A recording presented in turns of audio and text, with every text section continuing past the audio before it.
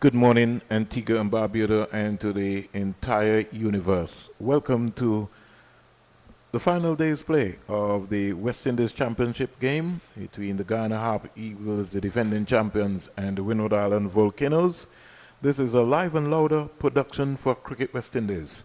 It's the final day, the umpires are stepping out, but just before the umpires will be able to call play, we took some time this morning to travel down the Sir Vivian Richards Stadium pitch and just to give you an update in terms of what we feel is happening.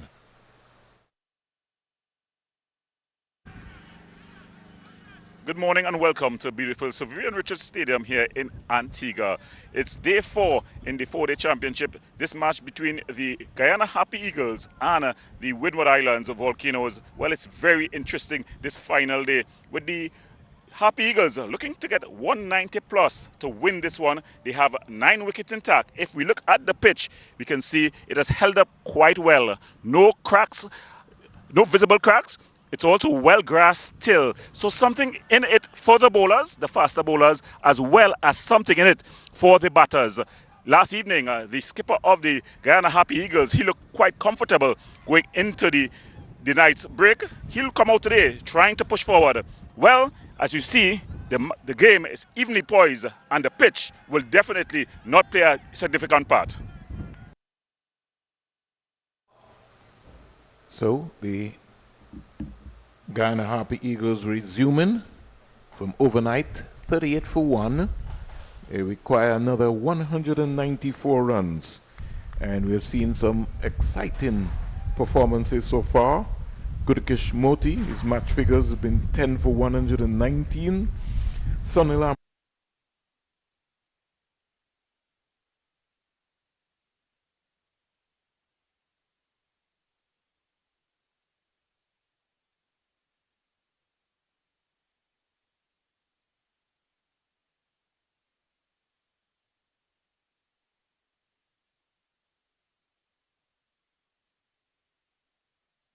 sixteen wickets. Ryan John, 19 overs, 3 maidens, 54 runs, 3 wickets. And Kenneth Demba, 21.2 overs, 8 maidens, 48 runs, 3 wickets. Who will be the match winner for the Windward Island Volcanoes if they are to pull this game off? And Tevin Imla has certainly started to lead from the front. He batted beautifully overnight, 27 from 38. Macho Nando, a perfect foil for him. We're just about seconds away from starting the action. Ryan John, big, strong young man, starting with 2 slips, a gully. And the cover, mid-off, very, very, very close, mid-off. There's a peel for a caught behind, and I think that came off of the pad. Ryan John knew that very early o'clock, and he really didn't bother to go up. Just got excited. Good take by Leo. Basic take, as you would say. And so we often run in here with the first ball of the 4th day's play. It promises to be a thriller. The Windward Island Volcanoes, Tyson and John will have to get early wickets if they want to be in this contest. Kevin Hodge yesterday spilled a sitter by his standards. I want to say good morning to the folks in St. Lucia, in Dominica, in St. Vincent and the Grenadines, Anguilla, British Virgin Islands, Bermuda, St. Kitts, Nevis, Antigua, Montserrat, Basel, Statia, St. Martin. Good leave. I know for sure that the folks in Guyana, Basil Butcher Jr., he's already got his computer flicked on. 38 for 1. They require another 194 runs.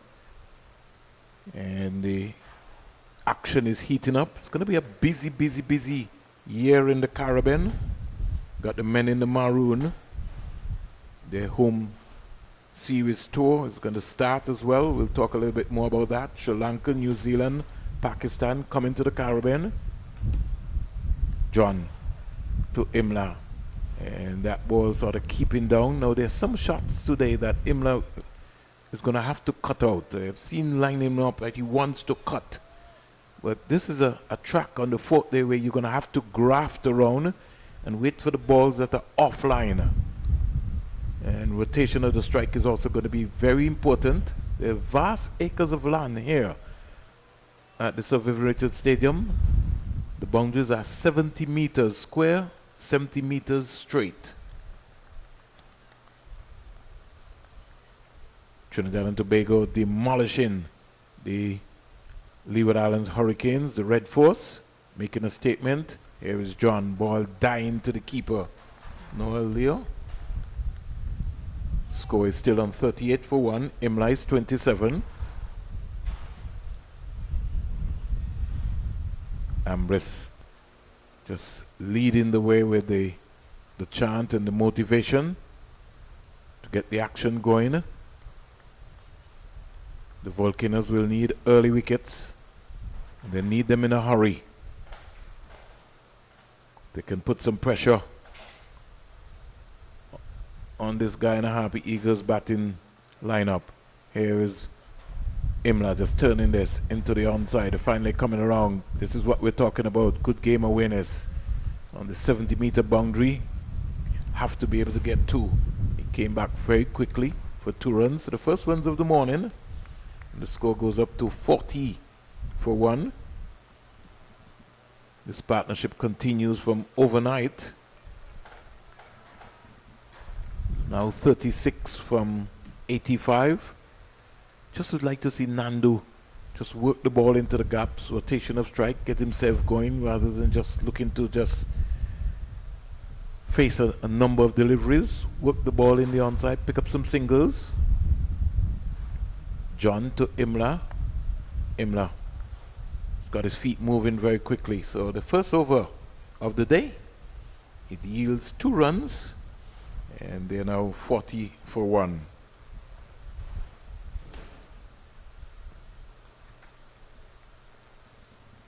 Good start here on the money.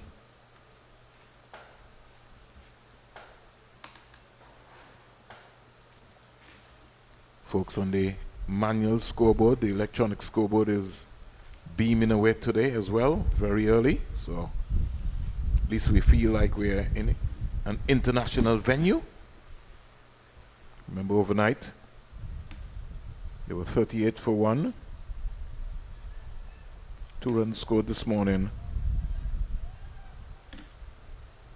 We often running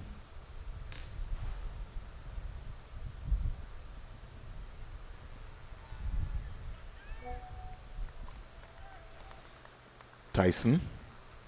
In the first innings, bowled 21.3 overs, no maiden, 69 runs, 5 wickets. And he's going to have to play a very important role in this spell. He starts over the wicket. He's got to run in and really hit the deck. Just forget about the short ball this morning. Too many times, I think, in the first innings and yesterday, he tried to bowl too many short balls on this track. If you're going to bowl a short ball, it has to be an effort ball. Just lobbing up the deliveries won't help. Yesterday he bowled 6 overs, 1 maiden, 20 runs, no wicket, and should have had the wicket of Imla, who was dropped by Calvin Hodge, a sitter. Will that cost the Windward Island Volcanoes the game? We don't know. Nando, 7. Tyson. Nando is defending. He's looking for a single that certainly was not on. Into the offside. And Imla not interested.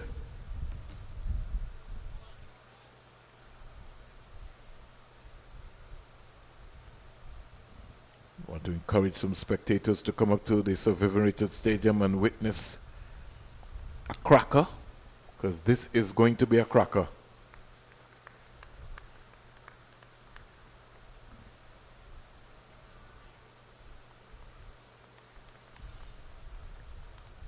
Here goes Gillen Tyson, the ball to Machu Nando, who's 7 from 44. Now faces his 45th delivery, and he's punching straight down the track.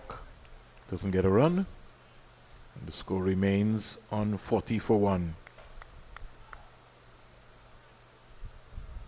It's inclined to get a big one.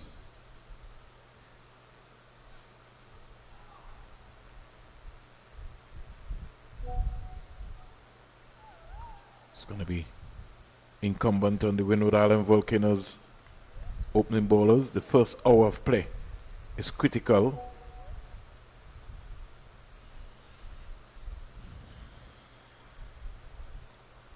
Here we go. Nando on top of a good length delivery and just playing it down to the backward point fielder. He can't score. The score remains on 40 for 1.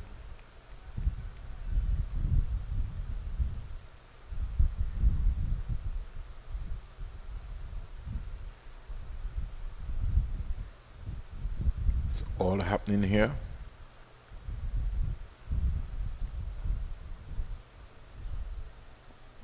Dylan Tyson is into his 7th over.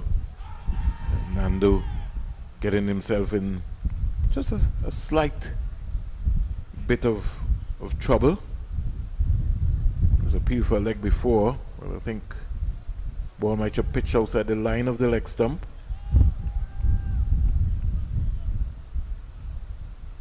Umpire Bassarat says not out. So Tyson will have to reload again and see if he can find that prize delivery to dismiss Nando.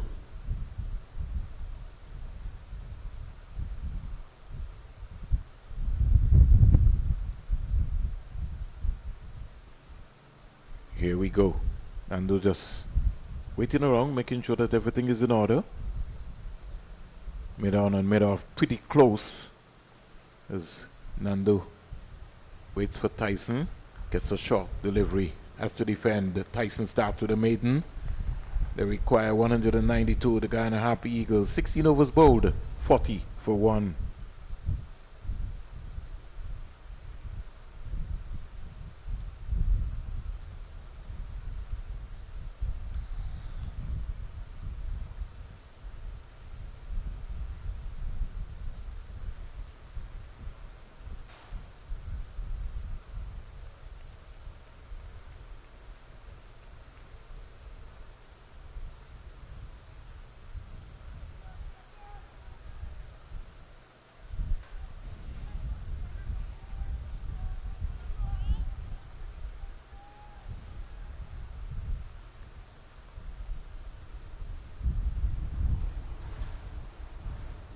John to bowl to Imla, who's driving, can't beat the cover fielder.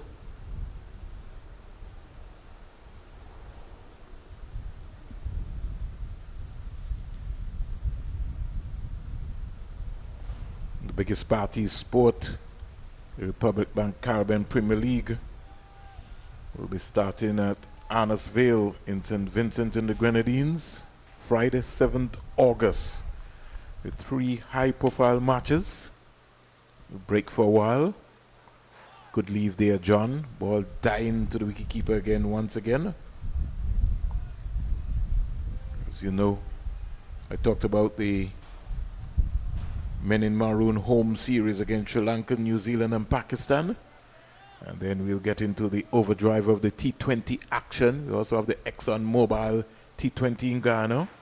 But this year, CPL will be coming up with a new format. 7 franchises will be involved. The Jamaica Kingsmen back in the action. Good leave again by Imla. He's not tempted. And the first game kicks off in St. Vincent and the Grenadines on Friday, 7th August, when you'll have the Jamaica Kingsmen coming up against the Antigua and Barbuda Falcons. That's going to be on Friday, 7th August 2026. Then on Saturday, you have the St. Kitts Nevis Patriots. They'll be taking on the Night Riders, 7 p.m. as well. And then on Sunday, the Antigua and Barbuda Falcons will take on the St. Lucia Kings, 7 p.m. And that'll be the start of the CPL Republic Bank Caribbean Premier League 2026 season. The Falcons' home games will start on Thursday the 20th August, Saturday the 22nd of August, Sunday the 23rd, and Tuesday the 25th, right here at the Sir Vivian Richards Stadium. So start booking your tickets. Come for the carnival. Yeah, come for Antigua and Barbuda's carnival, and make sure you stay for the Antigua and Barbuda Falcons home games. 4 home games. The folks in St. Vincent, get prepared. The CPL is coming your way. 40 for 1.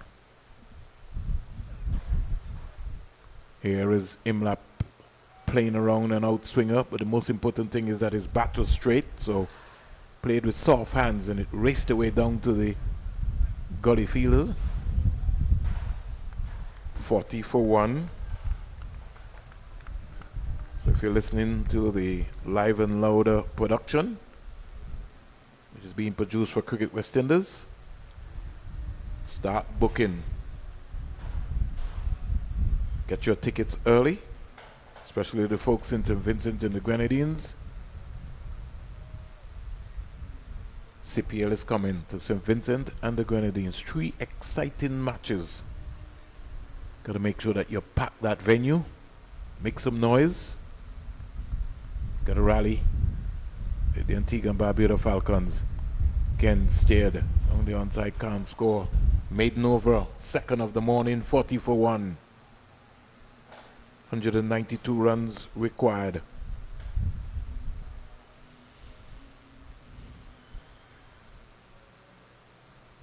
So, St. Vincent and the Grenadines, CPL 2026. 3 exciting matches. Friday 7th August, 7 p.m. Saturday 8th August, 7 p.m. And Sunday 9th August, also 7 p.m. First game, Antigua and Barbuda Falcons against the Jamaica Kingsmen. And then St. Kitts Nevis Patriots will take on the Knight Riders. And then the Falcons will take on the Kings. And you know that's going to be, as we consider it to be, a OECS derby. Tyson. Another short delivery.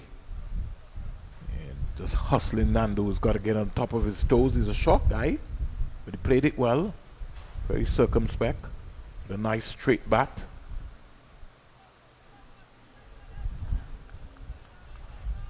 Three slips on the gully, go down.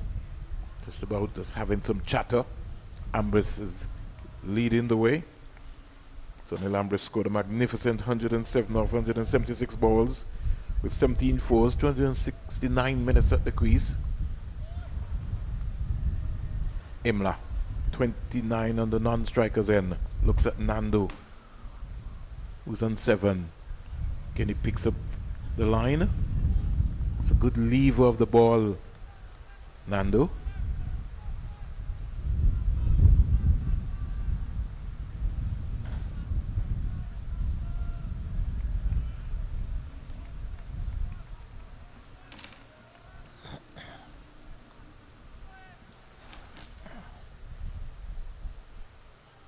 Very quiet start so far for the morning.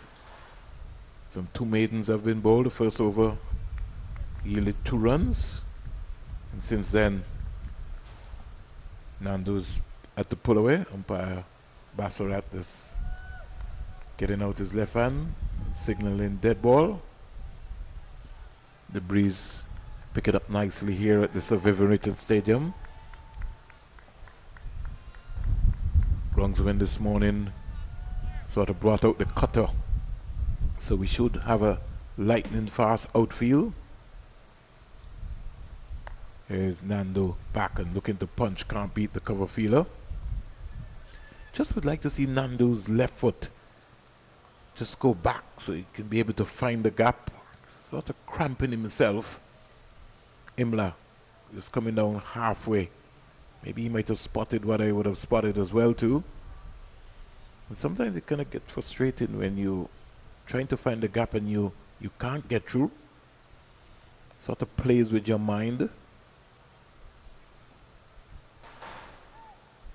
First saw Nando right here at the Sir Vivian Richards Stadium where he scored 100 against Barbados. He made his debut. Pitched up. Can't beat the mid-off.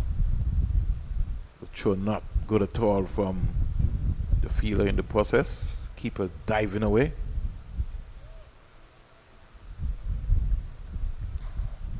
$40 for 1. Tyson has decided to move from over to around now.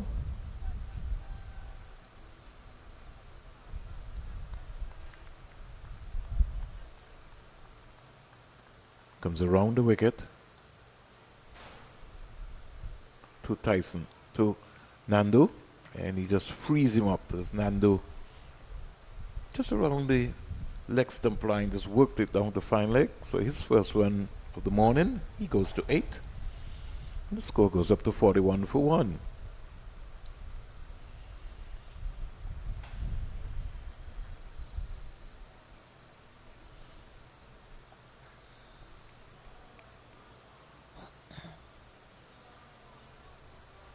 Imla, 29.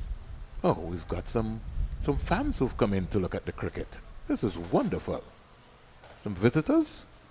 Thank you for supporting West Indies cricket.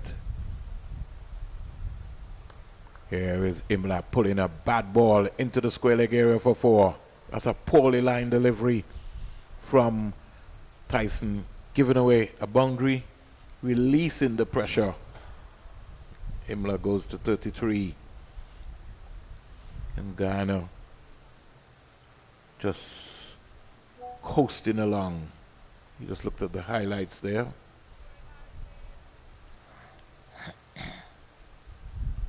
Score in the meantime goes up to 45 for 1. Handful of spectators on the northern side. Taxi driver just brought them to view the cricket. They're so excited to be here at the Sir Vivian Richards Stadium.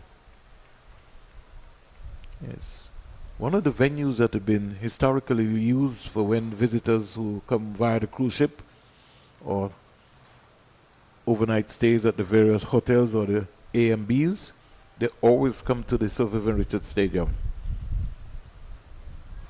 They can tell you about the days of Chicky Hi-Fi, the famous iconic Antigua Recreation Ground.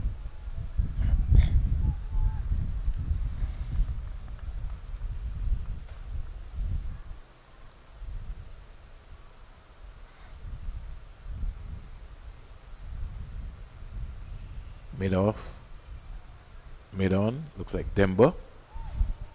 2 slips, a gully, backward point.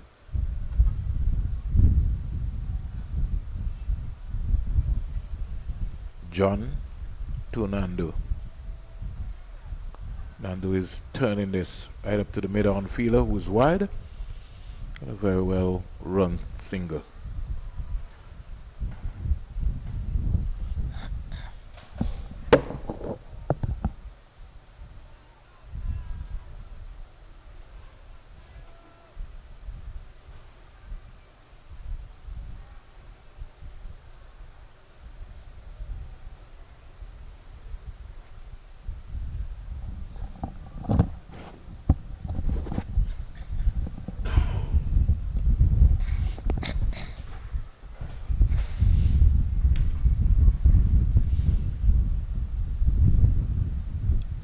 John to Imla. Imla is defending to a stop ball, which is searing in at the pads. Comes quietly forward. No runs. 46 for 1. Lovely sunny day here at the Sir Vivian Richards Stadium. We've had fantastic weather in Antigua and Barbuda.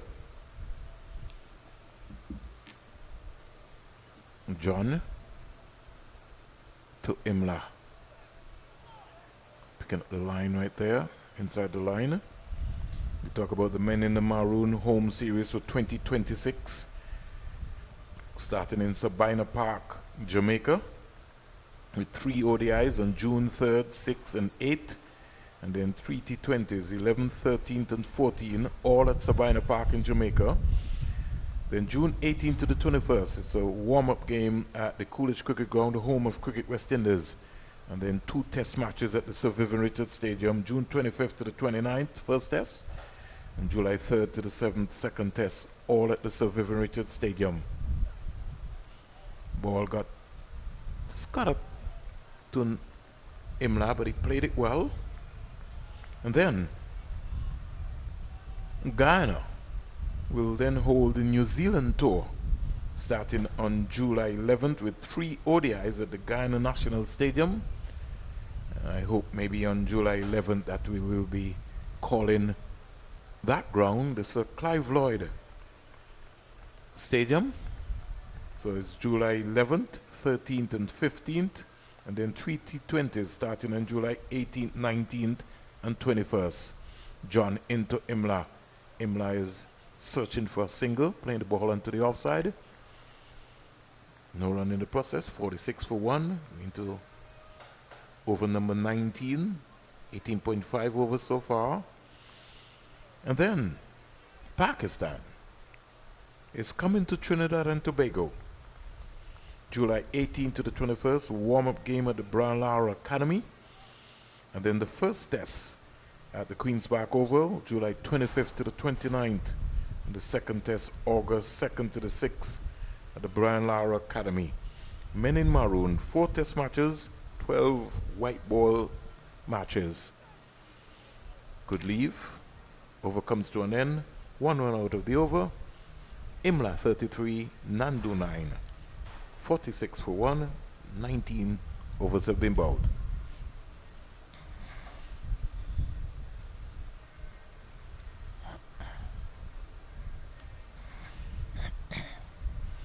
So bowling figures so far for John, 10-3-21. Tyson starting his 9th, 8-2-25 North. And Descartes bowled 1 over for 1 run.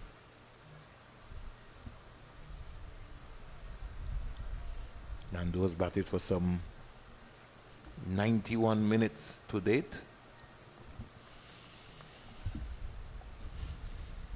Gillen Tyson has got to hit the deck, he's got to run in. Like he wants this game. Along the wicket to Nando. Half volley, pitched up, stroke through the offside. Don't think it will go for 4, but they'll get a couple of runs. Easy on the eyes there, Macho Nando. Didn't try to overhit it, just found the gap.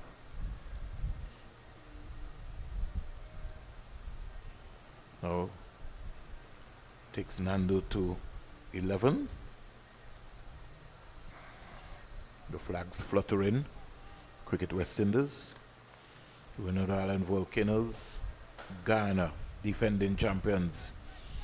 The nation of Antigua and Barbuda, the home of national hero of Sir Vivian Isaac Alexander Richards. Nando again coming quietly forward on the march.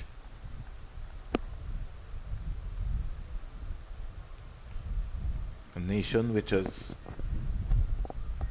produced some legends in the cricket concept. Dr. Sir Andy Roberts, the first test player from Antigua and Barbuda. Sir Richie Richardson, former West Indies captain. And Sir Curtly Ambrose, who is now the bowling consultant coach for the Leeward Islands Hurricanes, who went down massively to the TNT Red Force. Missed out there was Nando. Just needed to get back onto the ball, maybe more or less an uppercut. That would have raced away.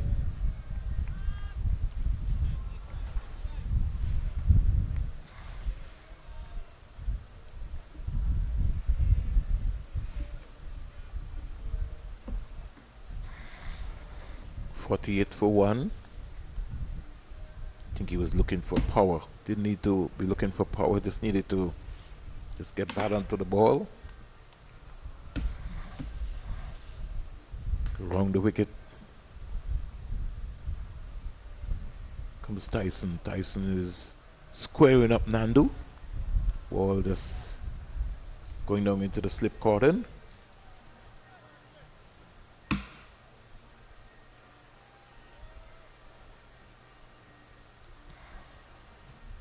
Dying on his way down. Conversation taking place with Imla. 48 for 1. Tyson to Nando. Nando is keeping that out. Expected to have one more legal delivery in the over. Nando is 11. Imla 33. Partnership is yielded 44 from 115 balls.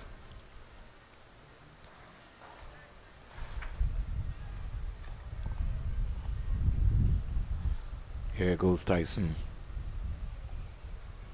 Ball without luck so far. Half volley driven again. Can't beat the mid-off fielder. Over comes to an end.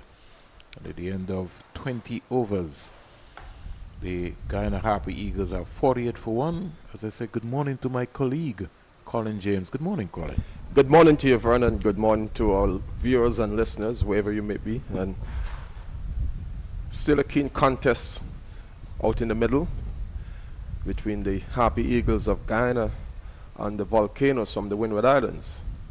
Just about 10 runs added in the first 28 minutes of play this morning, and still easy, steady going by the Harper Eagles. They know that they have time to get the necessary runs.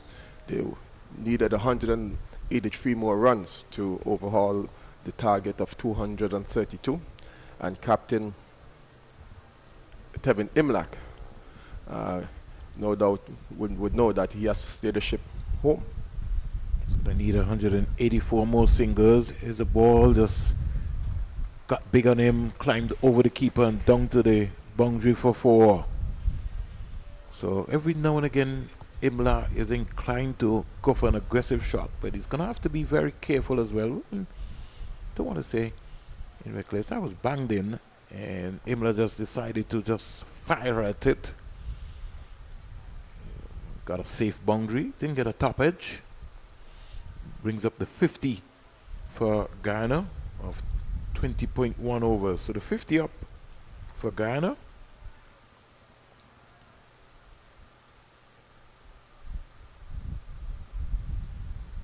John really has not found his emotions as yet. Down the onside, pushes the ball.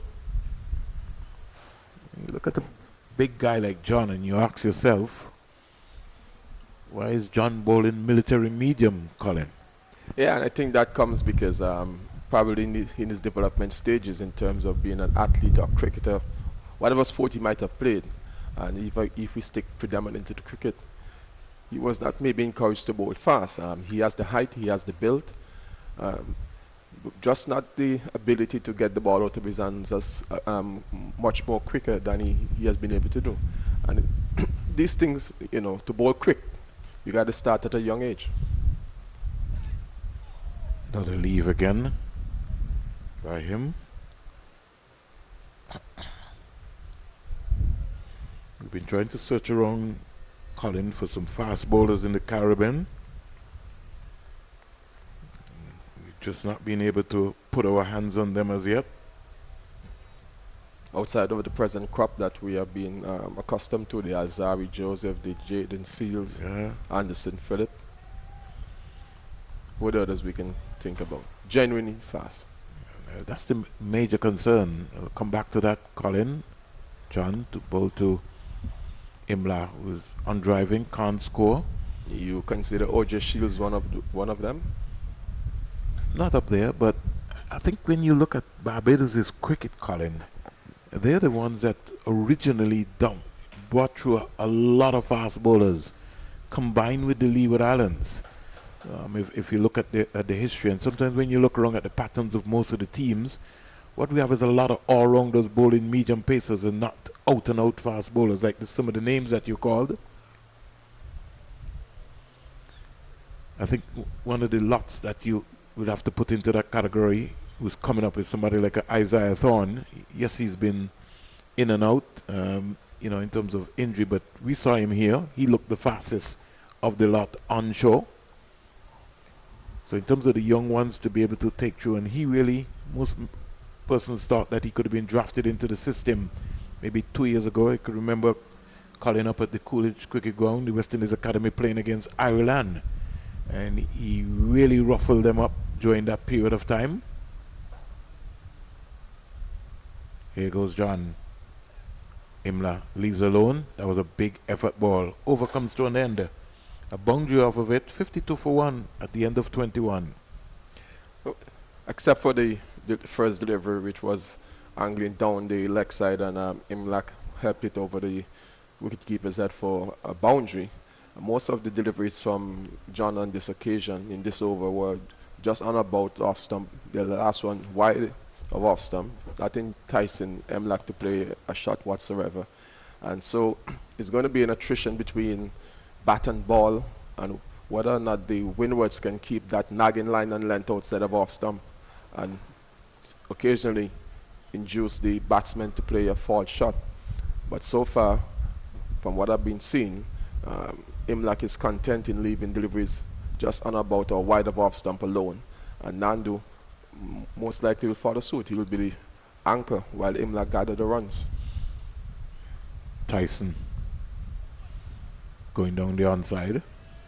In fact, no, Tyson is pulled out. Descartes comes in. So I wanted to ask you about that, Colin, because let's look at the Windward Islands bowling attack. We'll have to say that Tyson is the fastest, right? Yes. And Descartes and John are just gentle mediums. Definitely. There's no express fast bowler in the Windwards. And you go back to the days of the Winston Davis, the Grayson Shillingfords, Norbert Phillip, Nixon McLean. You know, I get the impression that bowlers, especially bowlers who want to bowl fast, are told to bowl line and length, as opposed to being fast, hostile, and aggressive. Well, as a coach, I will tell you, Colin, you can't teach fast bowling. If you're fast, you're fast. You're fast. You're just fast. It's just like sprinting. Yeah. I mean, the most you can teach a sprinter is basically some techniques. And the stride pattern. Yeah. He has to keep his eyes focused and his arms If he's pumping. naturally fast, he's just naturally fast. Yeah. He or she. Here is a drive from Nando. Thought he looked like he cramped himself there. I think he didn't lead with his head on his shoulders there. He was like more or less in a standing up position. Just needed to pounce on that one. 52 for 1. Speaking about fastest and fast, today is the day, April 15th, 1986, which has hit the fastest Test 100. That's what we're talking about. Reaching 100 off just 56 balls. It was during the 5th Test against England, and he made 110 not out of 58 balls, guiding the West Indies to a 241 run victory to complete a, should we say, a blackwash over England? Well, you can call it, Colin. It was a blackwash. Compliment Spooner Sports Spotlight. Good day to you, Philip Spooner, wherever you are. He don't return my calls, so I don't bother with him these days. Oh my. Down the onside.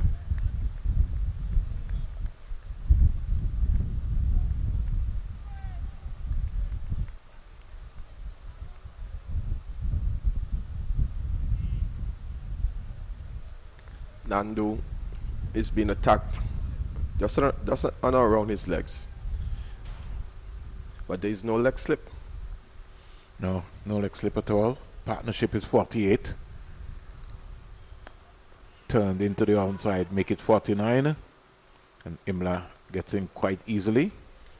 The fundamentals of getting the bat out and shooting it, something which we don't see. We see most people trying to put the bat down in the crease. Over number 22 comes to an end. Nandu is 12, Imla 37, 53 for 1. Yeah, that was a well-judged single there between both batters. It was Nando who played it just to the left of the fielder at mid-on, and it wasn't traveling that quickly, so he was able to call his partner Imlach for the single, and they came to very quickly. But as Vernon indicated, when you're running these quick singles, you need to be dragging your bat, shooting it. As you would hear in coaching terms. Because you can't take it for granted that you're going to get there with your strides. You got to shoot your bat. Extend it. John still continuing. Last season, Colin, I saw a fast bowler from the Windward Islands. I'll come back to that. Nando pushing in front of him. His name was Kian Gaston. And I haven't seen him this year. He only played 3 matches last year. He bowled 44.5 overs, 6 maidens, picked up 8 wickets. And in fact, one of his games, Colin, he picked up 6 for 52. And I haven't he's seen in the squad? He's not in the squad. And so, again, I'm trying to raise the awareness to figure out, if he's injured, what has happened to him. Because one of the things that I've found, Colin, even when you look into the Guyana setup, outside of Thorne, they had like a 5-bowler lineup. Pamal Moti, we know Guyana's strength is going to be spin. Yes. That's what their domination is going to be. But we saw Snit and Kima Paul, who was really swinging the ball, real good display of bowling. Most of the other teams tend to pick a lot of all-rounders rather than out-and-out fast bowlers. Yeah, because they're picking players not to win matches, but somebody not who can to lose bowl or and to bat. draw. So they're looking for all-round stability. Nando is driving sweetly to cover Colin for 4. That's got to be the shot of the morning. So far, well played. Coming forward and waiting on the delivery, and then using the full face of the bat and just using the pace of the ball and steering it into the vacant cover region for 4 good-looking runs for Nando. That will do his confidence a world of good, and let's see if he can blossom from here. Yeah, it also brings up the 50-run partnership of some 53 runs between them. They require another 175. 57 for 1. John with a friendly half volley and put away by Nando. Again, Nando squeezing this, try to squeeze this one to the cover fielder. As a result of that previous shot that brought him a boundary by Nando, the Windwards making an adjustment to their field. They have taken away one of the slips and sent the gully out on the point boundary, and the one of the slip fielders now into, would you call that a 4th slip? More or less. So 2 conventional slips and a 4th slip without a 3rd. Yeah, probably they're sensing that they can get Nando slice in a delivery, if not to 2nd, but definitely to 4th slip. Yeah, the partnership is 53 from 133 deliveries. And when Kevlin Anderson went, brilliantly caught by Demba. That was such a long time ago in the first over yesterday. Yeah, that you're wondering if it's not a new game you're seeing today. Windwards thought that they were in the competition, but they've got themselves to ruin because Imla should have been caught by Hodgeoff Tyson. But it's not to be. Nando's growing in confidence. He just pushes that up to the middle fielder. He's looked a lot compact this morning, Colin. Yes, looked much better than last evening. And the rest would have done him maybe a world of good. Come back refreshed. I'm looking forward to batting his team to victory. And so sometimes a little break can do you wonders, while on other occasions it can upset your concentration. But in terms of Nando going to bed pretty at a decent time last night and waking up pretty early looking ahead to bat on a pitch that, although there's something in it for the bowlers, it's still an even pace pitch where batsmen can play shots if they're being patient and they wait on the bad deliveries. 58 for 1. Nando in strike on 17. Descartes from the Circuit Leamber's end. He bungs away to ball to Nando. Nando is just turning this in the onside, picking up an easy single. And this is what happens when you get confident. You know, your rotation of the strike, your blood is pumping, everything is turning over. Brings Imla, who's on 37 into strike. I know that in the game, traditionally, you have a long leg, but I'm saying with the British medium pace of Descartes, do you want a long leg in that situation? Because he's not going to bring the ball up to chest height so the batsman can hook him or pull him around. So if he's going to nudge it, it's more or less you play a short long leg. But sometimes you tend to look at some traditional fielders, you rightly just explained there, Colin, that, we just put a third man or we just put a fine leg or we just, I think that's observation by you there. Maybe that man could have maybe come up into a leg slip area, or I might have gone different, Colin. I might have maybe brought that fielder on square leg and bring the square leg maybe round to a short mid wicket and get Descartes to maybe bowl in duckers really. Definitely, because I can't see him Descartes, getting the deliveries up to that, or maybe going down the onside and he's going to hook it or pull it around to a fine leg, a long leg. So square leg, a mid wicket for me is sufficient. Ken, and based on the line that he's bowling, might have been ideal enough to be able to just, like I said, bring that man up under 45. The original fielder at square leg could then go to a short mid wicket, push the mid on back. Especially Imla. Imla tends to sometimes fall over. So you want to get Descartes to bowl that in-ducker. So good morning to Mervyn Matthew. I haven't heard from him in a very, very, very long time. Dalton Polius. Well, he might be with the Windward Islands Inc. Under 19 tournament which is taking place. Windward's finding a way. They will need to find a way to get some wickets this morning. Nothing has worked out yet for them. Here is a delivery which is wide and punched out to the fielder. Misfield. Imla is going to make him pay. Good positive running. Something Colin was talking about all the time. That fielder there seemed to be liming rather than attacking the ball. Got himself in some trouble. 24 overs bowled. Guyana 61 for 1. So Guyana continued to get the necessary ones and twos, not only just to keep the scoreboard ticking over, but to get or inch their way closer to their eventual target. And the Windwards, they need to find a way to get a wicket now, because once this partnership continues to build and grow, it's going to be even more difficult in the next 5 overs or so to dislodge these two batsmen. Well, Tyson is switched now, Colin, from the Sir Curtly Ambrose end to the Sir Andy Roberts end. Giving way to John.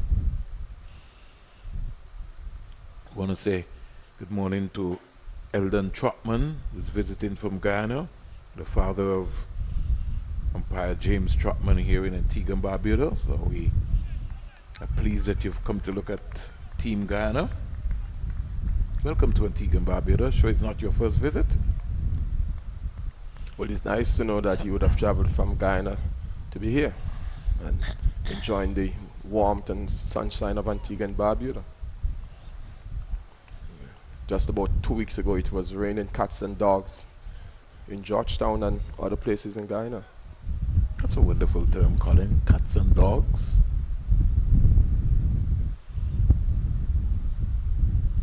Wide delivery. Leave by Nandu.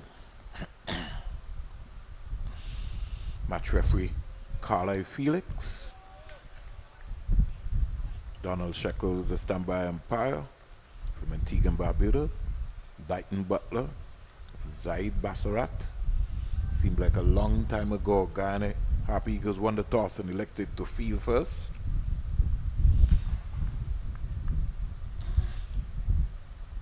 Match evenly poised. Down the onside, got something onto it, gone past Noel, down to the boundary for 4.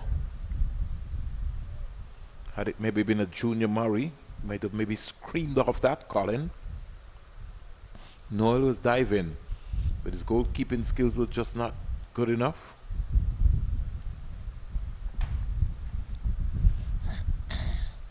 Let's look at it here, Colin.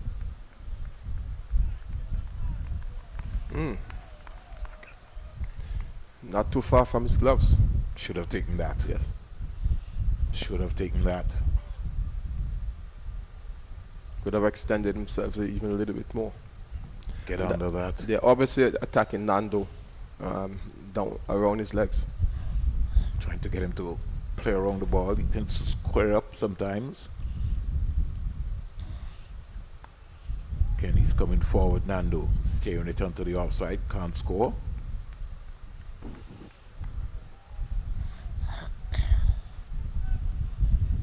Something which I've seen, Colin, where if you're defending, you're defending. You can't be defending and still attacking, Colin. I hope you understand. Yes, I understand. Yeah. If you're defending, you still can't be looking to attack. You're looking to defend the ball.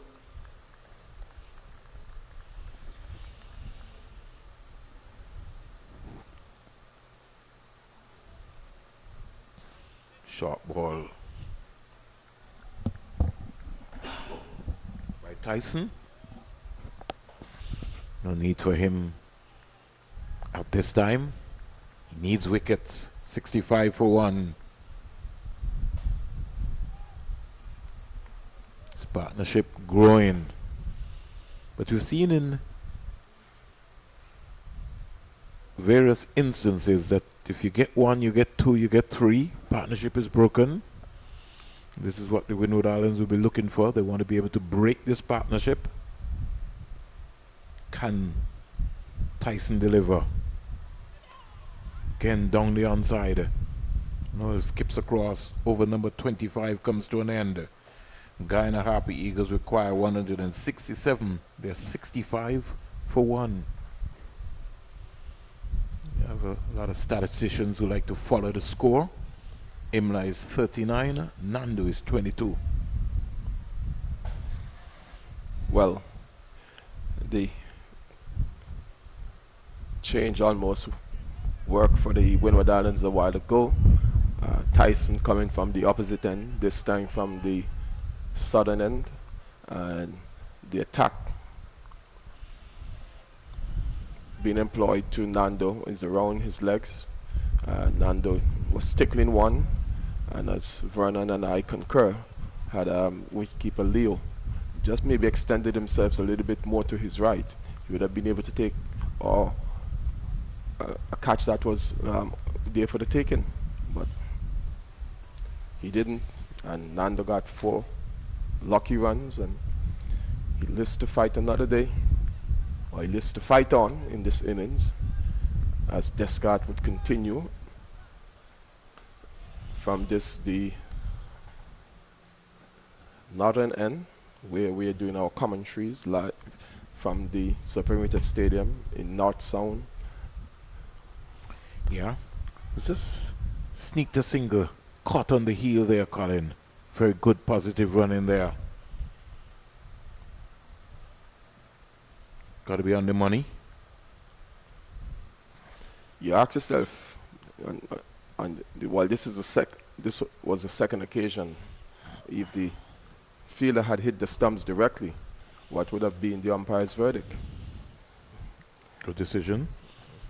And speaking about umpires, I want to commend the West Indies Cricket Umpires Association for a series of short video clips that they are promoting on Facebook, explaining the rules to all and sundry. And they're using the services of none other than the legendary Steve Buckner. didn't realize that Mr. Buckner had migrated from Jamaica to the United States. Yes, now, Colin. That's where he lives. He's a referee. He also referees football. I know. In fact, he's got his own academy, both in cricket and football. So he's still very active in the United States of America. Met him a couple of years ago. Still working hard. My point is, couldn't he be utilized by Cricket West Indies in a similar role to help develop up-and-coming umpires? But think, Colin, you'd realize that when Buckner, as we would say, retired from the game, this was something that most people was hoping that Cricket West Indies at the time Would have done. would have done, which we never did. And that's why I was talking to you yesterday, Colin, and I was saying, what are we doing to be able to, who are we pushing for the next level in the next cycle out of our umpiring group to get somebody up to that next level, even in terms of the match referee and the umpiring? Because right now we don't have any, there's nobody on that elite panel, so Yeah. we have to come back up the ladder very quickly. At one point in time, we used to have, Billy Doctrev out of Dominica, who's now the president of the National Olympic Committee. Good morning, Billy. You had Buckner, you had so many folks, even Basil Morgan, you had a lot of folks. At one time we were growing. Over comes to an end. The last person we had was Joel Wilson, who was, because, the pressure of the international game with the media spotlight and everybody. And just like anything else, Colin, there's always politics. There's politics in sport, there's politics in umpiring, there's politics in refereeing. In church. All over. Everything. Just reading another nugget here from Philip Spooner. He's saying that Amir Django's double century yesterday put him in the record books with his unbeaten double century, helped Trinidad and Tobago to 271. But he's not saying whether or not Django is the first player to have scored double tons for his first 2 centuries. I wonder if that's the point he wants to make. I guess I'll leave you to engage Spoon in that. If we look at last season, Jason Mohammed was the only batsman to score a double 100, Colin. He scored 204 not out, along with three other centuries. He scored 679 runs last season. Amir Django last season, from his 6 games, he scored 211 runs, highs of 84. Imla working this down to the fine leg area. And he stumbled for a while. I think he could be in trouble, but he got home. Good throw in the end.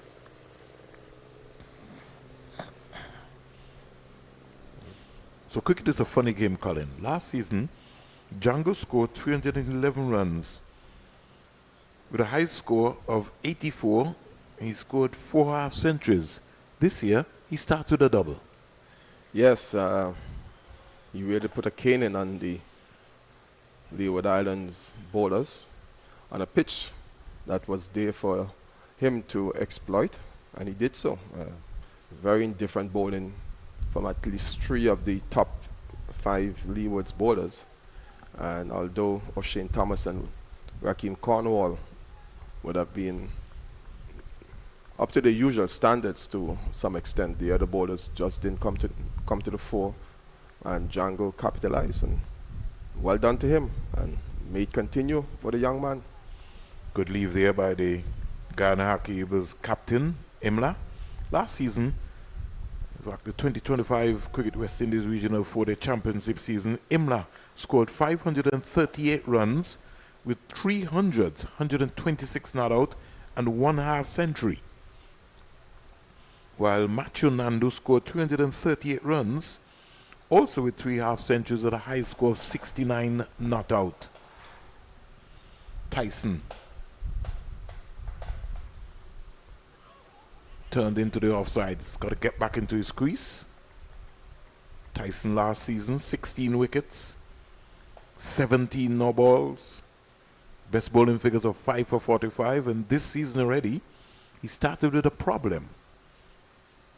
Something he has to seriously work on, Gillian Tyson. And the head coach himself was a bowler. How do you allow that? Tyson should be fined every no ball and heavy.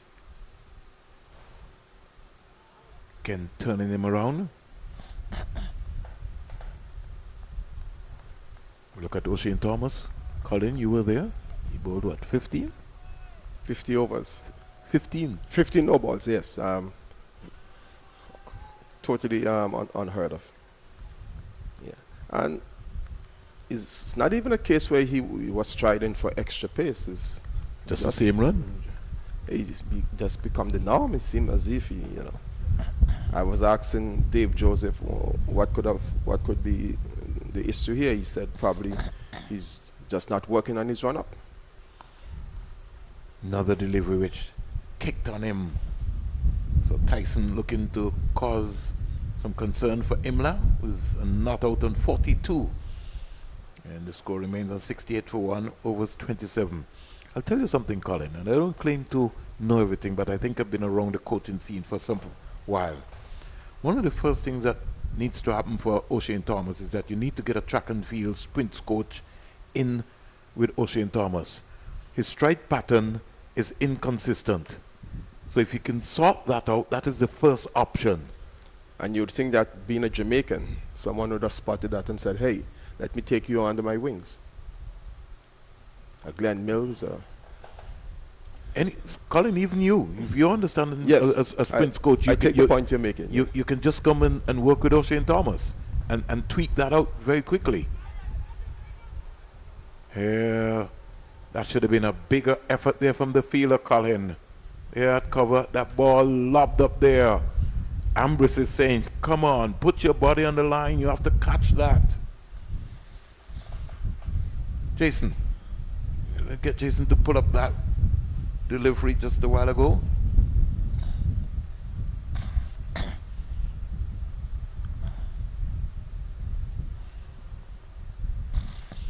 Windward Islands, they look flat. Like they're just going through the motion. Something needs to happen. Got to get moving on their bike. Yeah, they got to be encouraging each other and trying a little bit harder than they're doing. 68 for 1, down the onside, just turned away. Almost a free B. Demba coming off the panic boundary there. Nandu goes to 23. Now brings Imla back into strike. He's on 42. They require 163 more singles.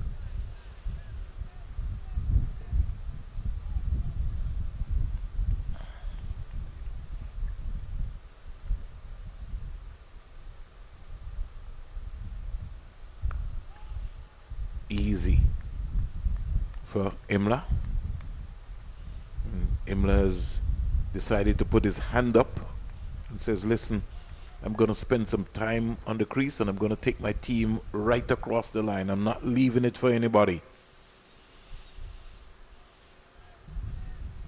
Didn't receive an update on Tejan Chandapal's injury, but I'm sure that he'll be able to bat today. That is keeping low, but Imla is watching the ball, playing it right under his eyes.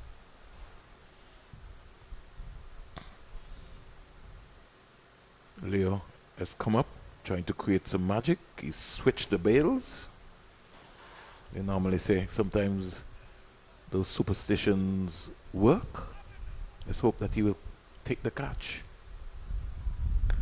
Imla driving sweetly. Big effort there from the field at mid-on. And that's good cricket all around. Gets an easy single. That's Ogis.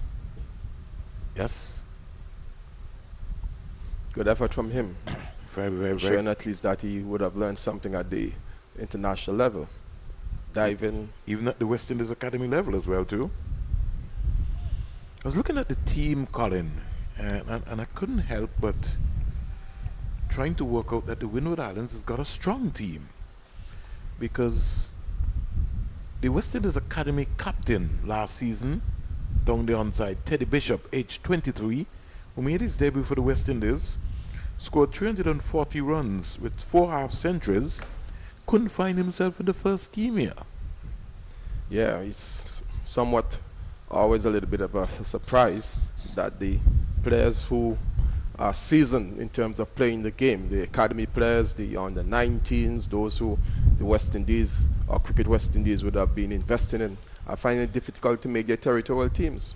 Right. And we can go back to maybe 30, 40 years ago and look at some players. Wilden Cornwall couldn't make an Antiguan team after he dominated West Indies on the 19. So too, Ridley Jacobs having gone to Australia with Carl Hooper, and I think Brian Lara coming back can't make the Antigua team. And there's just so many examples of young cricketers who will be chomping at the bit now to get into their respective territorial teams after making a regional selection.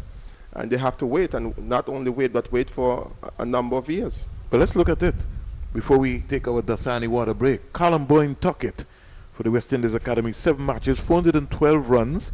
He scored his maiden first-class 100 at Kensington Oval, 103 not out for this young man. 1 century, 3 half centuries, and in fact was the best wicketkeeper in the 2025 regional 4-day competition. He now finds himself in a reserve. Kelvin Pittman, young fast bowler from the academy setting, he's finding himself on the bench. But hey, at the Sir Vivian Richards Stadium, Guyana Happy Eagles, at the end of the first hour, they're 70 for 1 of 28 overs. We'll take a Dasani water break.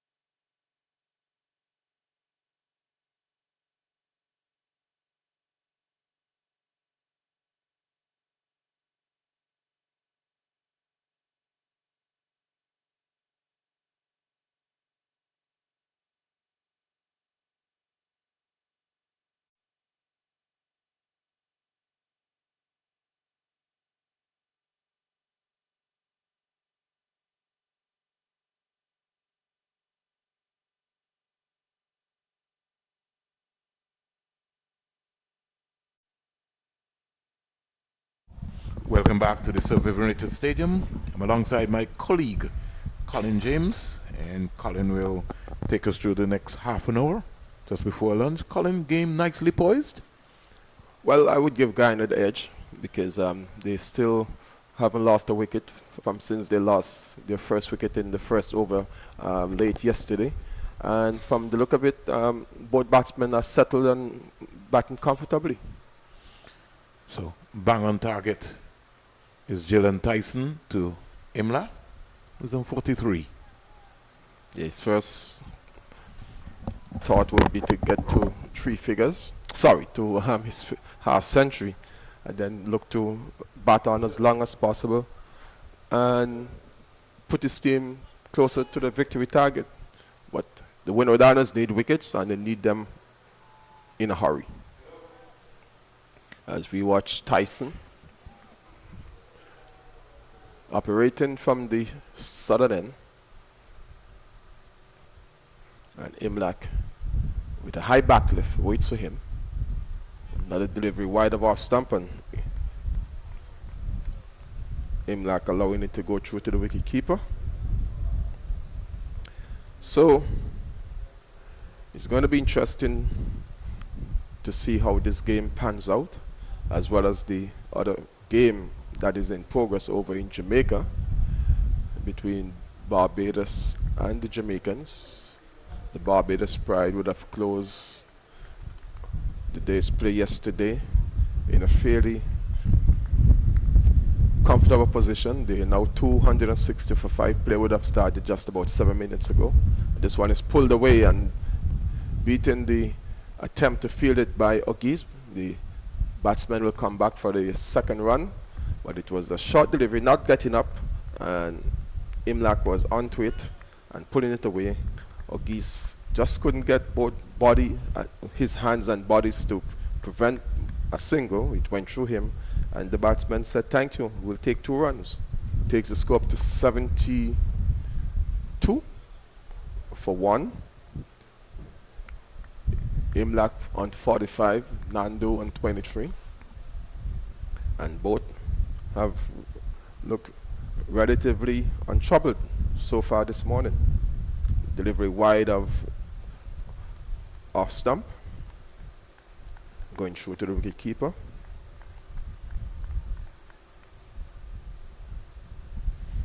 Two slips, a wideish third slip, a short cover, a bit off, a wide short mid on, man backward of the square leg umpire, long leg, a third man. That's the field for Tyson as he tries again for his team. This one on around the middle and leg stump and turn into the onside by Imlach. A quickly charging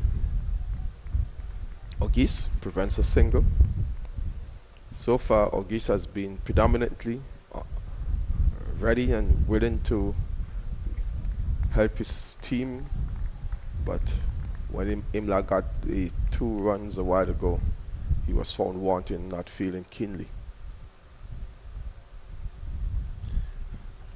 Tyson again around the legs of Imlach, and he's steering it into the onside, and again he's trying to see if he can get it between the fielder at shortish mid on and the backward square leg fielder, but there's some quick work coming to his right and keeping the batsman quiet.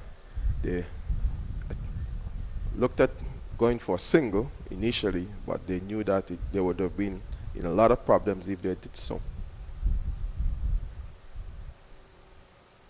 So that brings up the end of the over, and it's 72 for 1 at the end. So we'd also like to say a pleasant good morning to Kim Trotman, who is here with her father, Eldon Trotman. And Eldon is the father of James Trotman, one of our top umpires here in Antigua and Barbuda, of Guyanese descent. So James' father, Eldon, and his sister Kim are here in Antigua. So we say good morning to both Eldon, the father, Kim, the sister, and daughter. I guess they're in the southern stand enjoying the game, because Guyana are relatively in charge at the moment.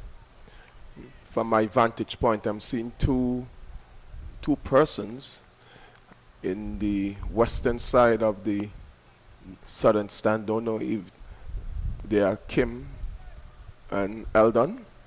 If they are, they could give me a wave. Still trying to ascertain.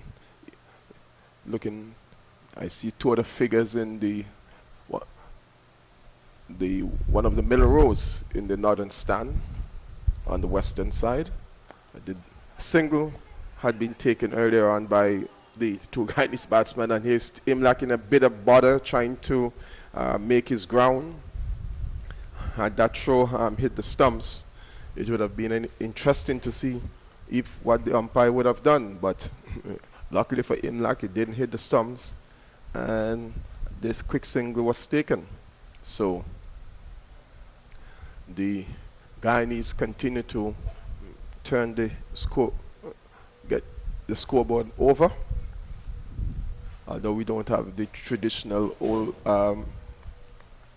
manual scoreboard. Yes, we still have the manual scoreboard. Is that Alfonso Black's Jarvis on the manual scoreboard?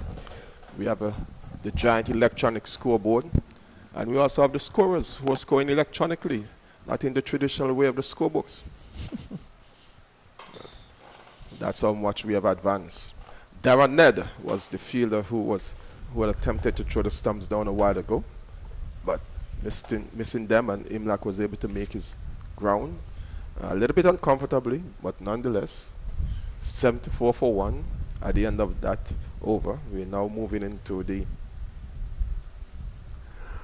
a new over, and it's going to be Descott. It's still number 30. 3 balls bowled.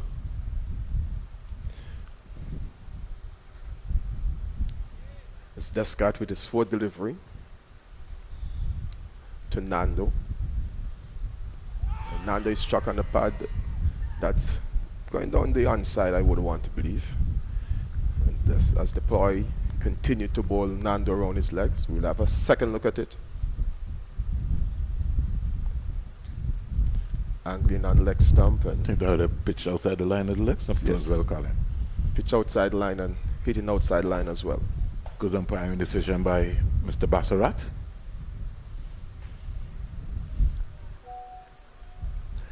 Bassarat and Butler, two of the more experienced regional umpires. Vernon? Along with Gustad. Patrick Gustad from Jamaica. And Leslie Reefer and Carl Tuckett. Leslie Reefer and Carl Tuckett. Who you up at Coolidge? You had Carl Tuckett and Leslie Reefer. Yeah. Right. I think over in Jamaica, I think you got Patrick Gustad, and I'll give you the other umpire in a minute, Colin.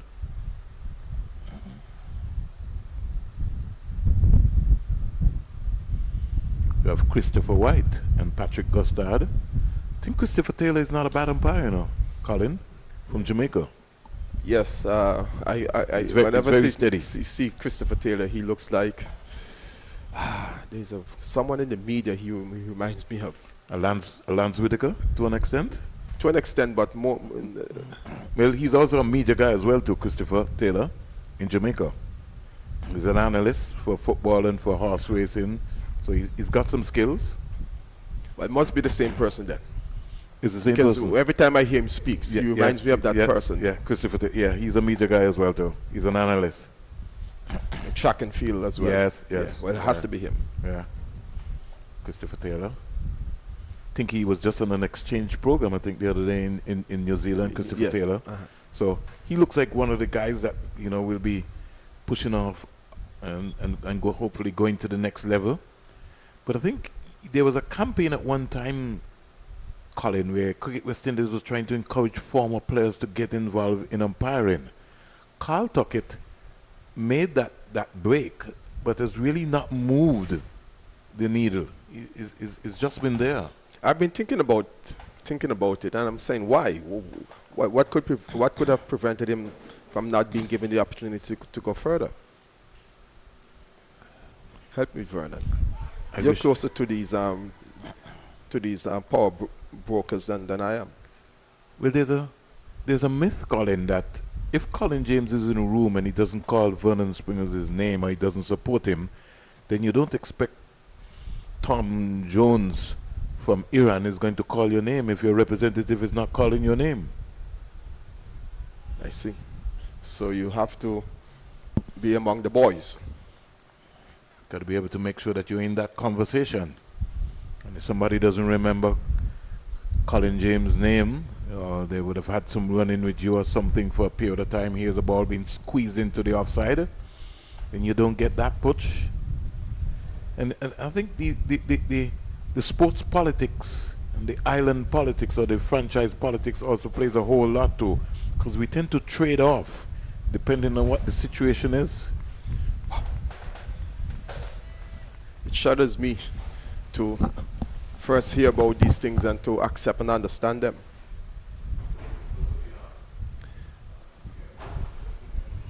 $75 for 1. We're in the 31st over. Nando is 24. He's on strike. And Imlak, 47 from 87 balls. Nando has faced 90 balls. Ned in his first over from the southern end.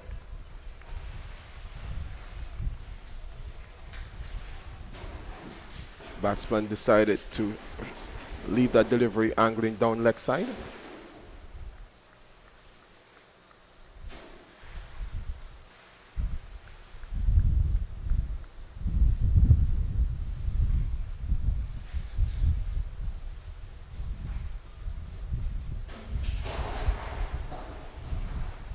Ned again, a delivery that is rearing off a good length. Nando had to be getting up on his toes and trying to keep it down in the process, and having a look at Ned. Ned with a somewhat of a whippy action and trying has been surprised Nando with that delivery. From a shortish run up, Ned has been able to generate a little bit of pace. That is surprising Nando. What will be his response to this delivery? Ned tries again. Nando is driving. Ball was wide of off stump, and Nando was driving with the bat away from the body. Could have been a candidate for a played on had that ball just squeezed through, but luckily for him, he got sufficiently enough bat on it to play it back along the onside.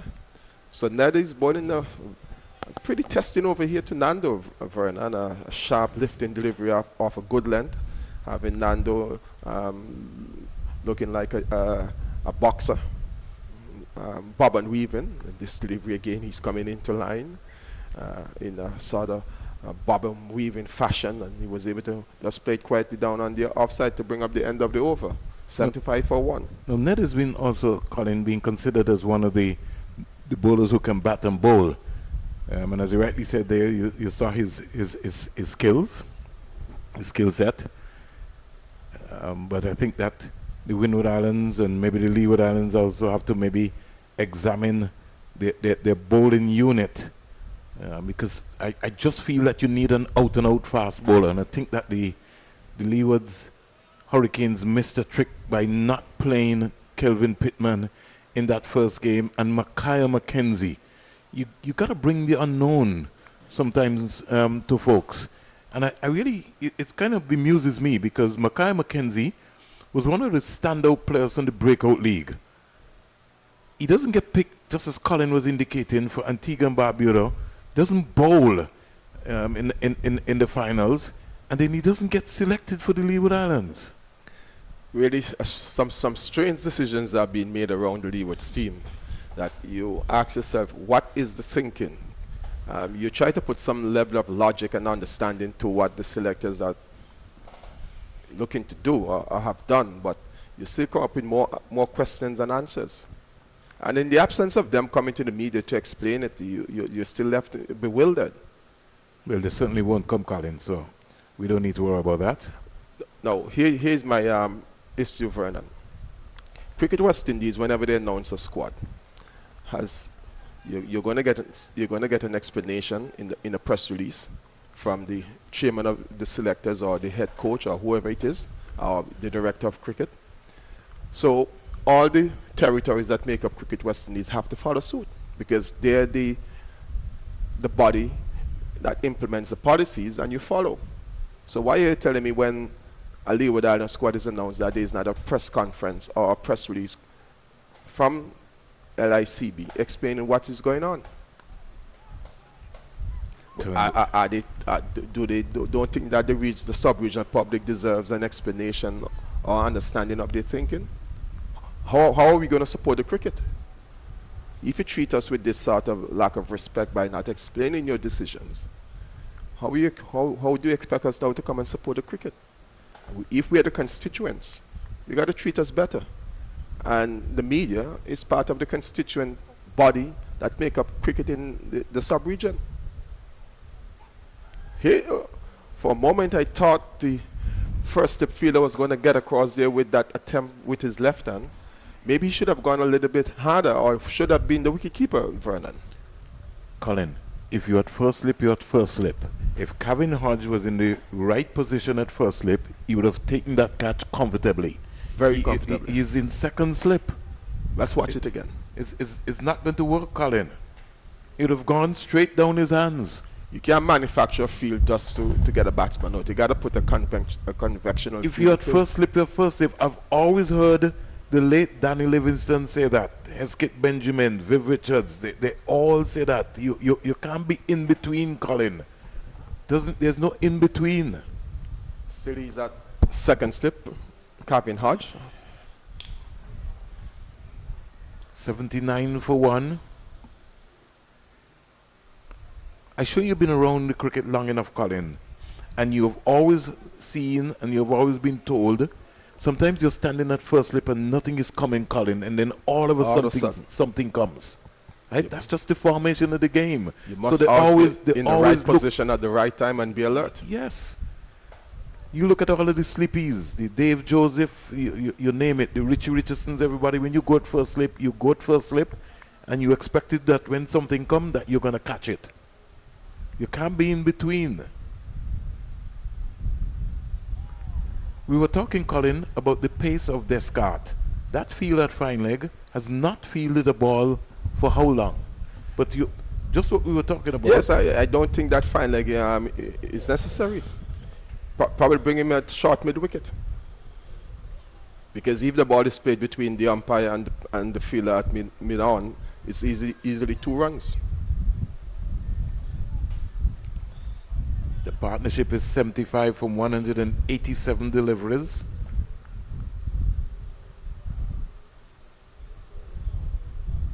This concept, Colin, at the end of over number 32, where we like to play this sort of traditional way of saying, okay, well, we're going to put Colin at second slip and we're hoping that the keeper is going to catch the ball.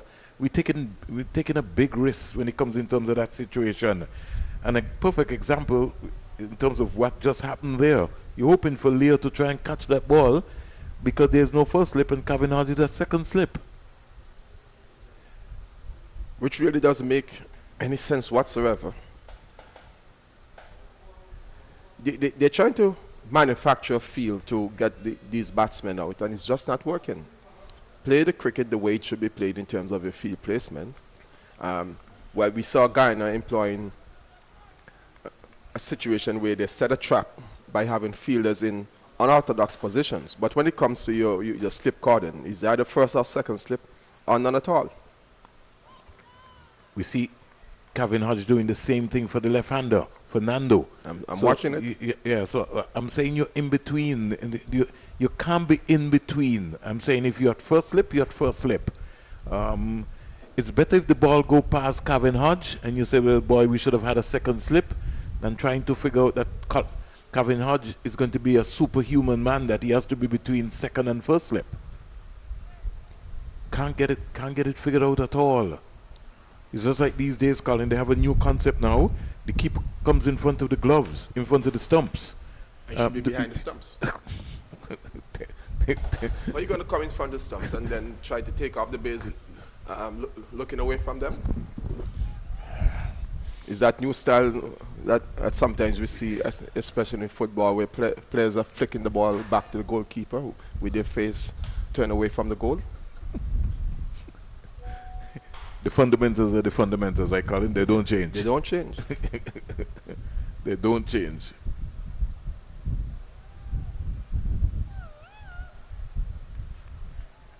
And if the fundamentals are taught from preschool to primary school, then they're cemented and you know them. So that when you get to Colin at the under 20 level, he shouldn't have to be teaching you how to trap a ball. You already know how to trap a ball. You have guys who get to the national team and they can't trap a ball. They can't head a ball. And we're talking about football. Yeah. And I was making the point with Seth Burton on Monday that back in the day, if you can't master those 3 skills, you're not getting on the playing field because all the other players would be ahead of you. The standards we set these days, right, is mediocrity. That's all I will tell you, Colin. It's like we just pick people to make up numbers and to say that we got the most picks at this point in time. And it begs the question, why have tournaments, or why have Leeward Islands tournament if the cricket is not being evenly distributed? And as you rightly said, Colin, people really don't understand maybe sometimes how players are being selected and why they are not selected. Well, I would love to have a sit down or hear the views of the head selector, the coach, manager, captain.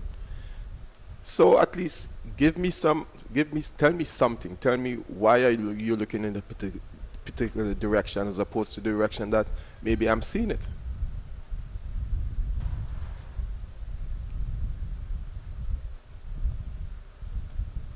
Again, the ball not getting up. Imla he has to be careful. Ned is very slippery, Colin. He's got some pace. First time I'm seeing him bowl, Brandon, and I must say I'm quite impressed with his deceptiveness. He bowls a heavy length, Colin.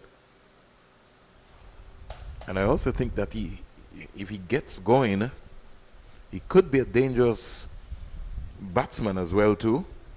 He just needs to get his foil. So maybe we're not seeing the best of Ned yet. But he's demonstrating some good skills here. Overcast condition, look, heavy cloud just passing just above us, just to cool down things here. Here's Imla just steering this out to the wide third man fielder. Shane Chillingford, the assistant coach, having a conversation with him. No Demba yet. But when I examine this bowling lineup, Colin, for the Windward Islands, I'm asking myself, who is going to be the match winner to win this game for them in the bowling department? That is the big question. And if I check from last season, only Demba and Gillen Tyson picked up a 5-wicket haul. Last season for the Windwards? Last season for the Windwards. Demba had 2 and Gillen Tyson had 1. And Tyson had another 5-wicket haul in the first innings here in this and game. Tyson had another 5-wicket haul.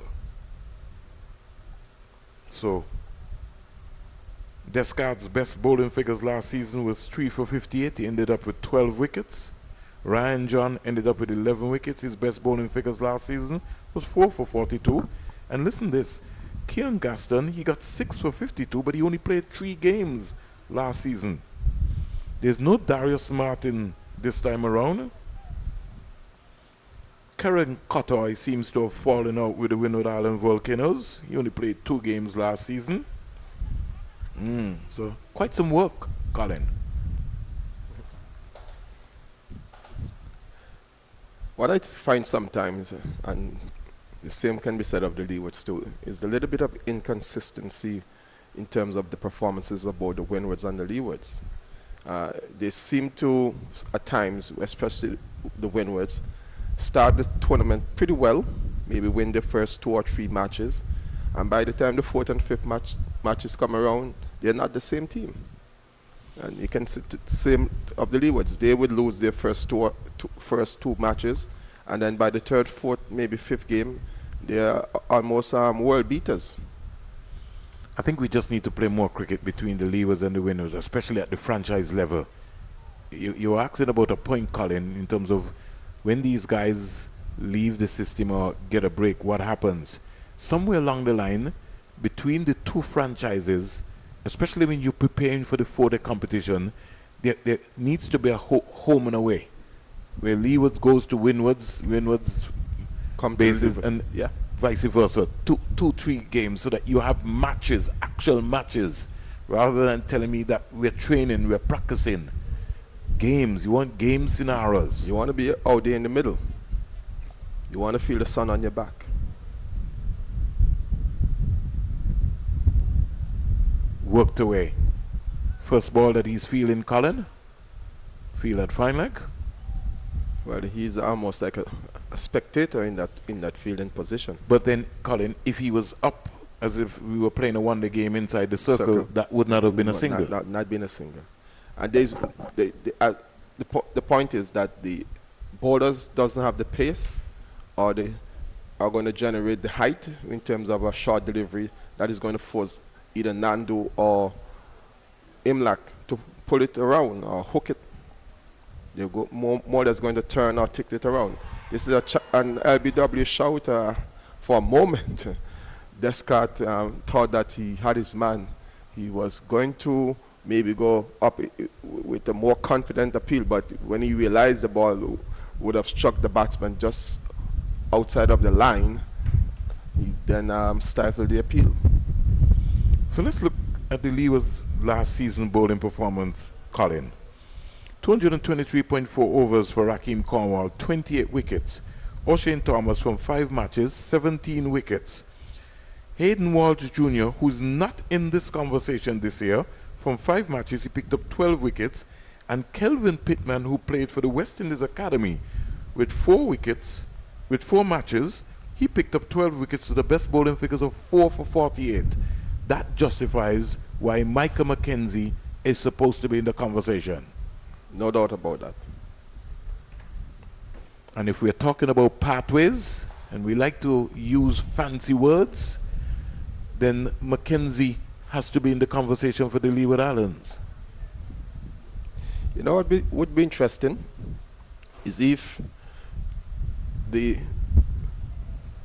West Indies think tank would select McKenzie, let's say, for the upcoming series again. So who is the first team coming to the Caribbean? Sri Lanka? Yes. Based on his performance in the Under-19 World Cup. So again, Colin, that one bouncing there. Leo not doing a good job at all in skittling down to take that catch down the leg side. And the Windward Island fielders can't believe. Look at this, Colin. Tell me why Leo should not be taking this catch. In fact, he's not going right down. Look, well, that did bounce on him. It's gone over. But that might be a bit high for him. He needed a step ladder to catch that one. And it's just not working out here at all for the Windward Island Volcanoes. Nothing going their way. The first series, Colin, the first test is right here. In fact, there's a practice game, Colin. June 18th to the 21st, a warm-up match at Coolidge. Maybe Darren Sammy, who has the luxury of having Mackenzie around the Kings, he might pick him. Well, that's the point I'm making, because Mackenzie was part of the St. Lucia Kings setup in the CPL T20. We saw him in the just concluded World Cup. We saw him in the World Cup. He was impressive, and if Darren Sammy believes that Mackenzie can do the trick for him as a leg spinner, and he picks him, what would we say in the Leeward Islands? We would say nothing. Here comes Ned. He's in trouble? No, that ball pitching outside the line of the and they'll get a single because of the lethargy of the Windward's fielders. They seem frustrated, Colin. John, he's got his hand on his hip. Somebody's got their hand on their head.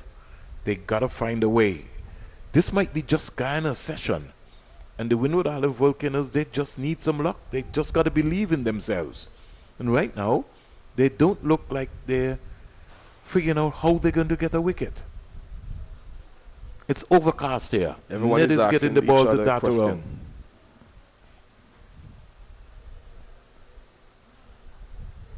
Ned is trying. He's really charging in. He's forcing Nando, who's standing up, to just punch into the offside. Now, what we have now, Colin? We only have one fielder on the fine leg boundary. Atten is trying something different. They have to believe, the Windward Islands. They have to find a way. They got to be sharp. They can't be on their heels. They got to take all their catches, turn half chances into real chances. Back and slapping that, getting another easy single. I think they got to cut out the single. There are too many singles, too many freebies, as I would consider it. Got to build some pressure, build some pressure. Nando is down for the count. The physio, I sure will have to come out. And here she comes. Well, it's a turn off now the Guyanese physio to be doing her bit after we saw very much the Windward Islands physio. The Windward Islands physio yesterday. So it's a turn, is the tale of the physios. Tale of the physios.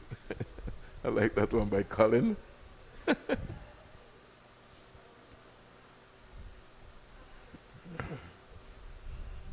She's brought out the magic spray for Nando. Maybe just a little breather. We're still 23 minutes away from lunch.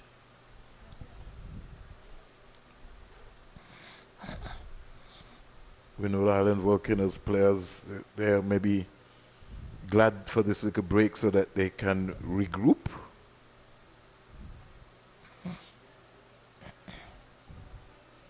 They need some leadership. Something spectacular has to happen. Got to get Denver into the attack. And they have to start building some pressure. Don't think they've built enough pressure for the morning. And as because of that, the score is now 90-1. Remember, when you look at the contest, the game started overnight. Guyana were 38-1. Which means that they've scored 52 runs in the session this morning with no pressure at all.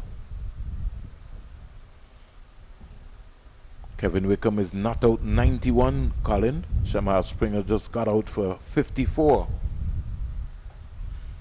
Barbados 289 for 6, a lead of 295 runs. Today's the final day's play. You think Barbados is going to dangle a carrot? No, don't think they're going to take that chance. Think they're going to play it safe. The boundaries at that ground, Colin, are very small. And if a John Campbell tees off, anything is possible. So they might bat right through until the innings close. They might bat to the point that the lead is 295, so they first have 296, then they first have to play it safe. I think that would be their first objective. Might bat maybe up to about maybe an hour after lunch. They will go that late in their innings? We'll see, Colin. Anything is possible. They might maybe feel that they've got a young attack that can dismiss Jamaica. Remember, you have Jamel Warrican in that lineup. Their lineup has McAllister, Springer, Lane, Mayers, Warrican, Bishop, Wickham, Blattwett bowled in the first innings.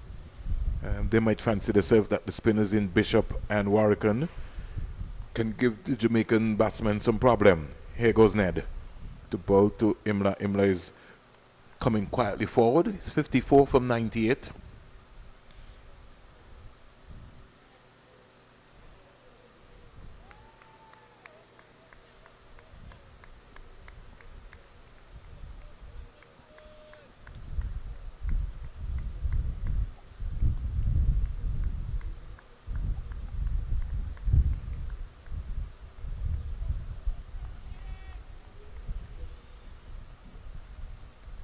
That again, delivery just a little bit wide of the off stump, but that didn't prevent Imlak from steering it into the offside and getting a well-judged single. Score inches up to 91-1. Still in the 35th over, one more delivery to go. as we approach lunch on the fourth morning. Fourth morning with this partnership now yielding 87 runs from 205 balls. This is how you chase a target. 206 balls now. The 87 run partnership overcomes to, and then Colin 35 bowled, 91 for 1. Well, no one can fault Imlak, the captain, and the opener Nandu for the approach this morning. They certainly have gone out their job in a business-like fashion, not taking any unnecessary risks or chances, and not giving any chances whatsoever. You can say maybe a half chance or two, but for most part they have been just playing most of the deliveries on their merit, whether it's a case where they're defending or they're playing it softly into the either side of the wicket to get a single, or dispatching a bad delivery to the boundary. They're just going about it the way that the Guyanese camp would want them to do it, and those who are listening and watching in Guyana would want to see them do it. All credit and all hail to them. It's the turn of Demba now, Colin.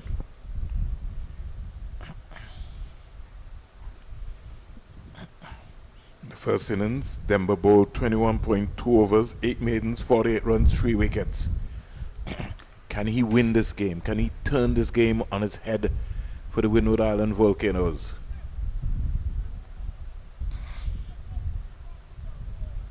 Ambus is saying to him, just flight the ball to Imla.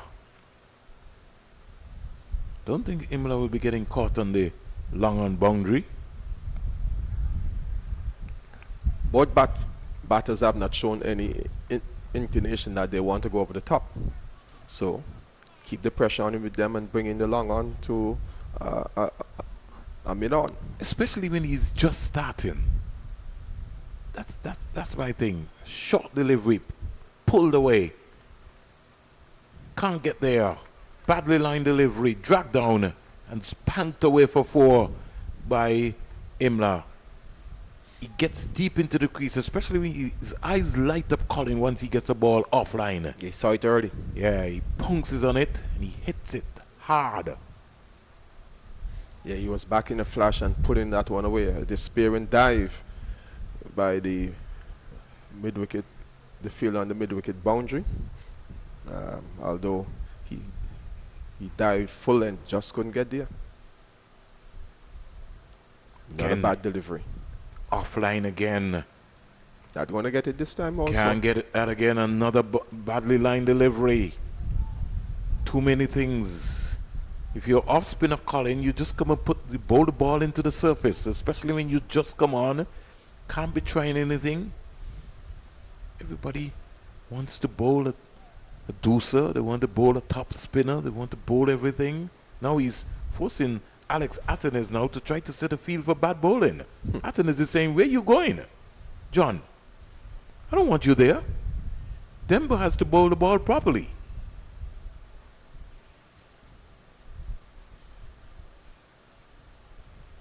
That is a good move by Alex Athenes. Ball has the ball cease field.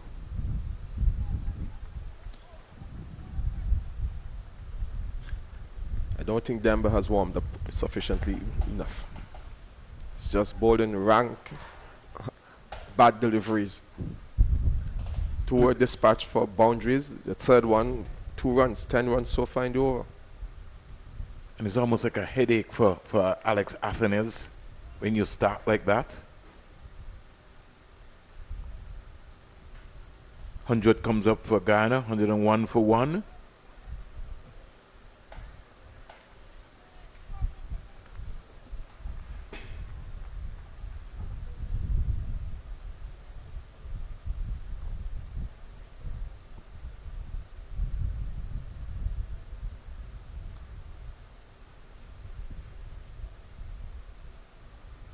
.50 came off 20.1 overs. Demba's first over cost 10. And Guyana are motoring on here. 101 for 1, 36 overs bowled. And so far they have just not been able, Colin, to contain this Nando Imla partnership? Don't think they have applied sufficient enough pressure to try to break this partnership. They have been doing it half-heartedly. It's as if they're saying we have to save runs while at the same time trying to do something to get a wicket. You're going to have to attack, and you're going to have to attack boldly, because you can't draw the game. The only way you're going to win it is to take wickets, and you got to insist on the bowlers bowling to the field that is set and put the pressure on the Guyanese batters. I want to tell you something, Colin, and you're going to laugh. So the wicketkeeper for Barbados, Lenika Boucher, he was out LBW to Minley in the first innings, Colin.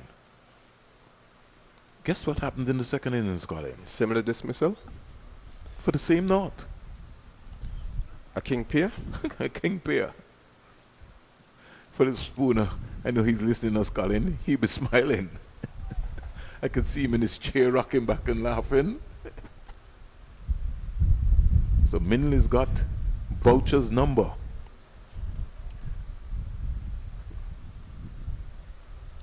Joshua Bishop just got out.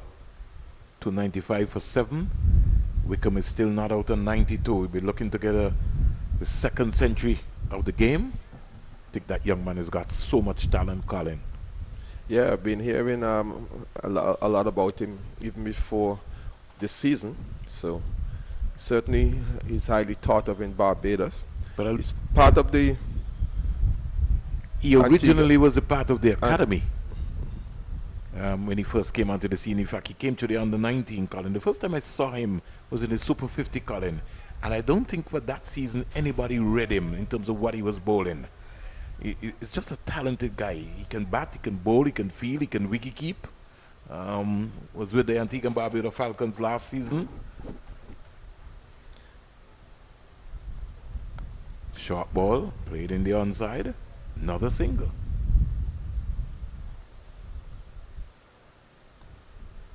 I think the Windward Islands will have to regroup and regroup quickly, Colin. 100 wicket partnership being shared here of 216 deliveries. Imla and Nando. And when you're chasing a target, you always want a good platform. And the platform has been laid. Guyana Harpy Eagles need 128 more singles. Notice what I said, Colin. Singles. Singles. You can get them in singles.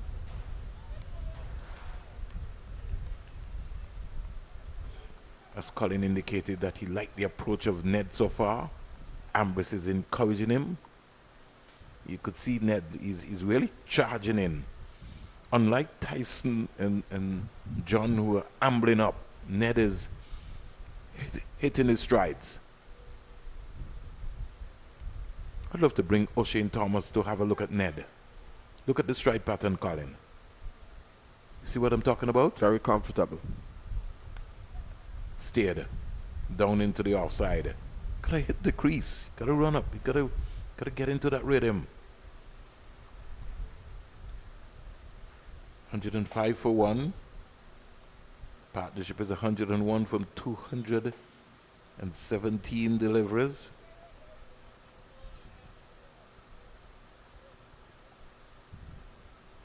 Keep saying to you, Colin, we have to have an independent assessment.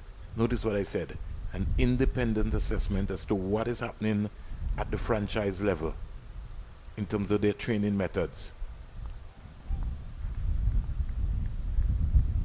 And that includes selection and the thought process and the thinking as to what they're trying to achieve.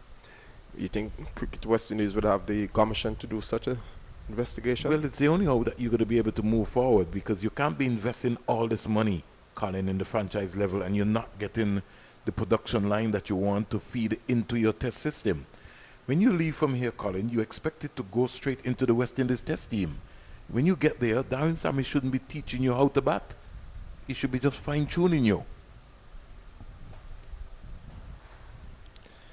Yes, we have been saying these things for years now, Vernon, that the coaching needs to be done at the on the 13 or the 15 levels. Your best coaches must be at that level, Colin. Anything over the age of 15, you're going into semi-professional, professional. Somebody needs to teach you. And even if they don't come as a coach, they come as a mentor. I mean, all these teams, all these franchises should have a mentor or two. Barbados last year used Desmond Haynes for the Super 50. You got the legends around. You just bring them in. You don't have to bring them in full time. You just bring them around.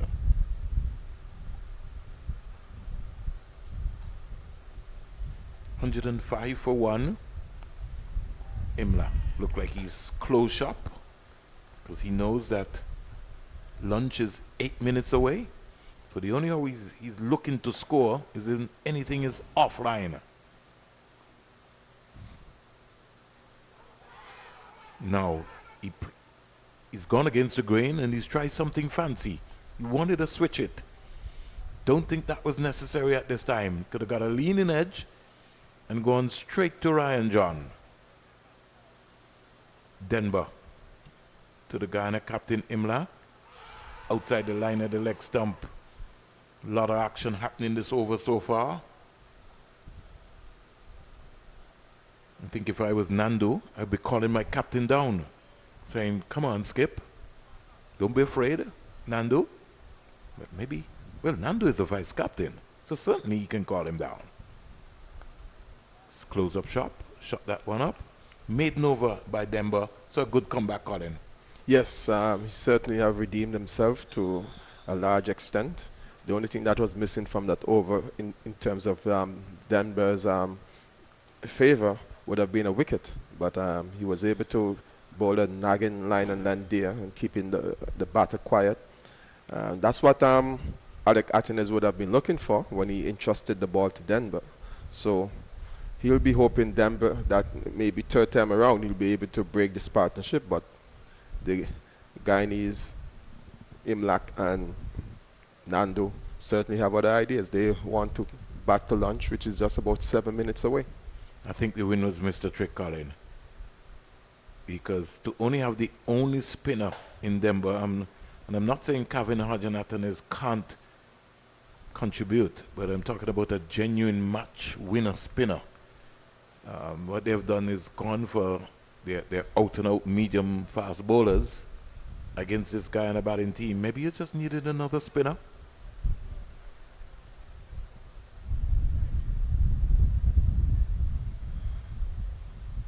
So they were more or less relying on pace and seam.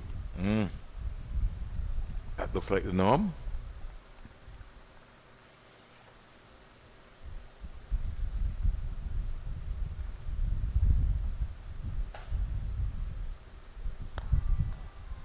Here is Nando driving straight. He's faced 111 balls so far, Nando, for his 32. But he's been a good foil for Tevin Imla. Guyana Harpy Eagles, the defending champions, require 127. And the current run rate is 2.74. In the first innings, their run rate was 2.71. We're not worrying too much about that. In fact, 2.98 was their first innings run rate.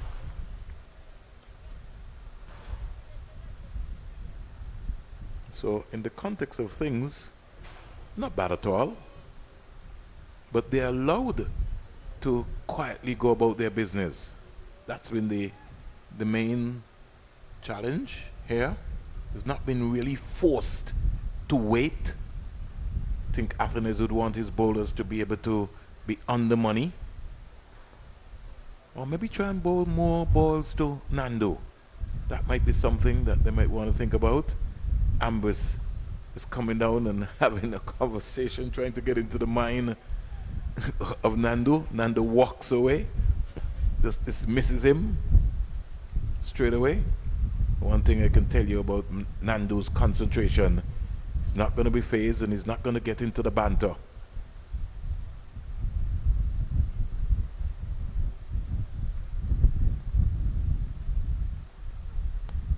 Again, lost his shape there. Was overstriding, just driving just a little bit too hard. Ambus comes back at him again.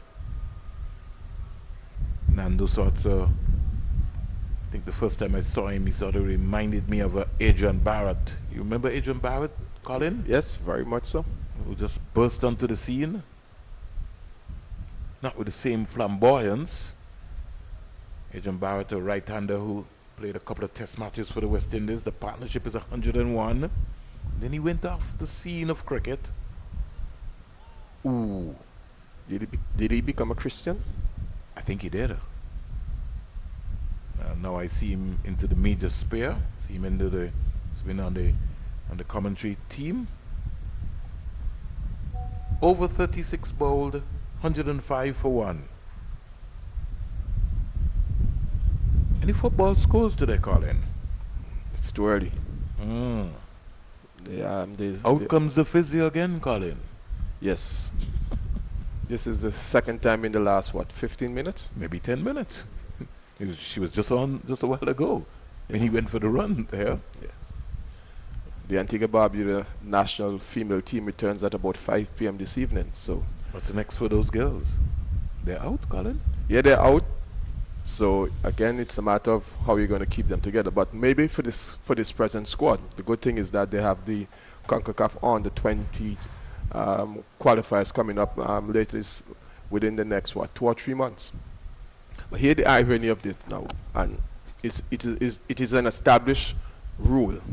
So our 2 best young players who are 15 and 14, Nafisa Kwashi, who's 14, and Kitona Skeppel, who's 15, won't be members of the national under 20 team because they have to be 16 to play under 20. It's a CONCACAF rule. But they can play senior Women's World Cup qualifiers. Help me to understand the logic in that. It's just amazing, Colin. Oh. So our under 20 team is going to be who's got some young, exciting of the stars. 2 best players, of our 2 best young players. And there's another young up-and-coming player, I think it's Kyla Melville, her name is. She goes to the Princess Margaret School. She's just about 13 going on 14. She won't be available as well. But like I said, there are already 10 players under 20 in the present national team, excluding Skeppel and Kwashi. And they should be able to give the under 20s a decent team to compete. Gotta let you pick your brain, Colin. Tell me what's going to be happening with the men's, the under 20 boys on drive down the ground. Now this is what we're talking about, Colin. That should you not just even gave be away a single. That should not even be a single because the player should be in an orthodox mid-on position. The batsmen have not shown any inclination to go over the top. They're not hitting down the ground either. So apply the conventional feel and let the batsmen fancy their arms, and probably they could miscue a shot and get out.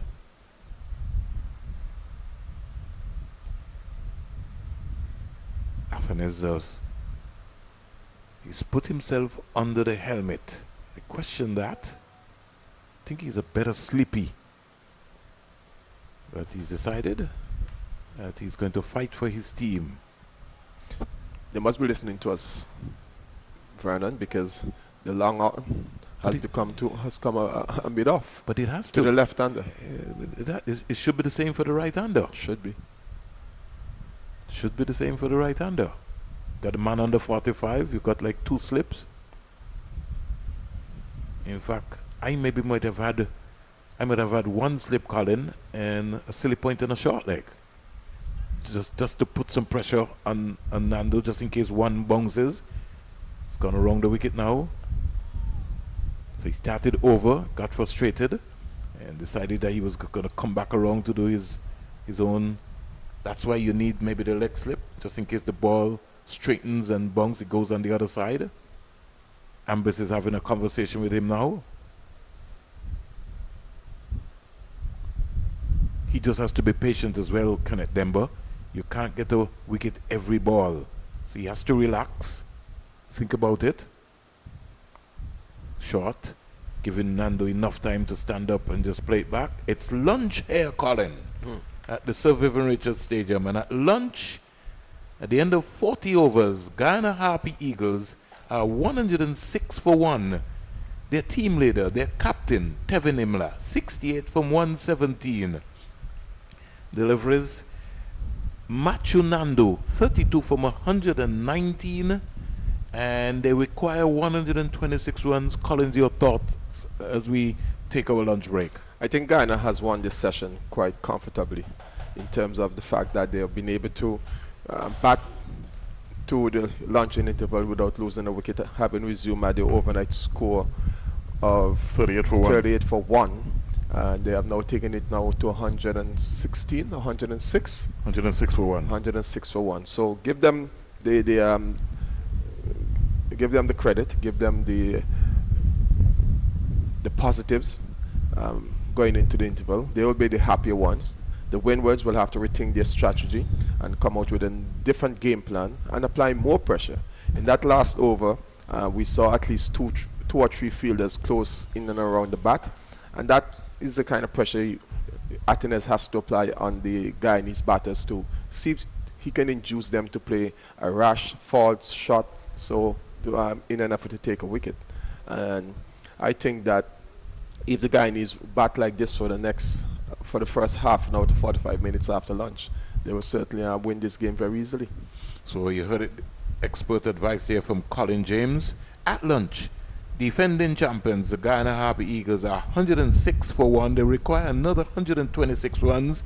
And our live and louder roundup out of Jamaica sees that Barbados, as we speak, are 302 for 7.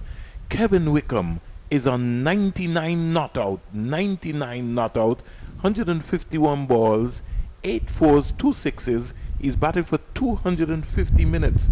And this is after he scored 153 in the first innings, 193 balls, which he hit 6 fours and 12 sixes.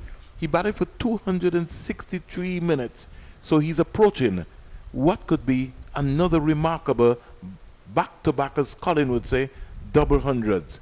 Jamaica, they have used some 7 bowlers. Abidjan Mansing 2 for 56, Salmon 2 for 79, and Markina Minley 2 for 48. So anytime when we come back after the break, Colin, we expect that Kevin Wickham would have scored his 100. So on behalf of the entire Live and Louder team, I'm Vernon A. Springer and Colin James signing out for lunch.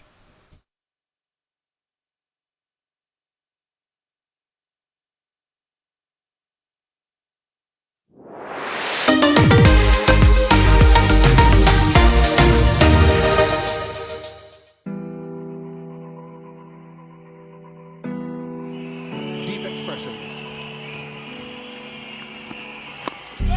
He's got it. There it is. Jimmy Adams finally gets 100. It's been a long, epic struggle for the West Indies captain.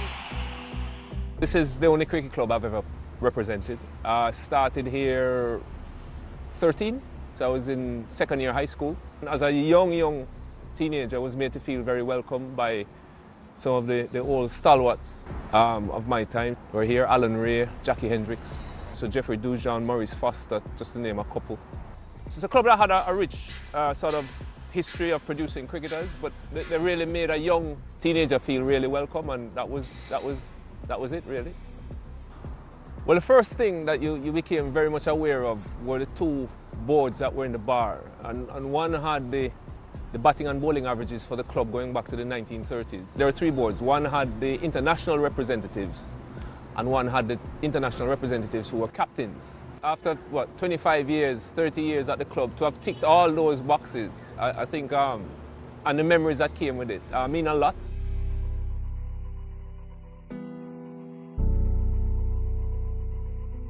There was a rich mix of sort of generations here, and all of them really made me feel welcome and were very helpful over different periods in my career. And then just what the facility represented, it was the international ground, and over time I just became very familiar with it. Every blade of grass, I knew the wicket inside out.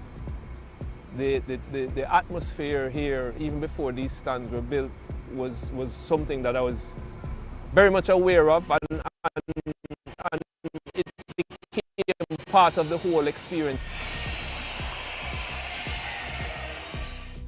A full house was just very loud, as any Caribbean full house can be. And I grew up experiencing the big crowds, even at regional level, to be honest. And the occasional club game, when Kingston played Michael Holding's Melbourne or Lawrence Rose, Kensington, you would see more people than you get for Test cricket now. And international games, it was fantastic. The noise, it was a little bit intimidating for those who didn't know it.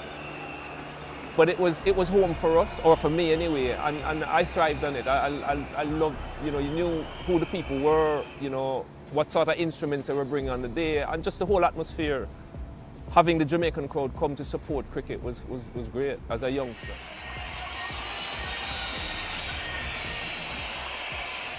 I guess the first Test match here would have been, that I played, would have been against England.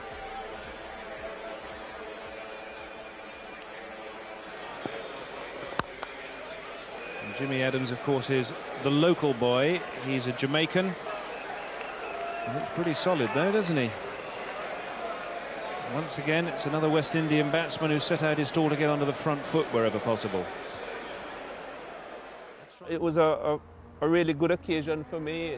You got performances in. I only got in because Hooper was injured, which was sort of like the story behind my first 9 or 10 Test matches. So thanks, Carl, I appreciate it. It was very late the night before the game that Hooper said he wasn't going to make it. So maybe that helped to control some of the nerves.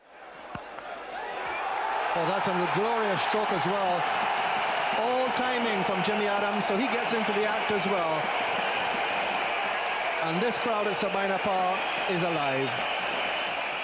It was a good wicket, good batting wicket. We had a really good informed batting lineup. All left-handers, Atherton, Lara, myself. And he's got it.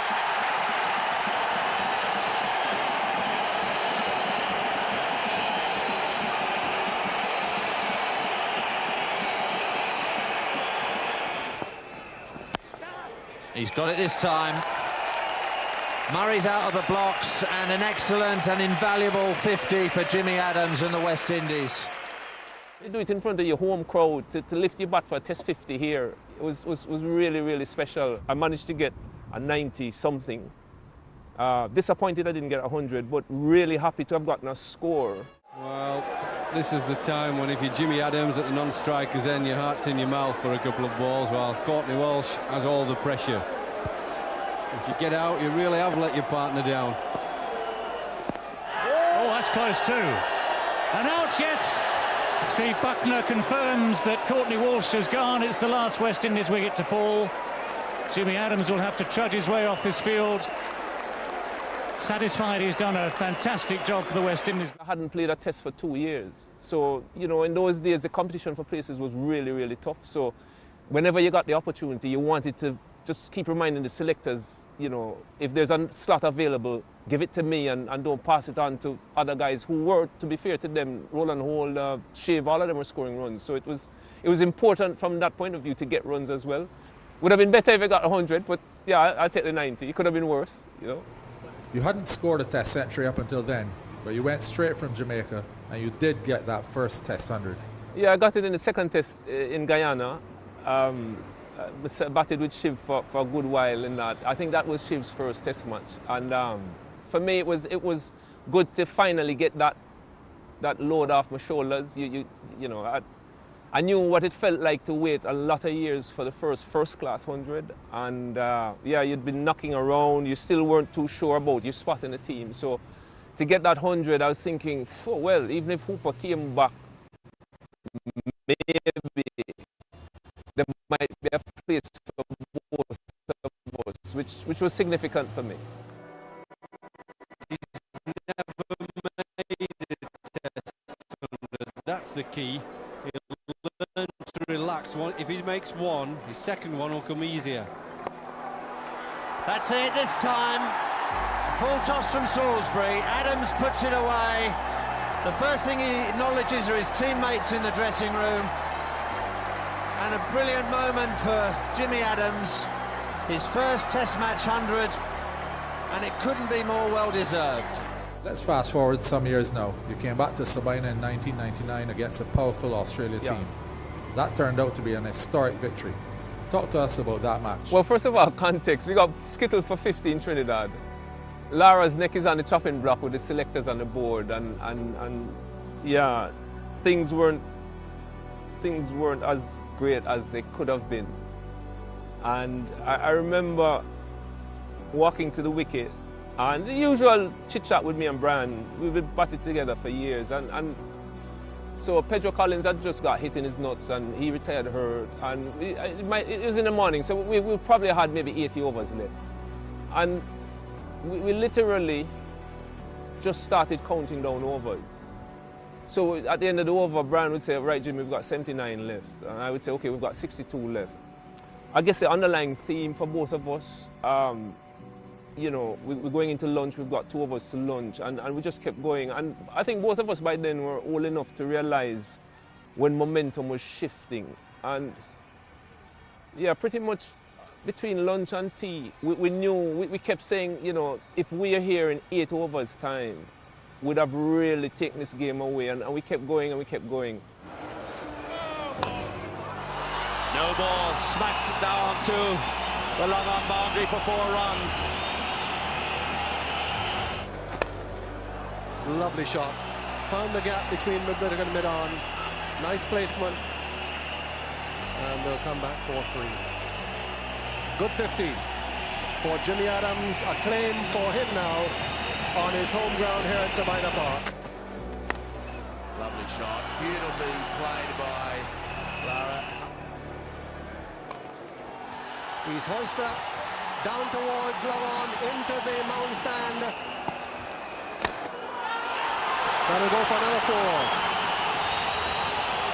Brian Lara in full flow, moves into the 90s. What Brian did was special, to be honest. I don't think anybody can understand or appreciate the kind of pressure he was under, just generally going into that series, first of all, and then that game. Selfishly, to have gotten the bird's eye view of the innings at the other end was just the best seat in the house. I mean, I've seen Brian play some magnificent innings, right? But some of them, I didn't spend as much time with him in the middle as I did on that one. So to have been 22 yards or 20 yards away and sort of been a part of it. 150 not out. Well played by the West Indian captain. It was a huge day for West Indies cricket. We desperately needed something coming off the South Africa series and then that first test loss in Trinidad. So, yeah, I mean, the greatness of Brian, what can I say? And yeah, to be there and then to get that view of the innings was superb.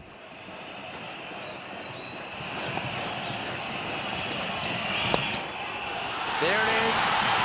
He's whipped it past mid-on, and Matthew Elliott's got to beat a lot of people helping him field the ball.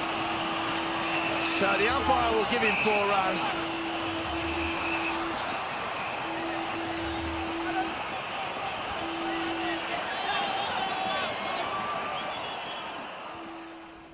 The 200 for where we and he was at that point in time, that week. He had momentum going to Barbados. He had nothing coming into Jamaica. And for anybody under that kind of strain to produce what he produced in the way in which he did it, like he just dominated and from the whole day. And yeah, you're at the next end.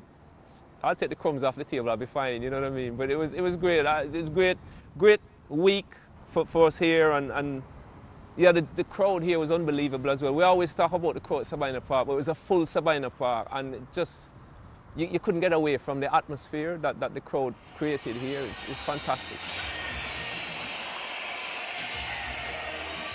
Coming back to Sabina Park a year after that as captain was very special for many reasons. One, to captain the West Indies obviously was a great honor for me, but to get the chance to do it here at home, where I'd learned the game at Sabina Park, which was my own club, and you literally could pick out hundreds of faces in the crowd that you knew personally going back many years. And I remember batting, friends of mine saying, Jimmy, you must have set some world record to bat 3 days for 100. He's got it. Birdie. Jimmy Adams finally gets 100. It's been a long, epic struggle for the West Indies captain.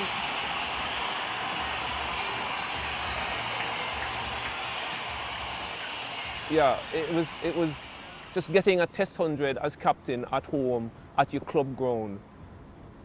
Yeah, I had some champagne after the game. To me, it doesn't get much better than that. Courtney Walsh breaking a world record in the same game. Message being sent to Courtney Walsh there. Patience does it, Cuddy. Of course, he can't afford to be too patient. Only 2 wickets left. It was getting to a point where I needed to take him off. And I was like, Courtney, and he kept saying, one more skip, one more. And it was starting to drag on. I was like, listen, I might have to make a call here. I was the most relieved person when he got it, because I was thinking people were going to say, Jimmy, you're captaining this thing just for your friend and all the rest of it. You can tell how keen he is just to finish off this innings, to get this wicket. Take on, that's it. Courtney Andrew Walsh is now Test cricket's leading wicket taker. The West Indians surround him on the field. There's this picture of Wavell Hines like hugging Courtney or almost lifting Courtney off the ground. And Wavell is a generation behind me, but yet Courtney had literally raised all of us, right? His mum had looked after us. If there were nights when we didn't have food or we were struggling, if we needed kit, he would bring kit back for the lads. And there was so much love for him. There is no more admired cricketer in the game today than Courtney Walsh. You can see what Courtney meant even to that young generation. Some of them from Jamaica, some of them weren't, but he's always had that effect on people because he's a giver, and he gives of himself, and he loves people, and yeah, it was just it was great feeling, and great to be involved in it as well. So much happened in that game. But that's why we play sport, isn't it? You carry those memories for life. I mean, if I was young enough, I'd be playing now, but it's why we play sport. West Indies captain Jimmy Adams, who himself will remember this day for a long time for his personal achievement early in the day in scoring his 6th Test 100. That week would, yeah, it would still be one of the highlights of my career with all that happened while we were here that week against Zimbabwe. End of it, all over. West Indies have won by 35 runs. Zimbabwe are all out for 63. And Jimmy Adams, in his first Test match as West Indies captain, has led his team, which has pulled off a quite astonishing victory. The funniest moments here at Sabina Park, Franklin Rose getting upset in a first-class game, kicking a chair and breaking his toe, couldn't bowl for the rest of the game. It was like really rosy. Like, you know, in a Jamaica team where stuff like that, you don't get away with it. Lashed out this great kick, the chair went flying, and then in 2-2s we see the foot in a cast. And at Test level, I can't go into detail, but let's just say, funny, Curtly Ambrose, enough said. That's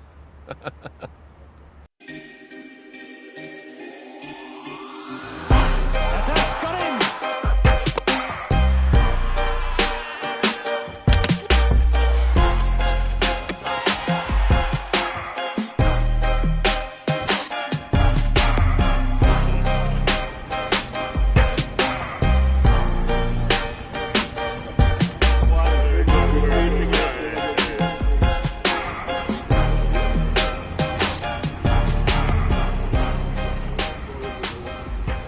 Two West Indian great fast bowlers. Two men that sit in the top 5 West Indian leading Test match wicket takers. Courtney Walsh, we sit in his end here at Sabina Park. Kemar Roach, a man that's working his way up and closing in on 300 Test wickets. Gentlemen, it is a great privilege to sit here alongside the two of you guys. 17 years in Test match cricket, 15 years in Test match cricket and counting. I want to know, first of all, what trait is needed to be able to perform and sustain excellence for such a long period of time? We'll start with the superiority. The big, strong words. No, obviously, for me, I think the key is being able to be fit, have good health, work out what you want to do, and be prepared to put some hard yards in before, so that can help you to sustain what's going on after. So once you look after your body and do the right requirements, and also knowing your body after a certain period of time to know when you're match fit and what you need to do to get match fit, was one of my motto, and I think Kimara has done that extremely well. What worked for you? Yeah, same thing you said. Just being match ready. Put the work in at the beginning, train hard, take care of your body, eat well, get some rest, and then on the field, you just express yourself, you exploit your skills, and that has worked for me from my whole career. And obviously watching the great man before me, he laid a foundation, and he was a very hard worker. You can see that he bowled long spells, and he was very consistent, and that's what I emulate my game off. Roach has the last laugh. Roach has the last wicket. Both of your journeys in fast bowling, your skill sets actually changed over time. How did your, Courtney, starting with you, how did your skill set evolve over your 17 years of test match bowling? With experience, I mean, any young fast bowler when you started, you want to bowl fast because that was the name of the game. So you always try to hit the deck as hard as you can and try to bowl as quick as you can. And for me, I could only get the ball to knife back in or swing in a good pace, consistent pace. But over the years, as the game started to evolve and my own career started to develop, you realize that you need certain skill sets. So practicing the nets was what I went to do, and then you try it out in matches. Obviously, being able to play a couple of seasons in England did help, and then playing our regular 4-day cricket here and club cricket, where you can experiment in those. And then I would call myself an all-round fast bowler afterwards when I was able to swing the ball away from the bat. And those skill sets is something that you have to work on. There's something that I've admired with Kumar. His skill sets, when he started, he was raw pace. But then when he sort of lost a little bit of that pace, his skill sets got better in terms of how he swung the ball and using different angles, going around the wicket and creating what I call, I think, to me, and I say it in front of him or behind him, one of the best around the wicket bowler to left arm spin batters, using up that angle, getting the ball to come in and then leave the bat. It's not something that happens overnight. It's something you have to practice. And that's how you get your game to evolve in terms of trying to be a complete fast bowler, which at the end of my career, I think I was closer to that than when I started.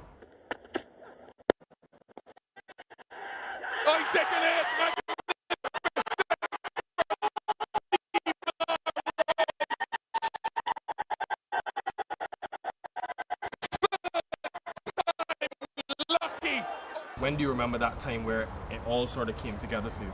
Obviously, injuries help. Obviously, I lost some pace, so obviously I had to work on my skills more to become still an impact bowler in Test cricket.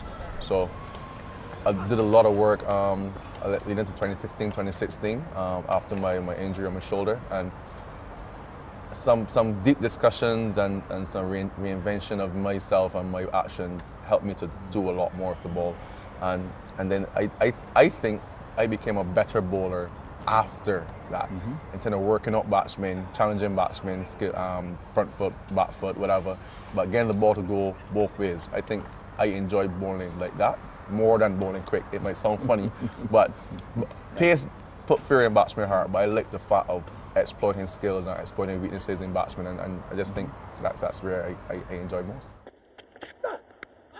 Edged and taken, make that 51 before Kemar Roach is probed, and he finally gets the reward.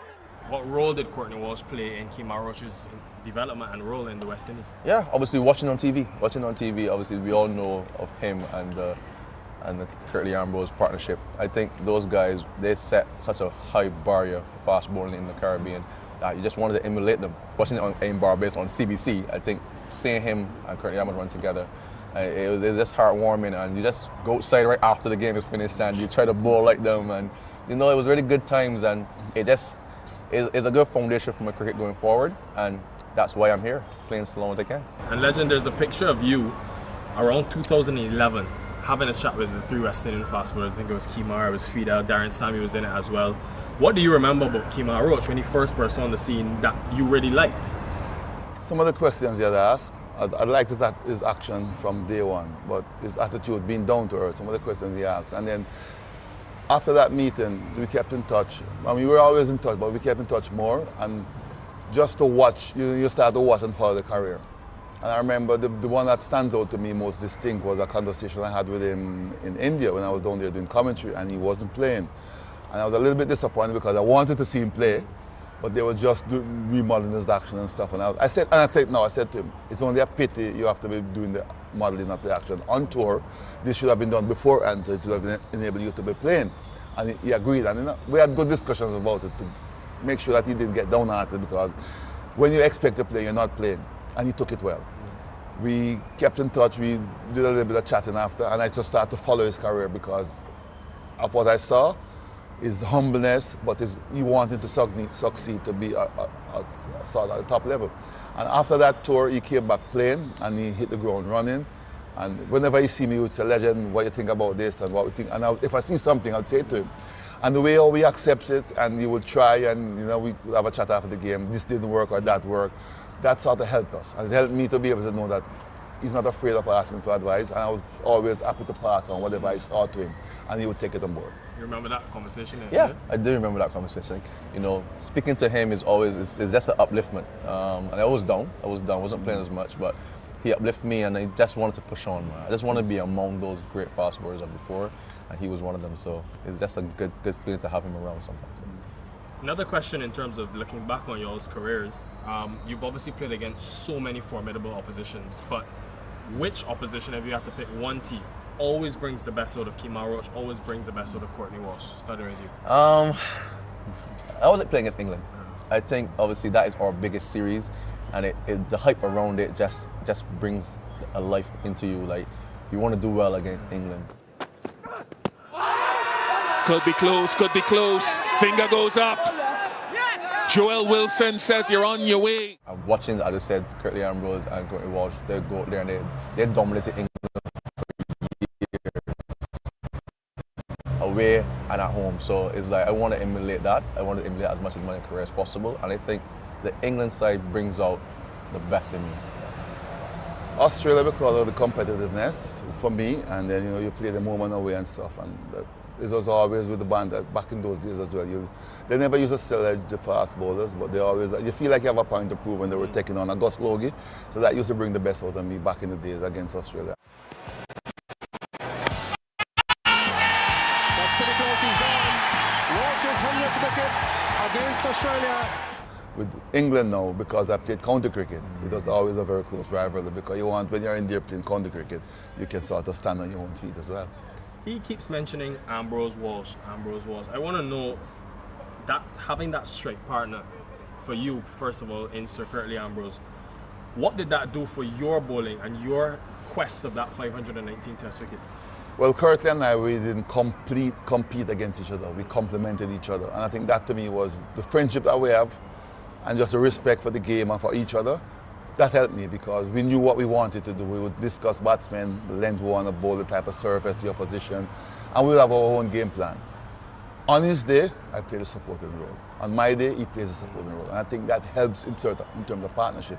If he picked up something that was not working, he would come and we'd have a discussion.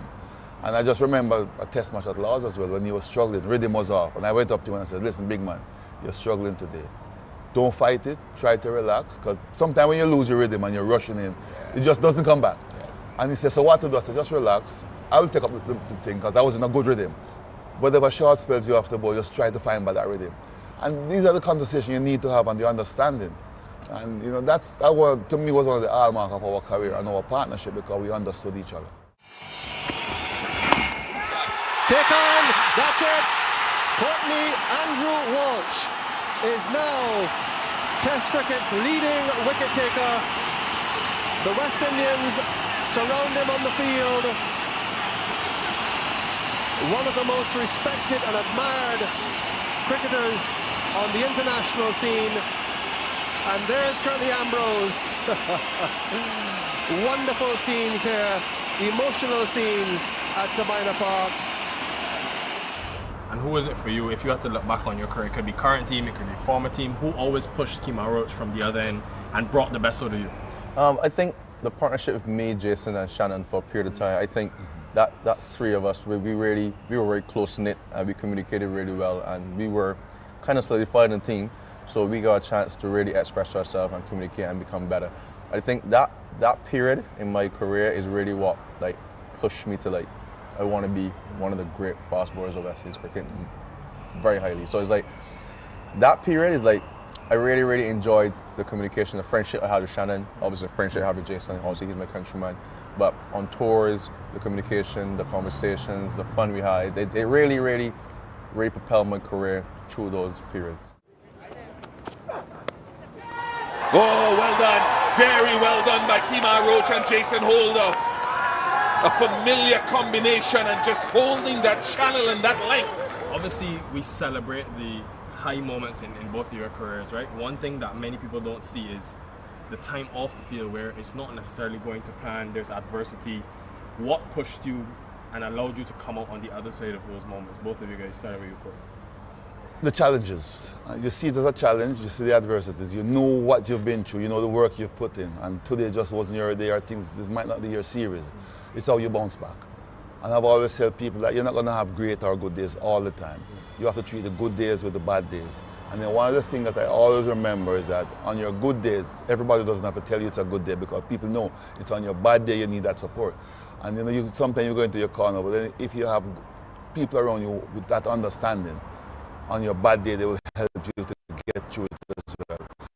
But I always tell myself that I don't want to experience too many bad days, so you try to do the best you can to have more good days than bad days. Yeah, I just like the fact that people doubting on me. I like that. That pushes me to prove people wrong. I've had that most of my career. When I lost my pace, everyone said, hey, will he be the same bowler? Can he still be challenging at Test cricket? I just wanted to prove people wrong.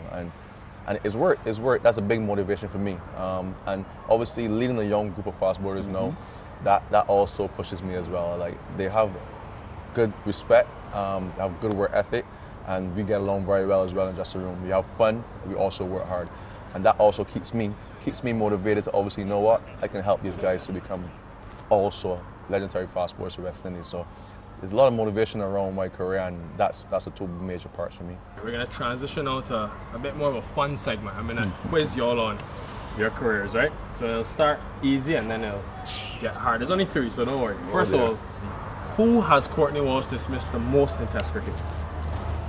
Mike Atherton. Easy. That's a good question. I don't think... Is it a Bangladeshi batsman? No, it's not. It's got to be an England batsman. Yeah. Is it... Ben Stokes? Yeah. 7 times. Shakib is 6 times. Yeah, so I think it. Yeah, I think it. Yeah, I know it's one. Off spinner, basically an off spinner from Rhodes. It goes high in the sky. And Shamar Brooks makes the catch look very easy indeed. Everybody remembers your first Test wicket, but can you remember your second Test wicket? Yeah. Who is it? Graham Yallop from Australia. 1984. Caught Desmond Haynes at bad pad. I don't forget those. I remember my first part, I remember quite a lot of it better than at the back end. Who was your second Test wicket? I know the first was Shakib. I'm thinking the second must be Mushfiqur. No, Mamadullah. Mamadullah. Yeah, I'm thinking about it order. Yeah, it was Mushfiqur. Yeah. And lastly, who has hit more Test match sixes between Courtney Walsh and Kemar Roach? That I don't know, but I'm going to back myself. I don't know, but I hit a few. I'm going to back myself. He's not a big six hitter. Me. I think it was a close race, guys. But the winner with 19 sixes is Courtney Walsh. I got you, man. Well, you still play. He has 16. And he's right up and right up so there. he has much more time to play. There's Walsh. That's a huge six. That's gone. That's a gigantic six. So Courtney Walsh is going down with all guns firing, as they say.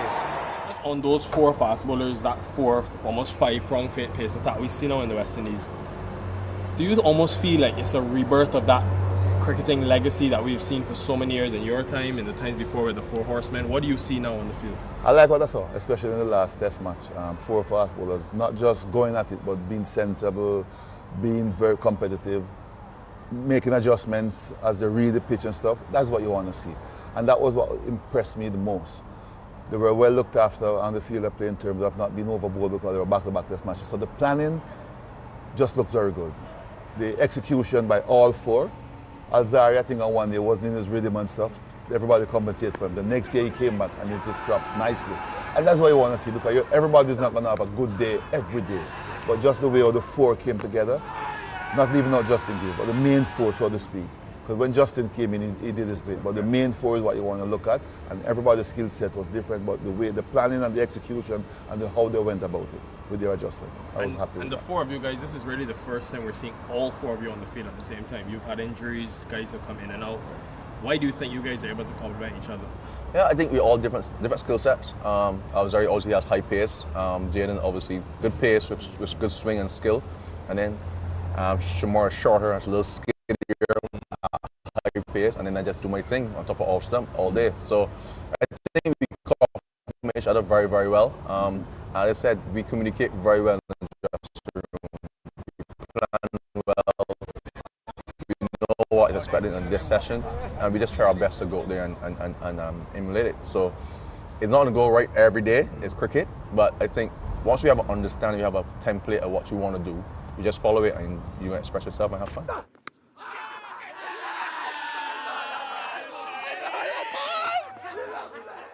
Last thing I want to ask about legacy. Obviously, it's been a couple of years now, only a couple since you retired. You can still get back out there. He's been telling me in the commentary box he can bowl a few. So he says.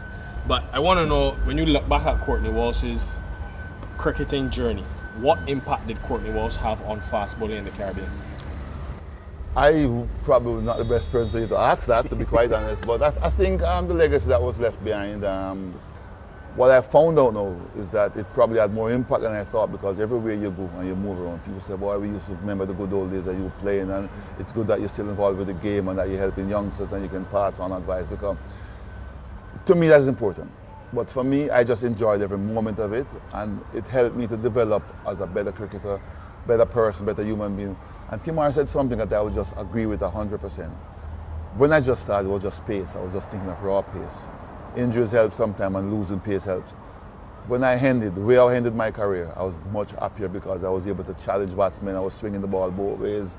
I know how to use a short ball, and to me it was just a fascinating career to know that I stopped at one end and then I got better at the other end. And listening to that, Kimar, obviously you're far from finished, but when you do eventually end your career, what would you like Kimar Roach's legacy on West Indies cricket to be?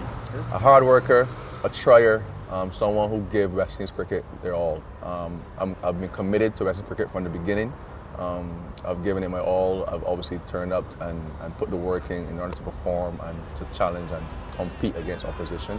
And as I said, it doesn't always go the way you want, but once you have that foundation, that mentality, and understand that it's always going to be a tough task when you step on that field as a fast bowler and you put the work in before, you're always going to be in good stead. And I just want to be remembered as a hard worker, man, someone that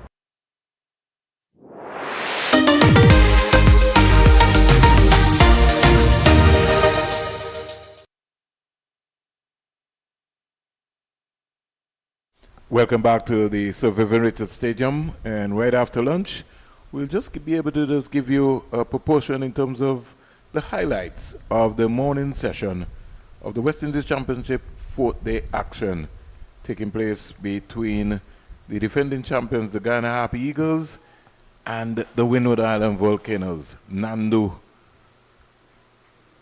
exhibition of drives there. I think one of the best drives that he would have played for the day. And Imla himself just working around and getting himself organized. He got up to 50 as well. Piscati thought that he had gone through Nando's defense. He was appealing for a leg before. Wasn't to be. And that one flying over the keeper's head. He needed a extra jacket. Authoritative shot there from the captain, Imla, dispatching that. Denver's first over cost 10 runs. And he wasn't making any joke at all with that line. So, all to play for here as we get ready to resume right after lunch. And to let you know that at lunch, 106 for 140 overs bowled. And just to let you know, with the live and louder roundup from around the Caribbean, Kevin Wickham scoring his second century of the game, 108 not out, 155 balls, 8 fours, 3 sixes. He batted for 200 and 62 minutes. Imla will be looking to join that club of scoring a century in the first round of matches. Ryan John will be looking to start right after lunch. We come back to you at the Sir Vivian Richards Stadium with all the marbles to play for in this one. As they would say, John in now the ball to Imla. Imla is just stopping this one. No need for him to go hard at the ball. A lot of chatter taking place outside. Windward Islands will have to come out with a new mindset, new approach. John starting his 13th over, 12 overs, 3 maidens, 29 runs, 1 wicket. 106 for 1. He really will have to run in and maybe bowl the ball a lot more fuller. Imla.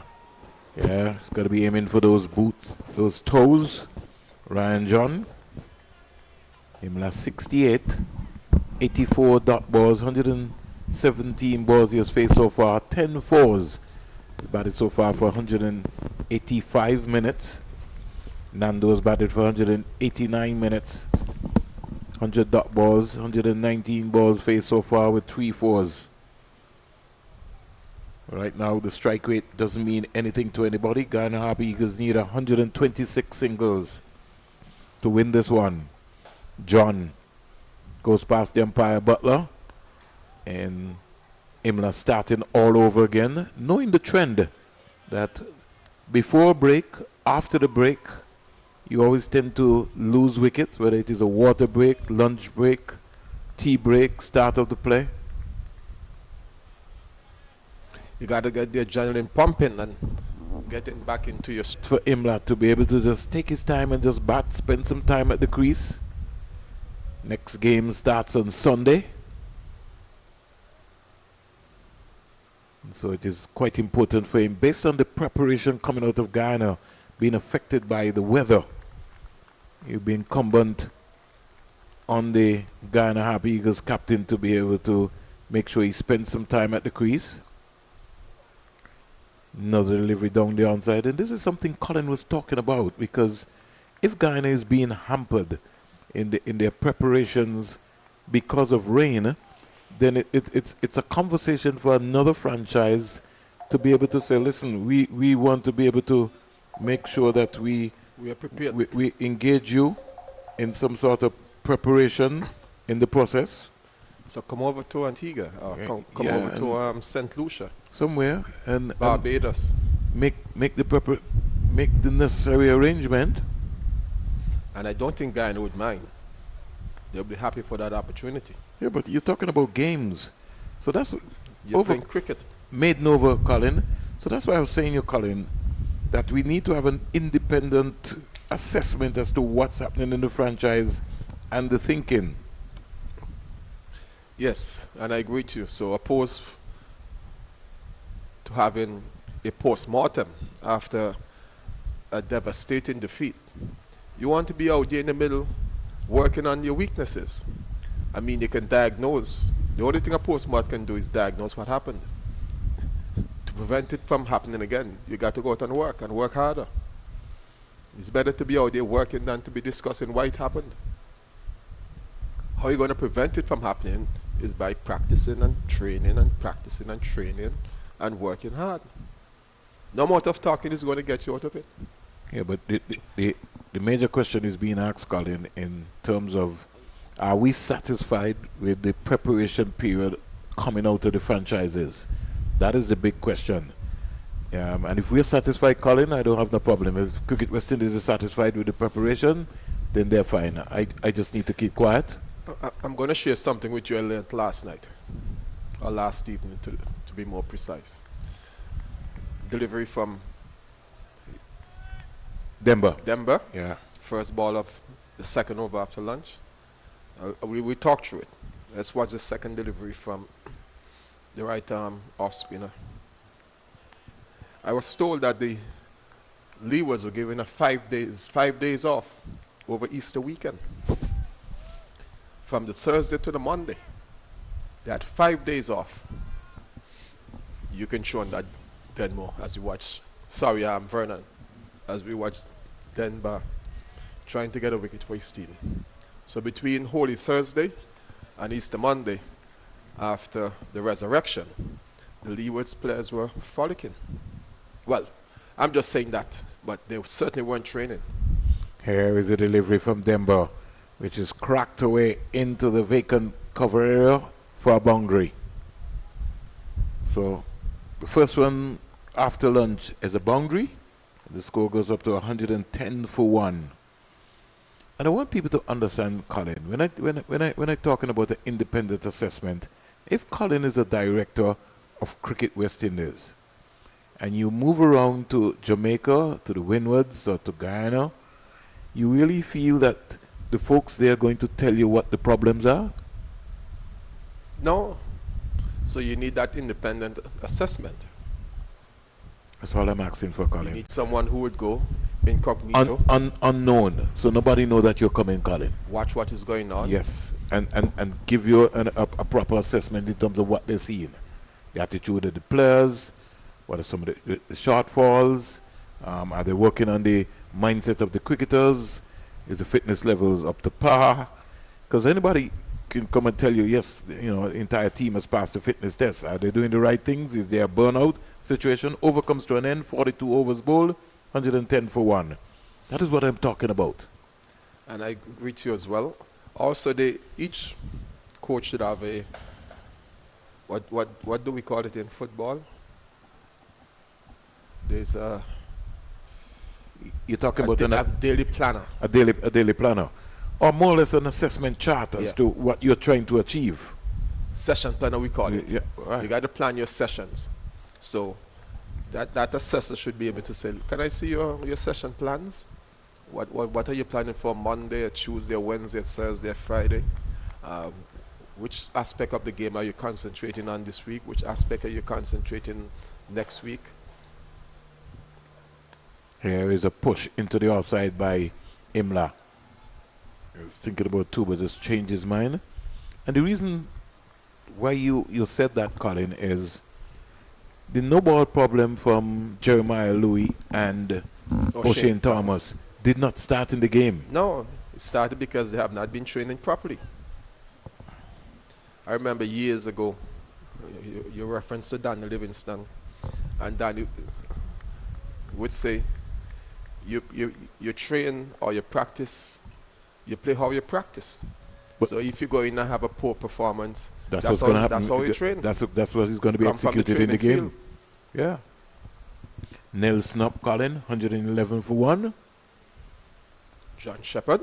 Yeah, we certainly won't be hopping around in here, but Nando is hopping around at the crease and he keeps that one out. If you have poor preparation, Colin, then you're going to also have a poor match performance. You can't just switch on and switch off.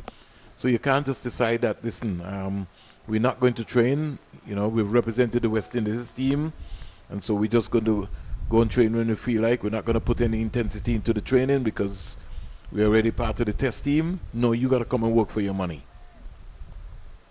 And this thing about load management, and I really have some serious problems, Colin, with this load management issue and time frame and rest period. In the days of yourself, Colin, people just look forward to know that they're playing cricket. You're playing Thursday League cricket. You're looking to play Parish League cricket. Any game you want to be able to get a game. Now we have a lot of people who are resting rather than playing the actual game. I know when the test players would have returned from a tour, they did not stay at home and put their feet up. They would go to Rising Sun and St. John's Cricket Ground and practice. They would get even school boys who were passing by to bowl to them. Those traditions seem to have gone through the window. I mean, you look at the women's program and you would ask yourself some questions. When some of these ladies go back to their respective territories, who are working with them on a consistent basis, in a real driven session, are they left up to their own to coach themselves? Because that's what's happening to a lot of our international cricketers in the Caribbean. They have to coach themselves. They don't have anybody around with the expertise who can be able to help them physically on the ground.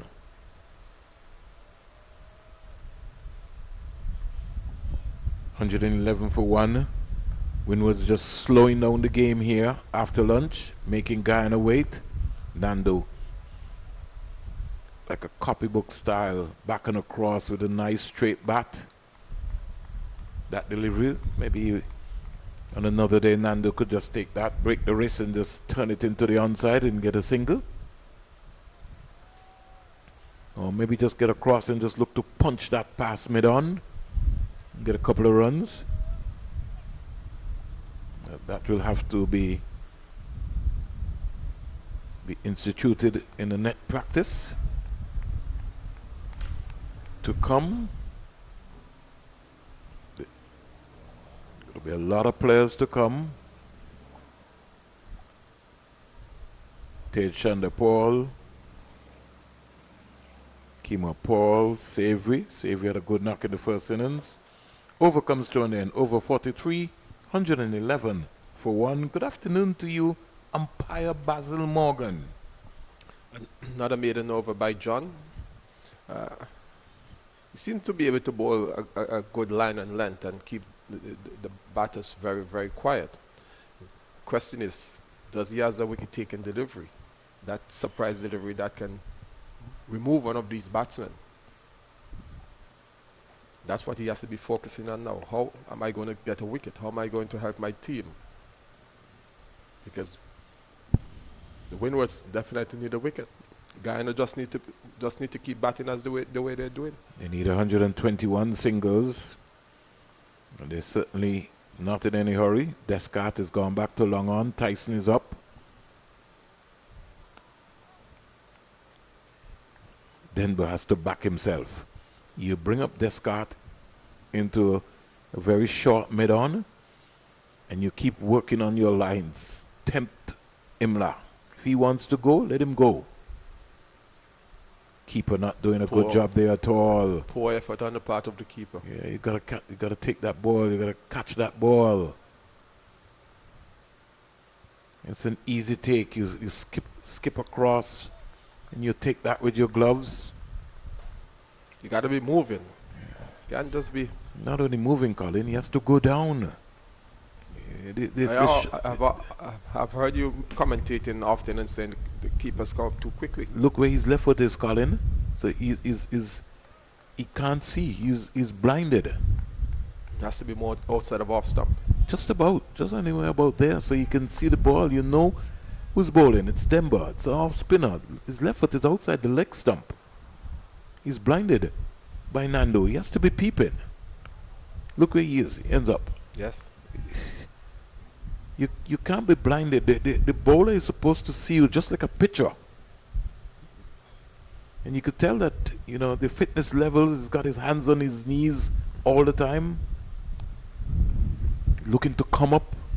When there's a coach calling and make the keeper stay down even when the batsman play the ball, you'll be in your stance, staying down there, working on your core muscles, so you stay down. Understanding that you have to stay down because an under edge can just go past you. Over comes to an end. 2 byes out of it. And the score goes up to 113 for 1. Not a steady over from Denver, except for the 2 byes that the wicketkeeper Leo didn't handle efficiently at all. So I'm just trying to read the strategy of the Windward's team to break this partnership. And the more I'm trying to figure it out is the more I'm not coming up with an answer. They're just going to rely on the Guyanese to give their hand away. Cornwall is looking at the game. Sitting quite comfortably in one of the stands. Is it the north stand or the south stand? South stand. Maybe just getting his mind back in tune?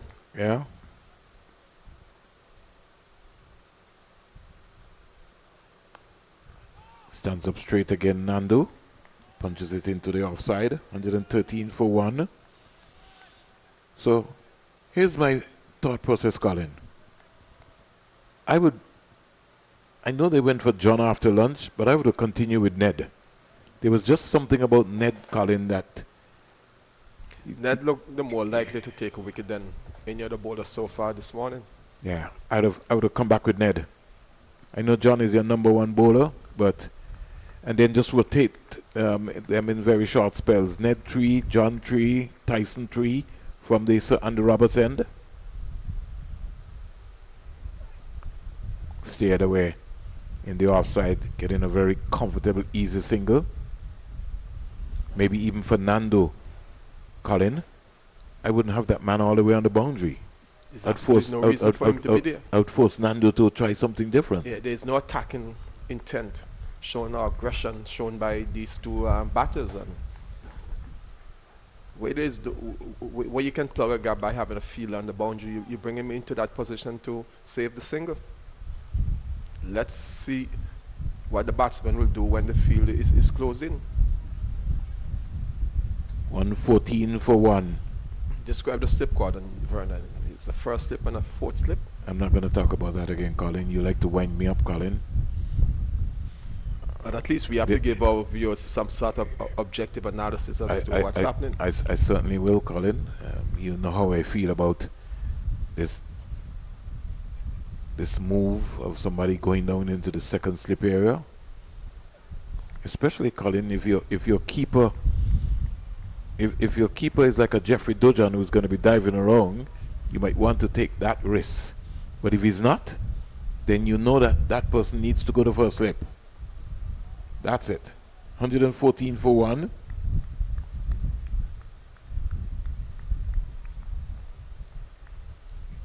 Sometimes the modern day fielders, they want everything to be happening fast. And cricket sometimes is a patient game. As a fielder, as a bowling unit, you have to be patient as well and bowl the ball in the right areas consistently. Because when the opportunity creates itself, you have to be in that position to say, I was at first slip and I caught the ball. Sometimes you might see Colin James standing up at first slip all day, and he maybe has not fielded the ball. But one comes, maybe in the 70th over, and he takes it, and that's the chance that you wanted. That's all is required. We have too many reactive captains in the Caribbean. Don't think outside of the box.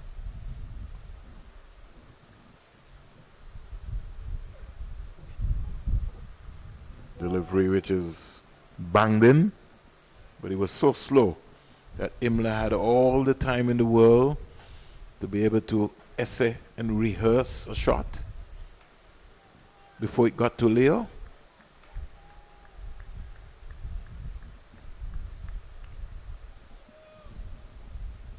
I see Jamaican opening with the two test players, John Campbell and Kirk McKenzie. Yeah, that was the same thing they tried in the first innings. Here goes.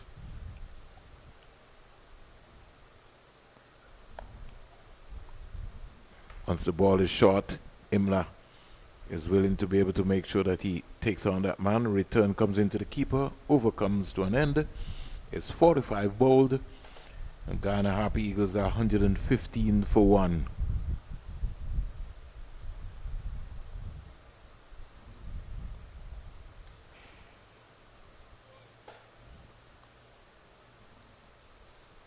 You know, this morning, Colin, I did raise the question about a Teddy Bishop, who was the West Indies academy captain, not being able to get into the Windward Island Volcano squad in the first game.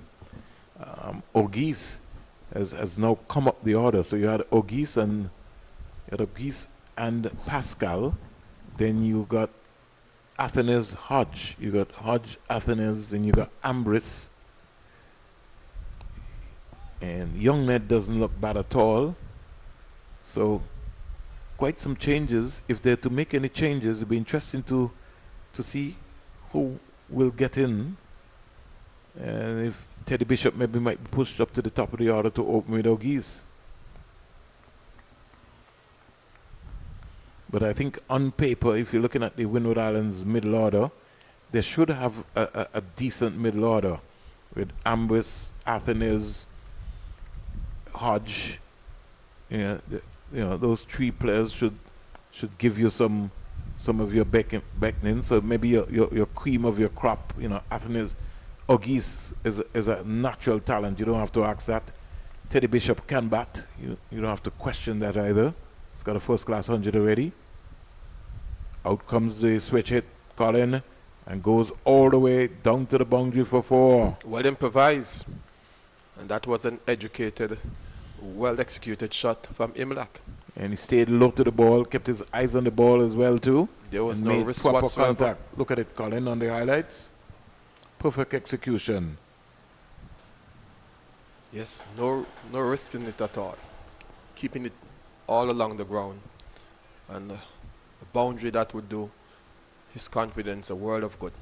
In fact, along the carpet, as the folks from England would say.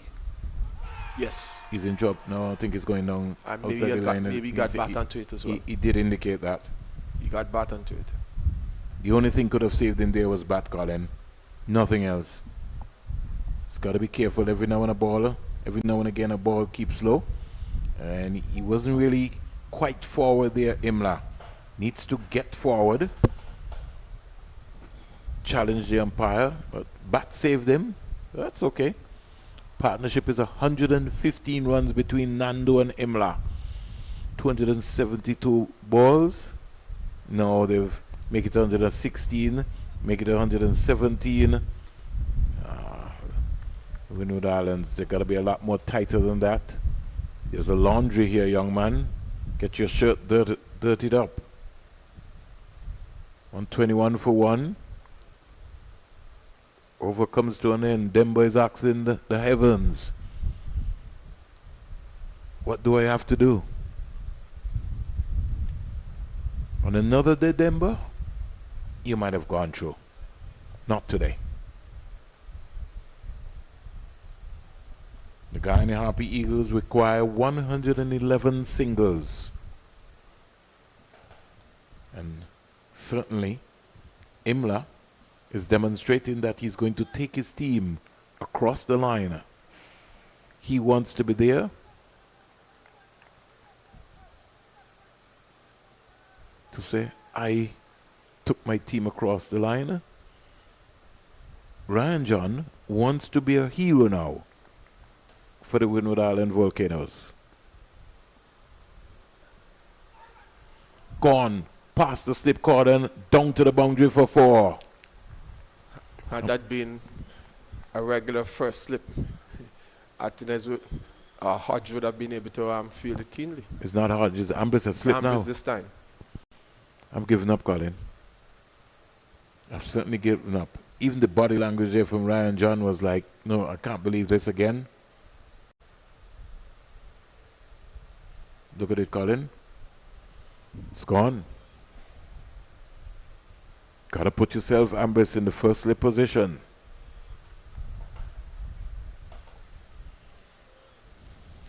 Coming back to the comment you were making about the Windward's middle order. If you have 3 batsmen of the stature of Athenes, Ambris, and Hodge, you should be fairly comfortable batting from 4 right down to 6. And if the three of them play up to their potential, a regular half century here and there, no reason why the Windward should not be making 350, 400 runs on a consistent basis. Not at all. Here is Nando missing out there. Should have done a lot better with that. They're going to get overthrown. An overthrow. Windward's got to lift their game. They need, these are the video clips they need to look back at when they do the assessment.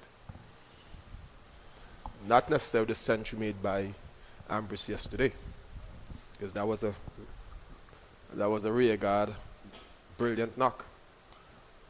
The situation is had maybe Athenes and Hodge and even O'Geese got scores of 330 and more to complement Ambrose. The Guyana will be looking to chase over 350. The context of the game. Here's the delivery. Had some bounce there. And again, they come back quite easily for 2. So the Windward Islands, the energy level has just dropped. They're just going through the motions. I don't feel the energy. I don't feel the love. They're waiting for something to happen. You can't wait. In a cricket game, you gotta make something happen. You can't just sit back because you're playing right into Guyana's hands. You got the field all open. They could just walk this game. Get another single again. Gone to the fielder. Overthrow, Colin. That will go into the bound. Did he manage to stop it? I think it stopped itself. Yes.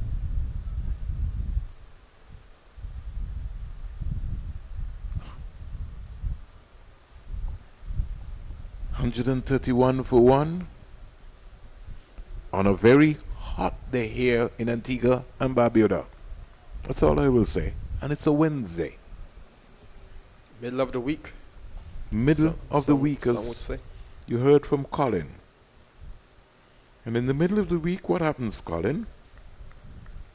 Well, if you look at the body language, at the Windward's fielders, the players generally, it would say it's a relaxing Wednesday. Ah, there you go, Colin. Look at Another this single. single? Look at this single. Look at how easily they took that single. 11 runs out of the over so far. And Colin calls it a relaxing Wednesday. It's day 105 of the year 2026. And we've just come out of Easter.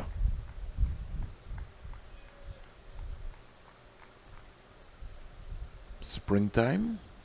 Yeah, we're into spring, and the body language of the Windward players is suggesting that it's a stroll until the game is finished. And 32 for 1. Leave again, good stride there from John.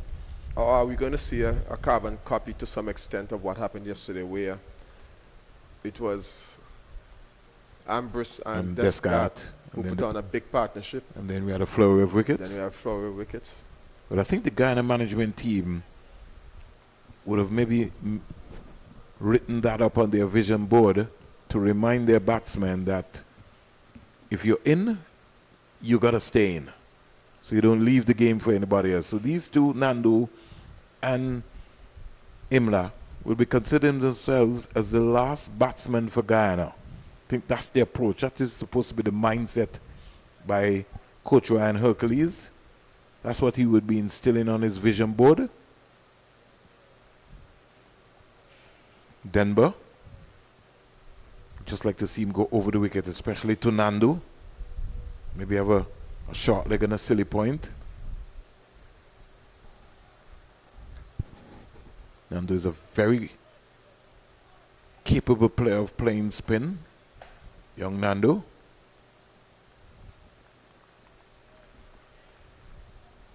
He's approaching a half century. He's 43.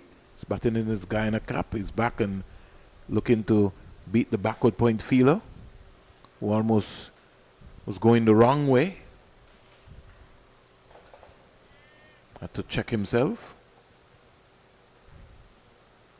Nandu still fighting. Shorten cracks it. Square for 4. Badly lined delivery there by Denver. Sat up. And Nandu found the gap. I will give him some relief. He goes to 47. Young Machu Nandu, the left-hander from Guyana. The thing about it is that Guyana's produced so many left-handers, Colin, over the years. Starting from way back in the times of with the late Roy Fredericks, Clive Charan. Clive Lloyd. Oh. Chanda Paul. Footed in, Leon Johnson. The list is long. So long that you can keep talking all day. Clayton Lambert, you can keep going.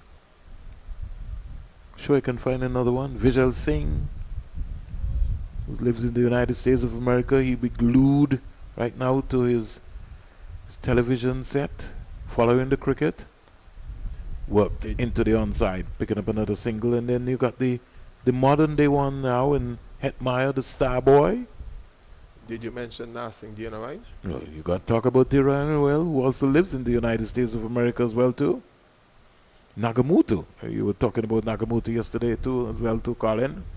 So a lot of the players from Guyana, traditional Guyana, even Kalichiran, lives in the United States of America. Look how easy that single is, Colin. Denver has to know he has to stop that. There was a Leonard Bashan. Leonard Bashan, yeah, opening batsman.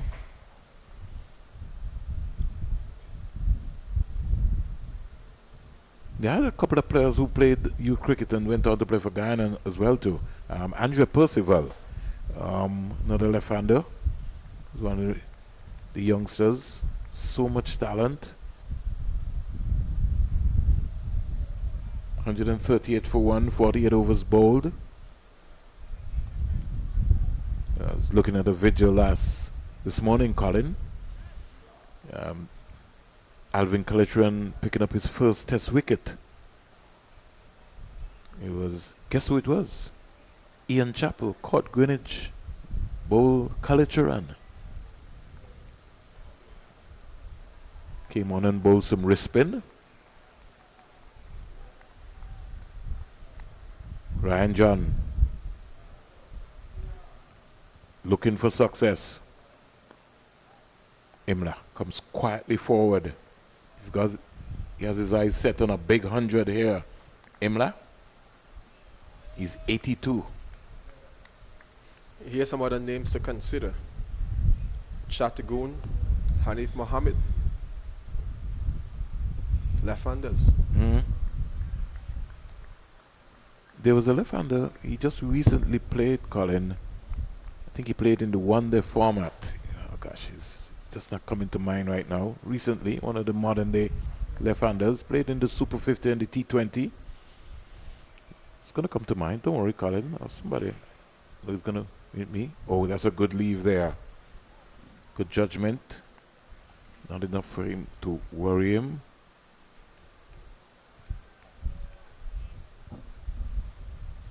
But the thing about regional cricket is that when you were coming up against Guyana, you were always looking to see who the left-handers were. There was just something about a natural left-hander. Coming out of Guyana. Yes.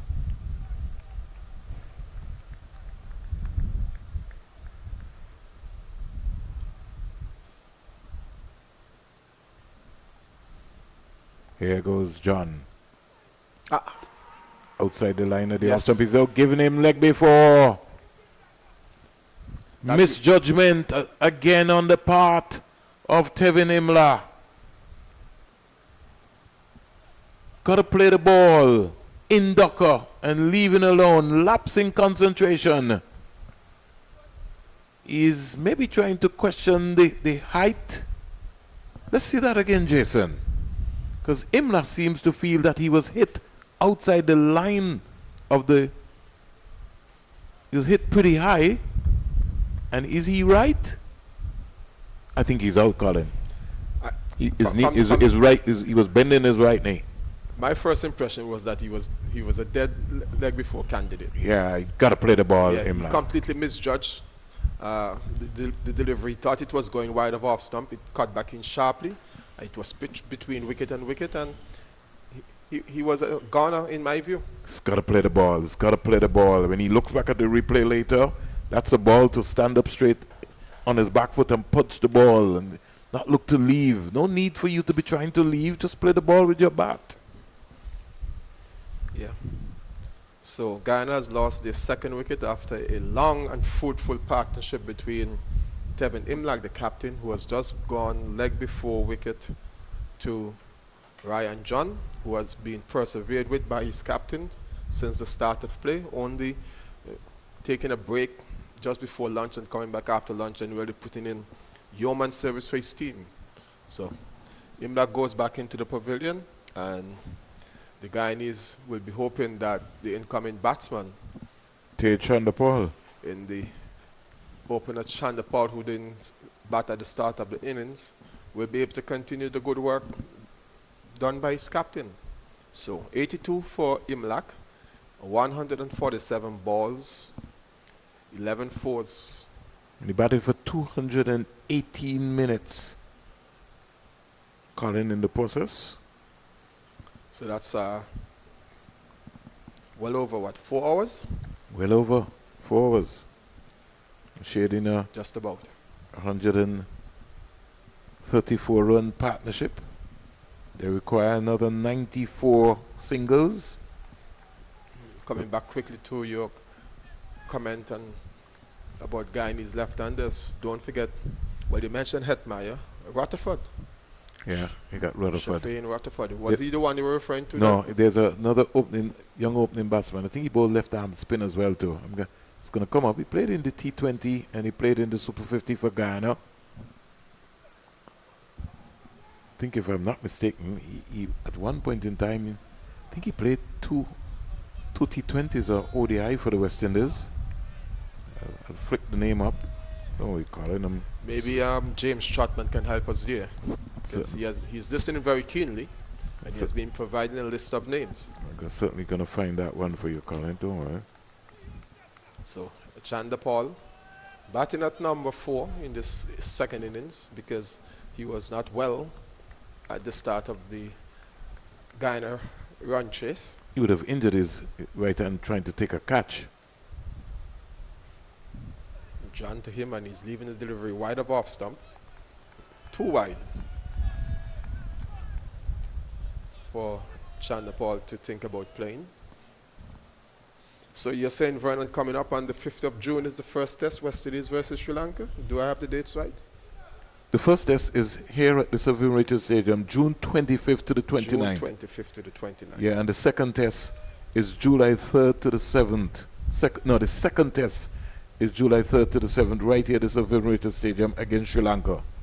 They're starting with the white ball series first. There's a warm-up game at Coolidge, the 18th to the 21st of June. And then we have 2 test matches right after here in Antigua and Barbuda. Over completed. Successful over for John. He's now got 2 for 43 from 17, 49 overs bowled. Guyana Happy Eagles are 138 for 2. Yesterday in the ascendancy, Guyana, no need for any alarms in the Guyana dressing room. Stranger things have happened in cricket, Colin. Might have just lost their captain and breaking the stand that yielded 134 runs. Yeah. That was this has been would have been a significant partnership so far. Yeah.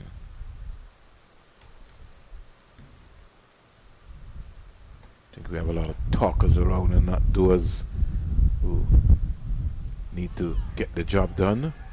And so the doers are going to be tested here in this game. No amount of chatter can get you across the line.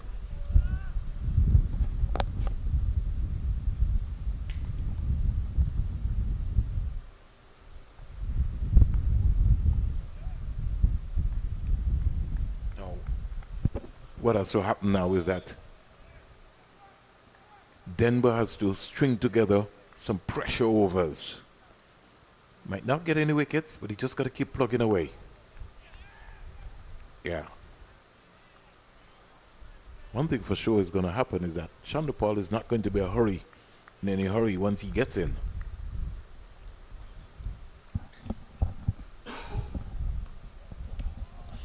Forward comes Nando. He's not in any hurry. He's looking to approach to get his first half century of the season.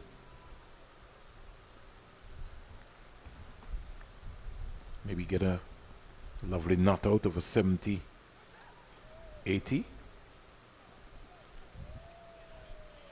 Denver can just switch now and give Nando something to think about. Over the wicket. Get that short leg in. Long with the silly point.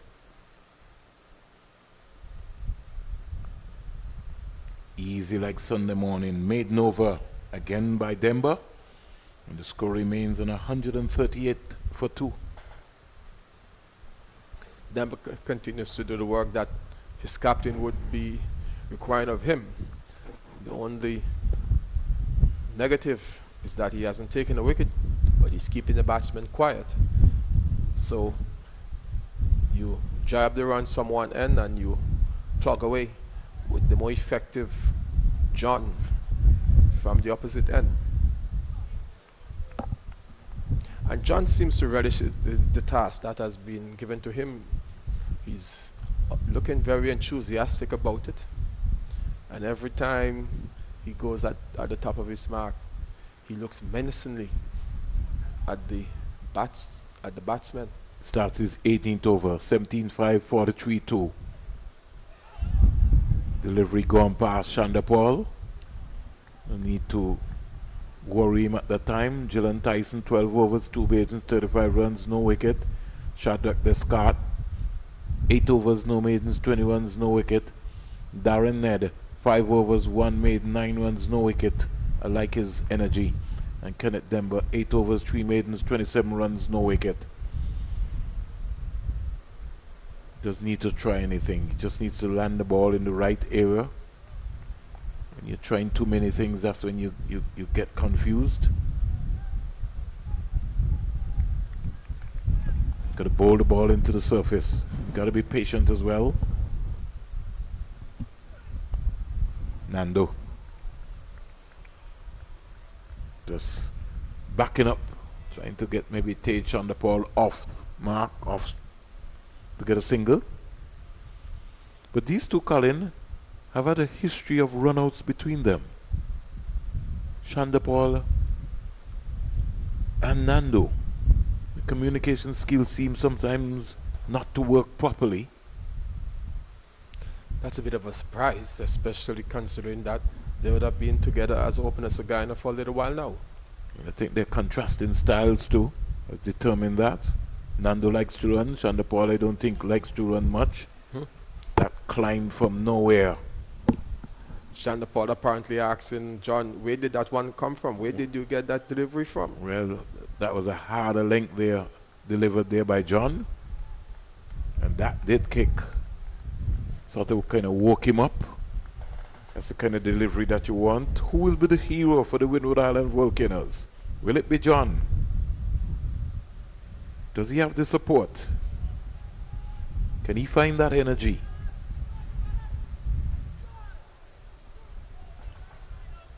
Guyana Happy Eagles dressing room getting a little busy now.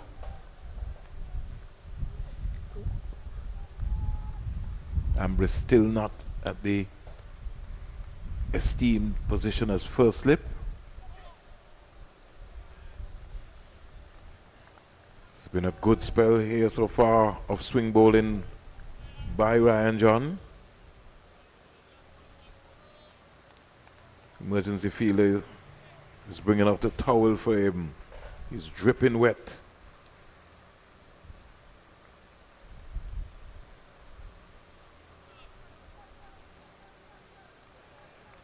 Got to be careful about that, Colin. I thought he brought out the towel, he brought out the message. I'm wondering if that's allowed. I don't think it is, Colin. I don't think it is. The square grandpa should have intervened. I don't think it is, Colin. Because you shouldn't be able to come onto the field of play unless you get permission from the umpires. Yeah, you just don't run out like that. I thought he was bringing it because of it, whatever, but you can't just bring a message out like that. No. Or you should. Let me just use the word. The umpires have been found wanting. Are you going to stop the game for a substitute fielder to come on the field and you haven't beckoned to him to come on umpire? Here goes John to Nando. Not Nando, to Shandapal, who's squaring up. Well, that's that's the way he plays. So nothing is going to change. And we could talk for a very long time about that. not looking to change his style. In terms of Chandapal. In terms of Chandapal. And if he continues this way, Vernon, we're going to be here until after 4. Well, we certainly, I can tell you that much. He's making sure that we earn our keeps for today. Well, I think we're always earning our keeps, Colin. It doesn't matter whether it's half a day or not half a day. Or Kenny playing inside the line of that ball. Over comes to an end. Maiden over by John. Guyana Happy Eagles require 94 runs. And as we speak, what is happening? Kevlin Anderson caught Denver Bowl John for 4. Tevin Imla, LBW to John for 82. 11 boundaries. He batted for 218 minutes. Faced 147 balls. And Tejman Chandapal is a naught. But the man who has put in all the work so far is batted for 235 minutes. He's scored 48. Faced 146 balls. And he's stroked 6 glorious boundaries to date. None better than a cover drive he played earlier today. His mettle of concentration will be tested.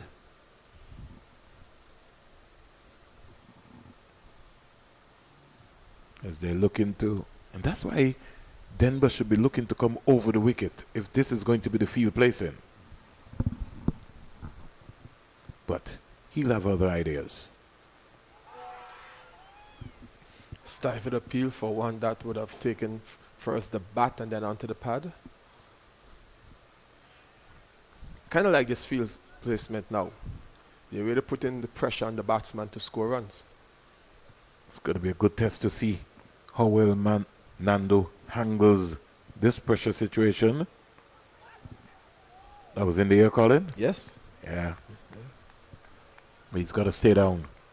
He was looking to take evasive action, and nothing wrong with that, but that would have had to stick because Nando did push hard at that delivery.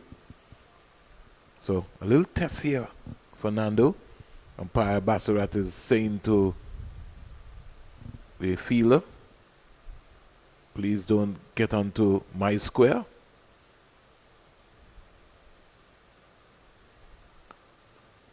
Yeah. Denver can afford to just pitch it above the eye line of Nando. Just try going over the wicket. I know you want to come around the wicket, but try going over the wicket. Worked into the onside and just not sharp enough to Windward Islands. You can't get a single there. You got to be sharper in the process. Got to be in the game.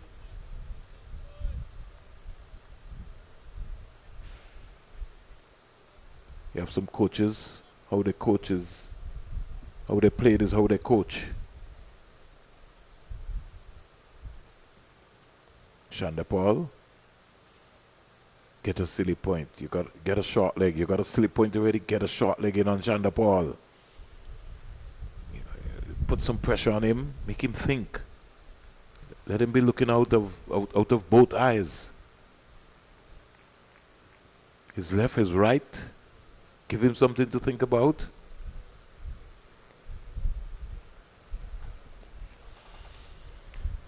Just making a point, did Vernon. He's a knot, Colin. Apply more pressure. There's a nothing feel for that short, fine leg. Over comes to an end. Alfonso Jarvis Blacks and his colleague. 139 for 2.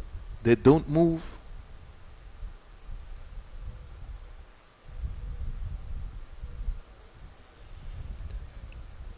Try something different, Denver. You just keep going around all the time. Just come over. Just give him something to think about. Get the ball to go across him. Make him look out of the weakest part of his eyes, weakest eye.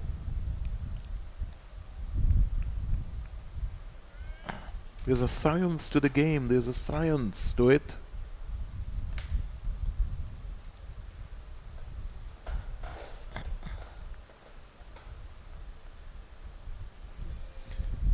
umpire Chapman is saying that the Windward Islands fielders have to be careful because they might be encroaching, getting too close to the square. You get your views, Vernon, on that thought. And I think that's what Bassarat was saying to, I think it might have been Athenes.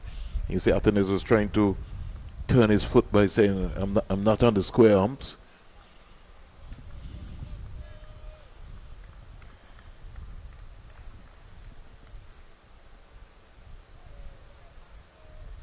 The surname Trotman, for me, is more of a Barbadian, but it seems to have a Guyanese heritage. It certainly sounds that way, based on what you were talking about there.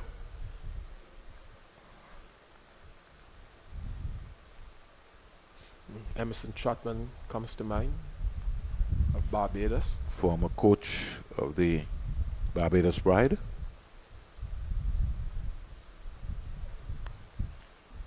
Squeezing it into the offside. 50 for the young man. A much needed 50. 152 balls, 6 fours. Macho Nando looks up to the heavens. And it is indeed, Colin, been a patient game so far from the young man. 50 to Macho Nando. How many balls, Vernon? 152 balls. Well, that has been official. Painstakingly so. But the important thing is still there. And that's what the Guyanese wants to happen. But it was a good farm for Imla. For Imla, yes. Our well-known spectators. Or Elaine. Are in the grounds today. Yeah. She maybe brought a guest with her as well. She always has a guest with her. She always has a crew, not just a guest. I'm surprised that Mom and the rest of the crew is not here today. I'm looking for the picnic basket. It's just on her left side, you would think. But she told me she was so disappointed, the entire crew was so disappointed with that Coolidge. They were very much upset. I don't think she got a chance to have a drink or two, properly. Before the game was done and dusted. Yes. What a fan. Got to call her a cricket fan. She follows almost every cricket game when she's available. Be it Parish League, ABCA, Cool and Smooth, Test Cricket, Leeward Islands, Youth Cricket, Women's Cricket. Elaine Turner and her team going across him again. John having a stare. He maybe can't wait for the water break to come up. Nandu, 152 balls for his half century. 6 fours. Will this be an important 50 for him in the context of the game?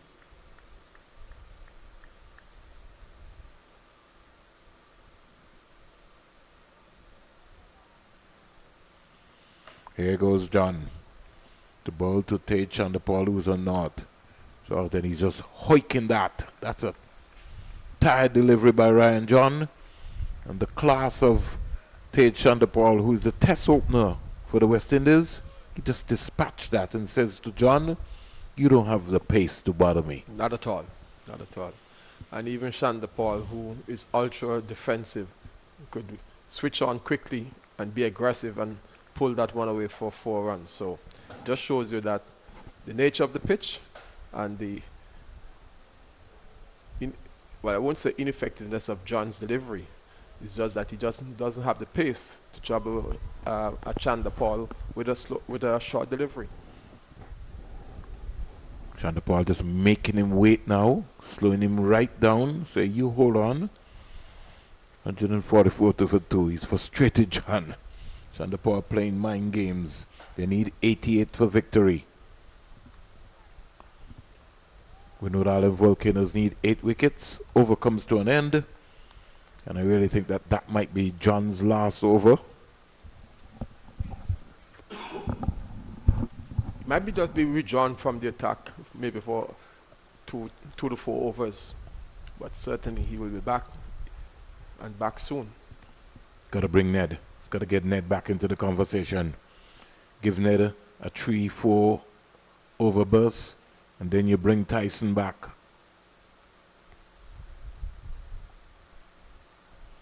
Just tell Ned to just run in and really bowl as quickly as he can.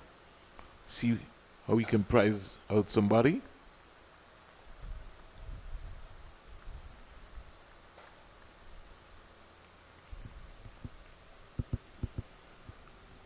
$144 for 2. Denver around the wicket to Nando. Nando is driving up to the mid-off fielder and they get an easy single. Can Denver just try something different? I don't mind him coming around the wicket, but I'm just saying, just mix it up. It's almost like an AI motion. I'm willing to try anything. Give the batsman something to think about. You should be thinking about doing that exactly. Maybe a little bit more flight, a little bit more guile. Everything seems to be just flat. Come on, Denver. You gotta have a trick up your sleeves.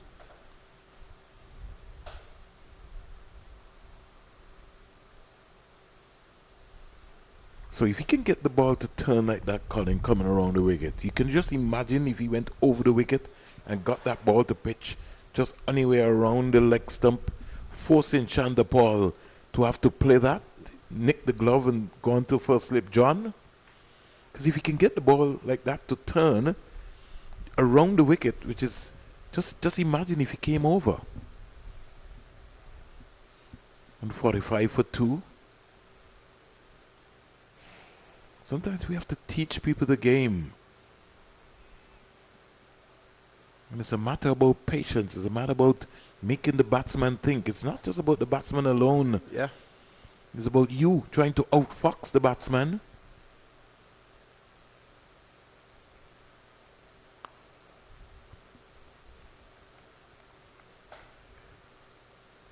I made an over?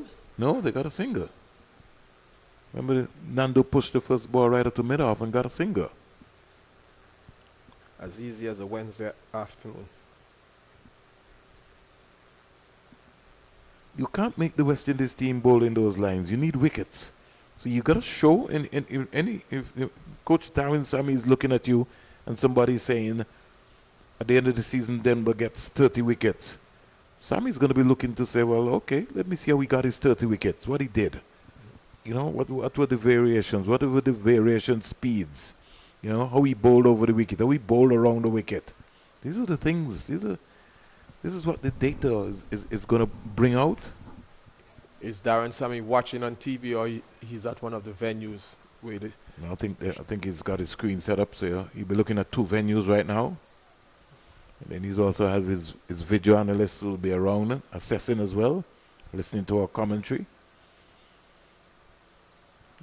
Remember, we are selectors as well in a Colin. We can pick the first test team for him. Why not? At least you're watching the cricket. 145 for 2. Tyson comes back. No Ned. Nando is just turning this up to the short mid-wicket fielder. Kevin Hodge firing back to the wicketkeeper. He's trying also to get into the head of Nando. Nando is not interested. I'll tell you about the young man. He's not going to get into any banter talk with anybody.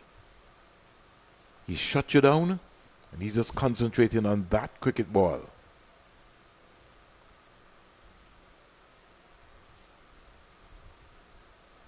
Mid on, mid off. Square leg, short mid wicket, lone field on the fine leg boundary. We're now down to 1 slip in a gully and a backward point. Nando is steering this. I hope that Nando keeps his concentration going, because they're contrasting styles of players. When Imla was there, Nando had a sort of license to freedom. Chanderpaul, his objective, as you can see, Colin, is all the way halfway down the track. He's pedaling back now. He's maybe sort of looking for batting practice, and he's not going to be in any hurry. Take Chanderpaul, he's 4. Nando is 51. He's facing.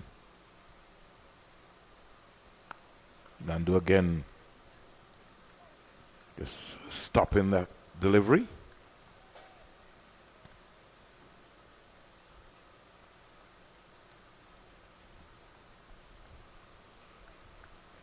Ambush trying to get into the mind of Macho Nando. He's not interested.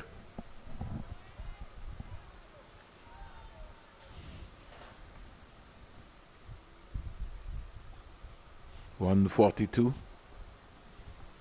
He's still some distance away, but we'll have a first water break in a while. And do again. Just turning and leaning this into the onside so far. He's batted for 249 minutes so far. And he knows that the first water break is coming up after lunch. I can say to you and to the Windward Island players, Nando is not going to gift his wicket away. You're going to have to work for it.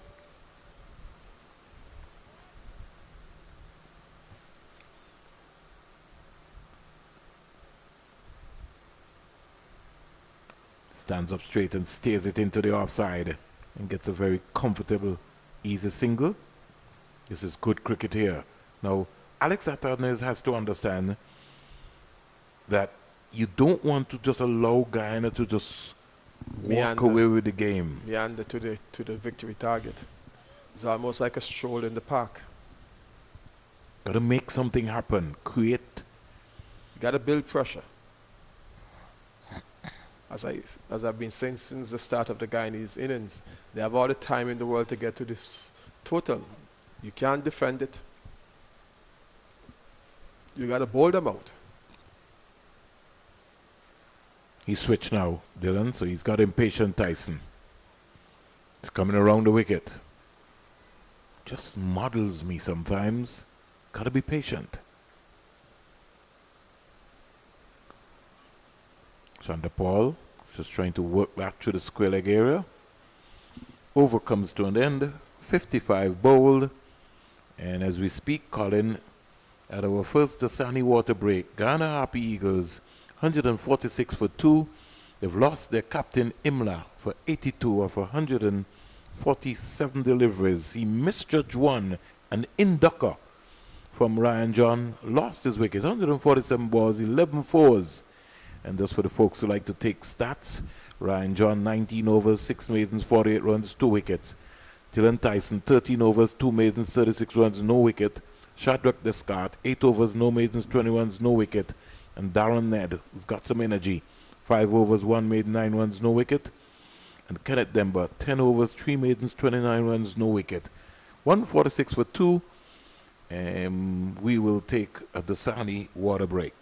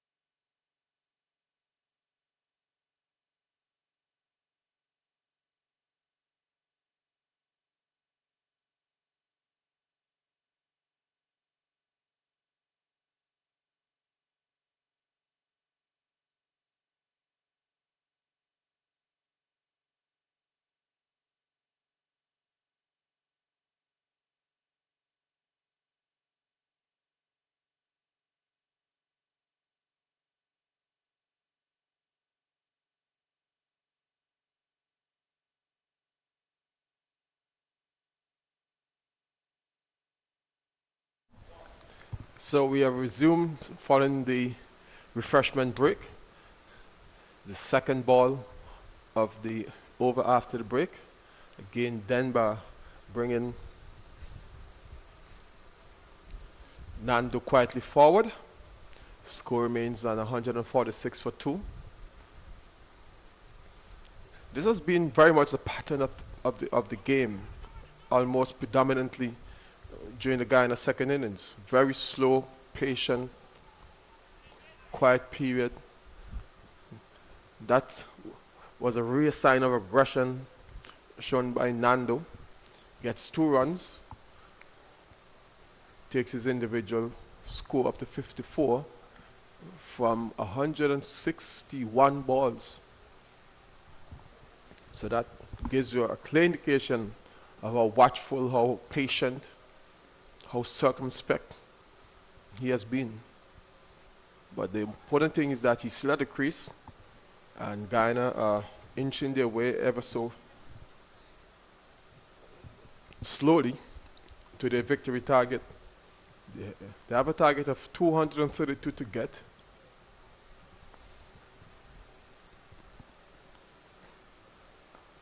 Denver again to Nando.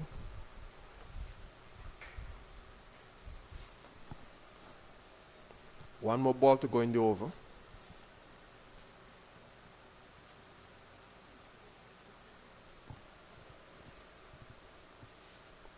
The Windwards have to apply pressure to get wickets. But they're not going to get one with this delivery by Denver. And the score at the end of the over 148 for 2.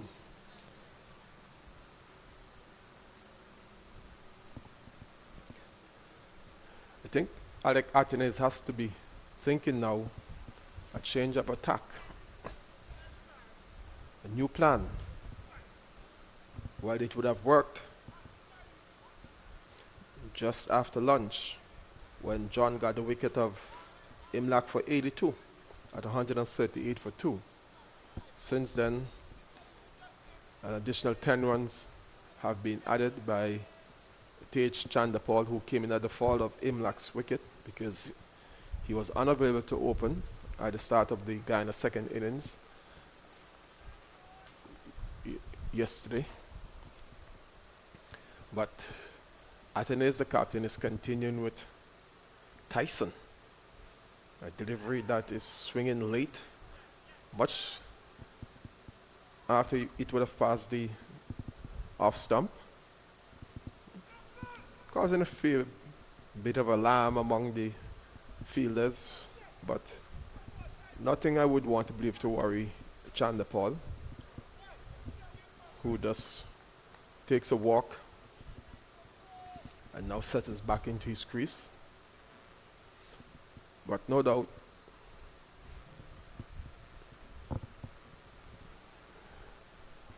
Tyson will be encouraged as he comes in again, and this one off the back for the Chandapal is punching into way, and we get 2 runs comfortably. And if Guyana continue to score and get in the occasional 2s and boundaries in the overs, they won't have any alarms and get into the eventual victory target.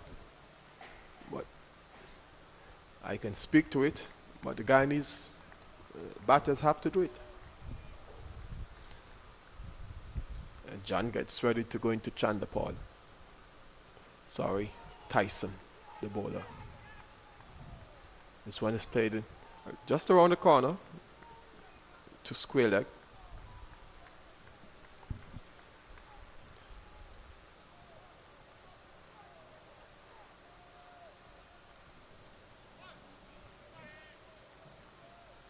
Atenes, the captain, was the fielder.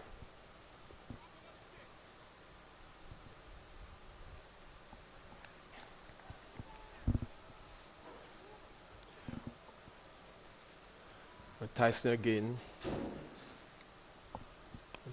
And Chandapal is playing quietly into the offside.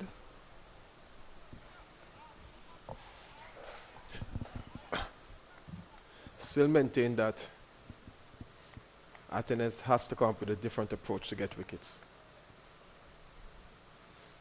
He has tried. Tyson from both ends, no reward.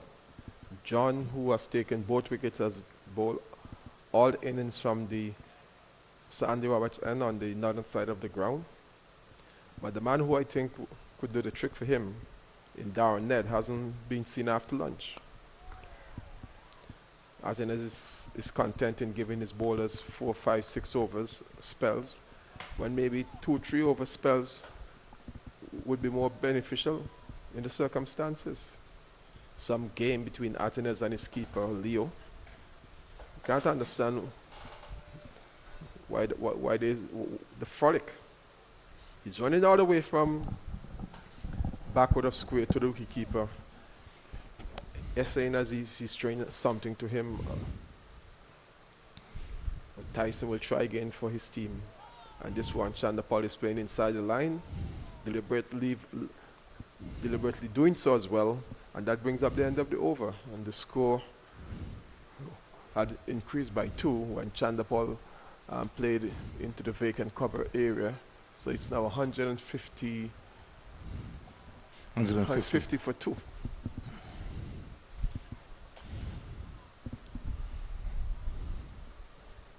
Quite interesting period of play coming up, Colin.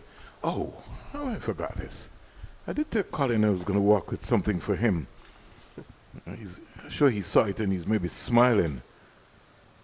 I always try to save things, Colin. Your history lesson there. Oh, you're referring to an analysis I did on local football and our ancient way of preparing teams? Ah. We're still doing the same thing, right, Colin? Still doing the same old trick. And you know when you make those analysis, somebody tell you, oh, but this is what we used to do 30, 40 years ago. Yeah, very much so. One official of the FA told me that he's looking for the sequel to the article.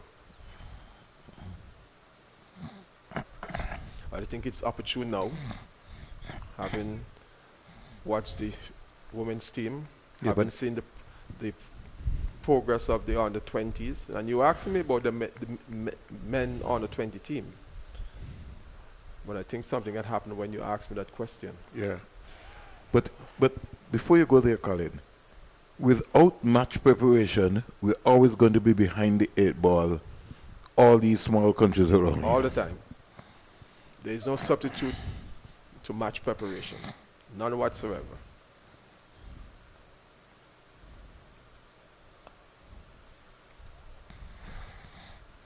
Denver keeping Nando pretty quiet. Where's he bowling from, Colin? It's finally changed? It's finally changed. And maybe getting a better angle too. You see what happens there, Colin? There should be. Both fielders didn't give the indication that they want to go and take the catch. You see what we're talking about, Colin? Nando to play a loose shot. Is it Nando or Chandapal? Nando? Nando to play a loose shot. It was high in the air, and neither the fielder at extra cover or mid-off made any gallant attempt to get to the ball. It was in the air for a long, long time, and they're now gesturing to each other. Captain Atenes and is it Hodge? Looks both like senior players in the team should have done better in the circumstances. I think that's Descartes. That one is Descartes there.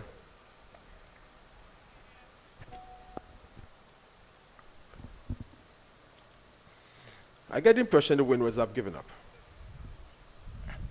Just their body language in the field and their frolicking suggests to me that they have given up. And for me, if that's the case, why bother? So 151 for 2.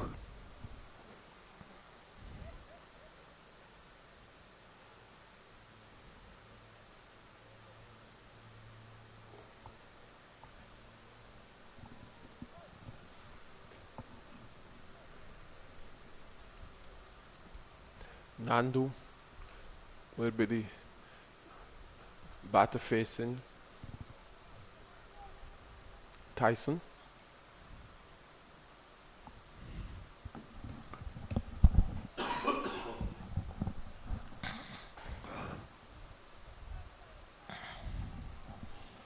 This will be Tyson's third over, right, Colin? On the trot. All right.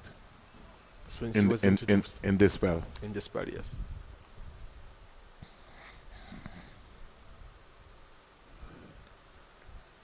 Driving a little loosely there, Nando. I think it's getting a little impatient, Colin. What do you think? It's been out there for a long time.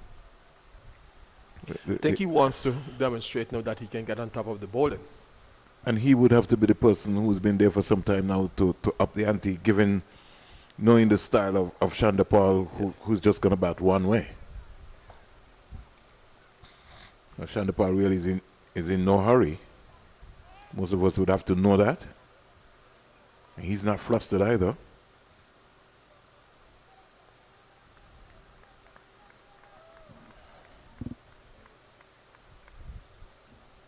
Nando is 55. He's back and looking to tuck this into the offside. Can't get a single. Number 7 fielder there, Pascal, running around. More chatter from Ambrose. I don't think you need chatter right now. You need wickets. Aim the chatter at the batsman. Yeah, but Nando is not phased.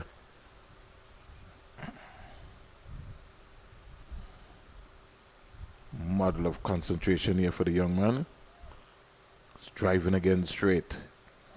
So he shows you that he shut out the noise and he's looking up the V. Mid on, mid off.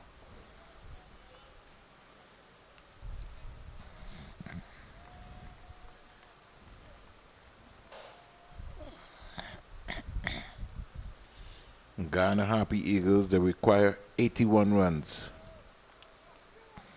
for victory.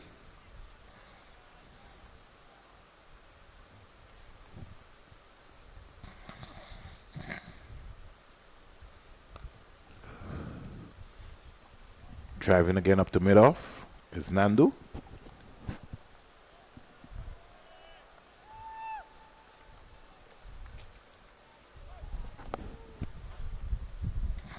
Have to line up a live and louder roundup out of Spanish Town in Jamaica and let you know that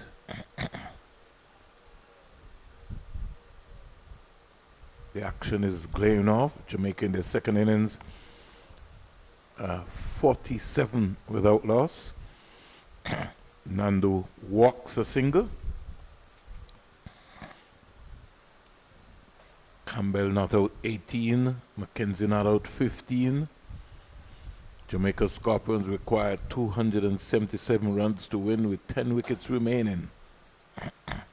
Will they make a go at that score?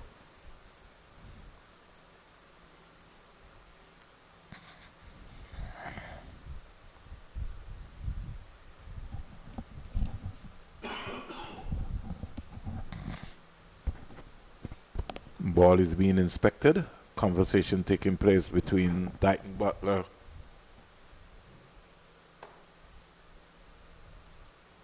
and Athenes.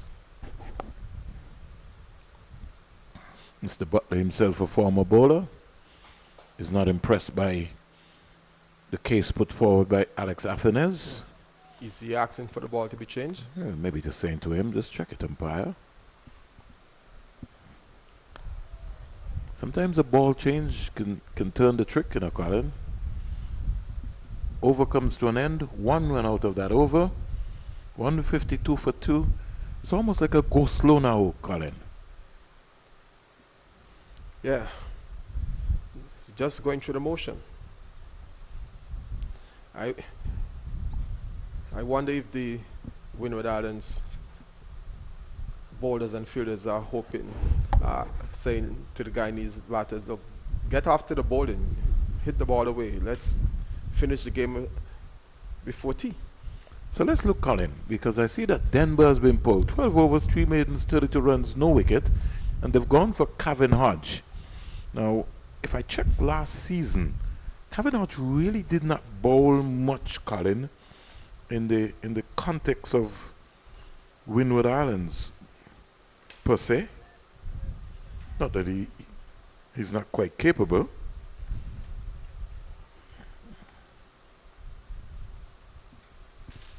I think he bowled maybe a handful of overs last season. Kavanagh, he bowled 42 overs, 140 runs, 3 wickets. Nothing to shout about.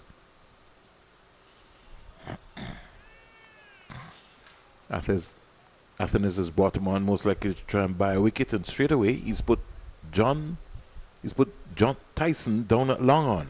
Don't ask me why. And look who he's facing, Nando. Gets an easy single. If the fielder was close to the square leg umpire, that single would not be possible. I don't know if a message has come out to let Alex Athens know that Guyana requires 79 runs. So you still got to try and keep it competitive and just squeeze them. Unless you're really badly offline to Nando and Chandapal, these guys are just going to work the ball. Yeah, they're nudgers. They're not stroke players. Well, it's not an easy single down to long on when they should have been a mid on. We have a crisis of leadership. You might think that way, Colin. They don't feel so. Not a single. Carbon copy. It's as like if we're saying ditto. So, if Hodge is going to bowl that line, Colin, then he also has to be involved by looking to field that ball. Yes. So you got to be drifting to his left. Which is his strong point. In anticipation. That's why those guys like Keshad and Parry and Harper were so effective. Because they'd run you out in a jiffy. Sad thing about it is that because of lack of television coverage of cricket back in those days, these youngsters wouldn't have been able to see the likes of the Harper, the Gishards, and the Parrys in their heyday. Don't think they might be interested either, Colin. That's another story altogether. There's a you can different put the information at the disposal of someone. If he or she doesn't have the inclination to look at it, read it, it stays there. There's a tension, Colin, and a concept where some of the modern day coaches tend to want to tell you, don't worry whether Desmond Haynes or Andy Roberts or Colin James or somebody. This is our time. This is modern times. But as far as I know, Colin, the fundamentals of the cricket game remain the same. Remain the same.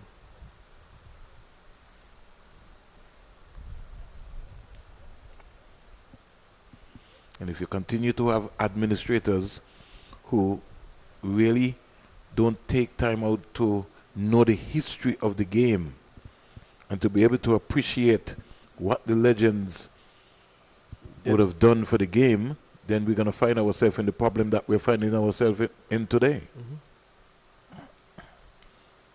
There had to be something, Colin, that worked 60 years ago for West Indies cricket, for them to become world champions under the circumstances. You could say we weren't strong in the boardroom, but we were strong on the field. I think this is more closer, or the closest resemblance to a field that is putting pressure on the batsman. Well, Demba is shifted from the Kurt Lambers end out to the Sir Andy Roberts end, but he's gone back to his genuine thing. So I'm saying now is the time when he could have come over the wicket, Colin, with the breeze going from east to west. So he can be able to get that ball to bite, just slope the variation.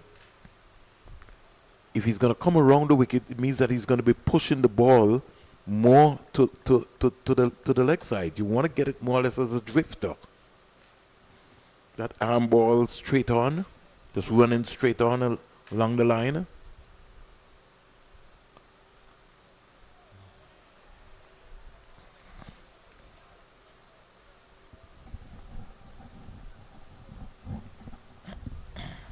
This game is just drifting.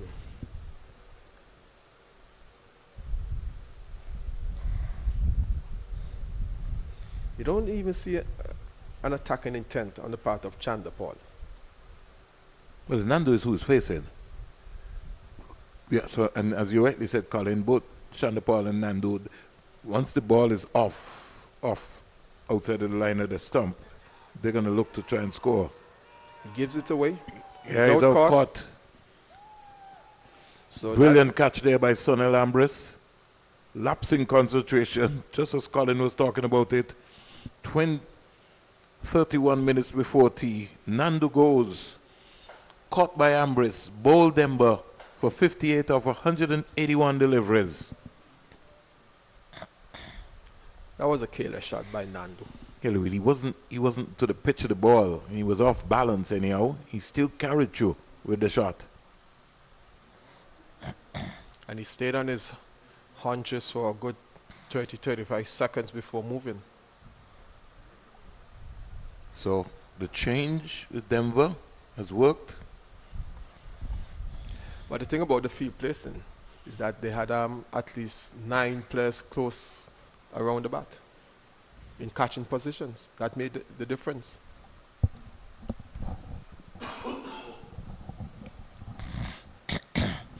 Coming out now with Savory, and he's very businesslike. In the first innings, Savory scored 77, 153 balls, 8 fours, 2 sixes, batted for 209 minutes. One thing that I'm going to say to you, Colin, if he settles in, the game could be finished before tea. He's that kind of player. I don't know what mood he's in today.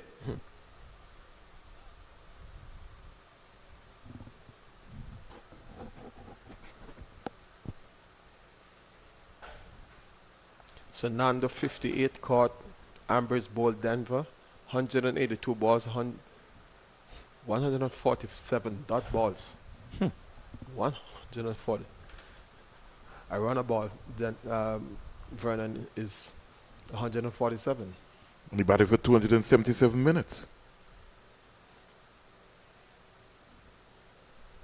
6 fours.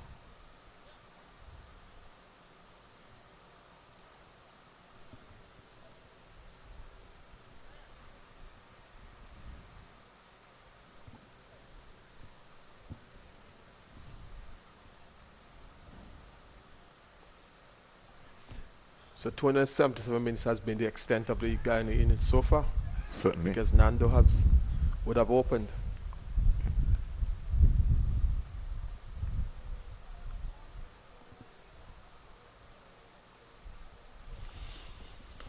So, over comes to an end. And at the end of it, Guyana, as Colin has rightly put it, still ahead, quietly. They need 77 runs with their test player, Tej Chandapal, at the crease.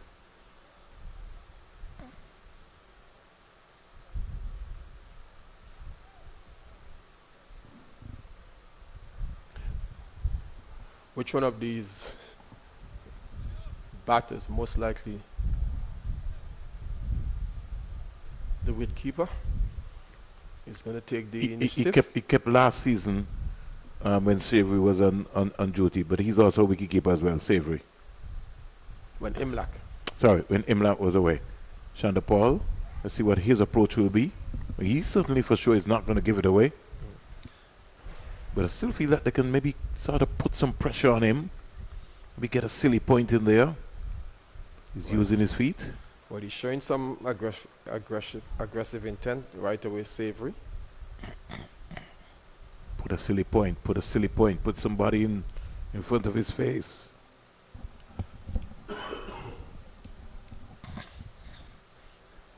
Well, he has brought the fielder from point to, is it sitting mid-on? So he's banking on the onside. Atenes, Hodge. How can they get a single there? Because the fielder is just too wide at mid-on. But the ball parried from Hodges' hand. So I'm saying if you're bowling, you want Chandapal to play the ball in a particular area. You got so you got to feel the ball. Can't get a single there. because you know what you're trying to work on. And seeing even the same pattern continue, Colin, even at the under 15 level, the youngsters seem not to like to feel. They just leave the ball and say the mid-on and the mid-off feel the ball. Not a single. Almost identical situation. Only on this occasion, Hodge didn't parry the ball.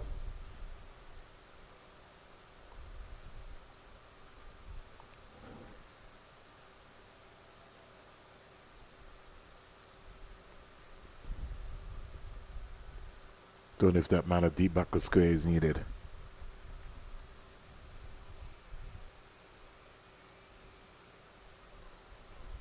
Squeezed away in the offside. And they get an easy single.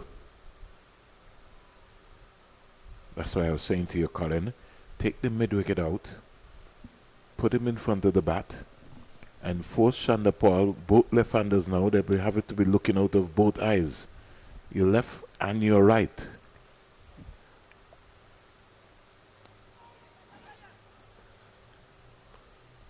Maybe the only thing we can say in mitigation is that the bowler is bowled into his field. Overcomes to an end. I don't want to laugh, Colin. 62 overs bowled, 159 for 3. Because all the shots have been on the onside, and it's a pack onside field. So that could be the instructions.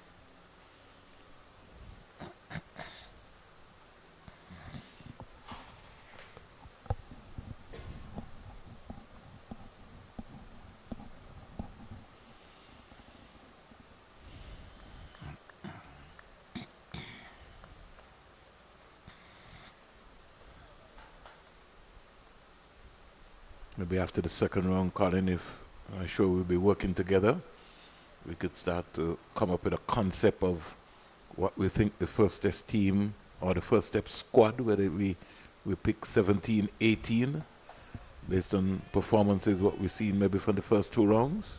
Okay. So maybe we can start by giving our viewers and listeners an idea of where the matches will be played next round, because it's still the same 4 teams will be involved in the 2 bilateral series. The Windwards and Guyana, I guess, will be going over to Coolidge Cricket Ground, and Trinidad and the Leeward Islands will be going down to the Antigua Recreation Ground. Yeah. Will that be officially the first? I think this will be the first official, yes, on the return of the ARG. Since when, 2009? Just about that. When the rescheduled test match was played against England? Certainly. We're talking almost 17 years to the day. Let's check and see when that test match was played between England and the West Indies back in 2009, if my memory serves me right. Here is Savory. It's gone all the way for 6. I know Colin was not looking. Get Jason to pull this one up, Colin. Savory is a sort of no-nonsense player. Look at it, Colin. He's not going to hang around.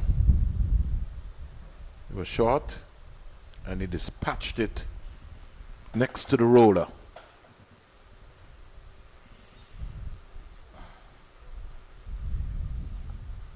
Remember I told you in the first innings he just hit John straight over his head, right down on the side screen for 6.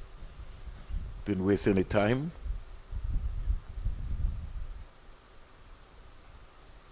Atten is saying to him, hit the next one again. He does. Just undrives it. Gets an easy. Ball is gone for 4, Colin. Oh my.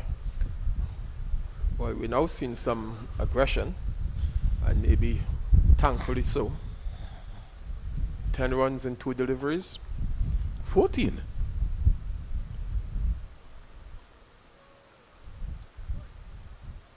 So everybody seems to be in a hurry here. Well, Savory seems to be. 12 runs. 12 runs in 3 deliveries.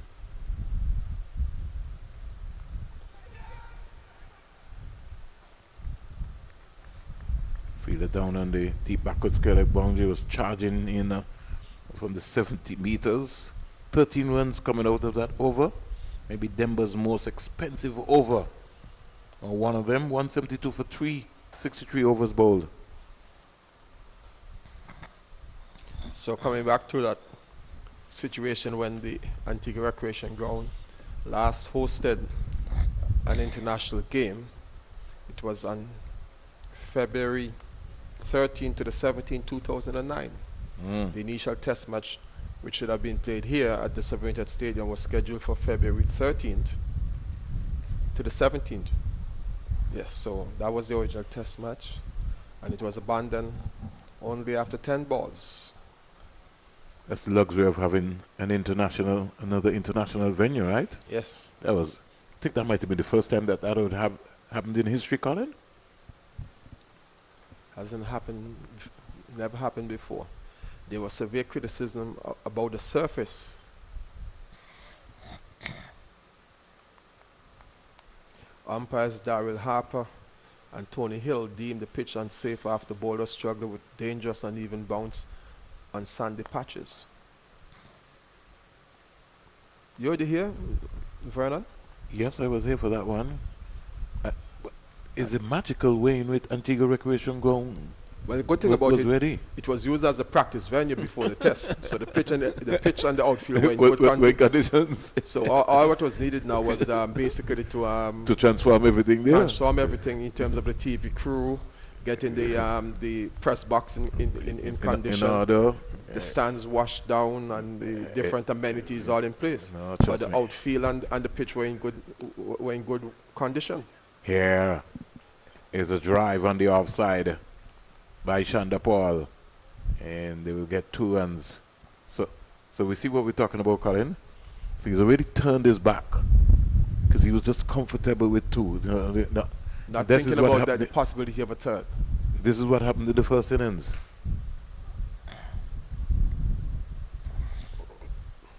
We must add that the Antigua Recreation Ground since 2009 has gone through many phases and use, especially for the T20 World Cup in 2007. No, not about 2 years ago. 2 years ago. Oh, okay. 2024 T20 World Cup, when it was used as a practice venue. I remember one of the teams, Nepal, was practicing there as well. That was the first time in a long time it would have been used, even for practice sessions. And the Leeward Islands would have been using it now over the last 4 months. Well, that is being based as their home venue or their home training venue. Yes. Something which I find quite alarming, because even though it's their home-based training venue, I still feel that affordability should have been given to the Leeward Islands Hurricanes to at least even train sometimes at the Sovereignty Richards Stadium. So they're going to come to play a game here at some point in time. Yeah, and have not the last game of the Bible series is going to be here. Right.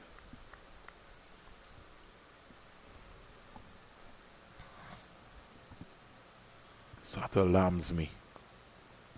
Here is Shanda Paul driving past Ambrose at cover. Will it hit the ropes? It does. Butler signals 4.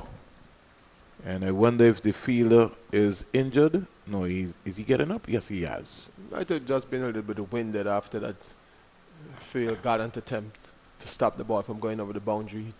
He took a tumble as well. So might have just been a little bit winded there. But if you're an athlete, you got to be strong. You got to be able to take a knock or 2. You should be strong. Get up. Let's go and play. 178 for 3.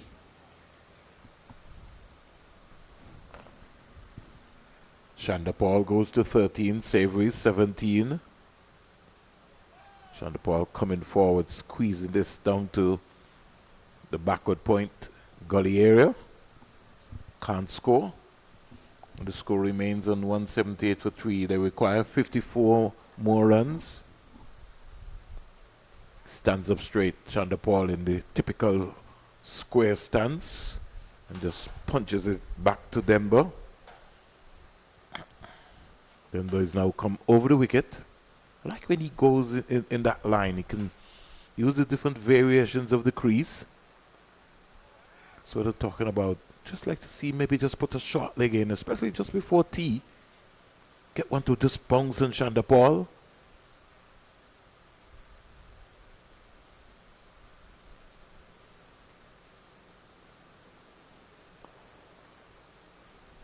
Well bowled, well played all around. Over comes to an end. I think this will be outside of the boundary. This is going to be in Denver's better overs. Not completed yet. They got one more delivery. If he can just finish strong.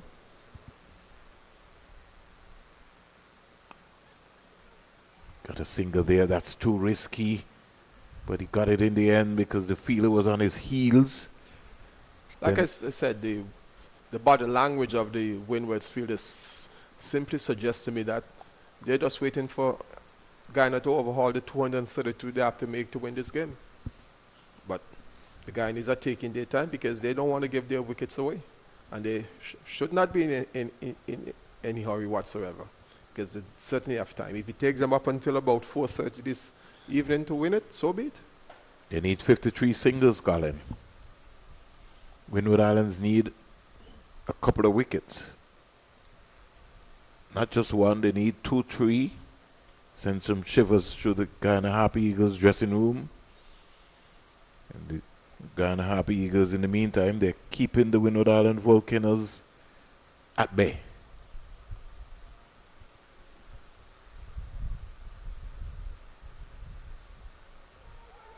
Turned into the leg slip area.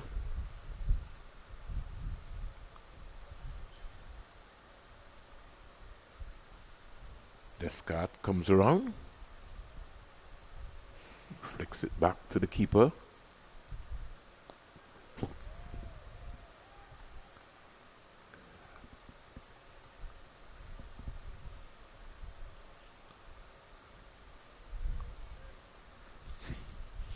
Hodge, Kevin Hodge from the Commonwealth of Dominica, flatter, faster ball. Shanda Paul, his teammate, comes quietly forward. Show you bowled him a couple of times in the West Indies practice. So he'll be looking to try to outfox Shanda Paul. Flighted.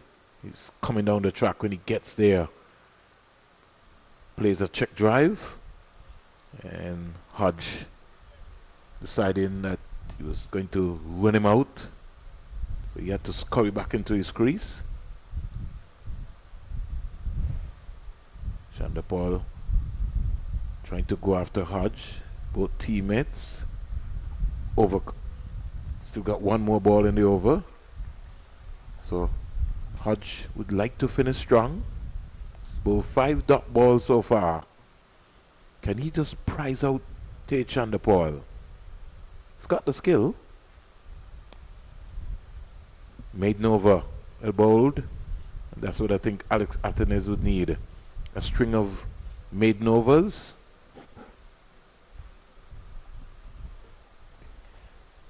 But we see the bowlers putting in the effort. But sometimes you wonder if they're getting the support from the fielders in terms of their reading of the game, being alert, being ready to anticipate a catch might be happening, a chance could be there for the taking. So it's probably a contrast between the attitude of the bowlers as opposed to those of the fielders. It also has to be a concept too, where you got to be able to make sure you put your body on the line. 179 for 366 overs bowled.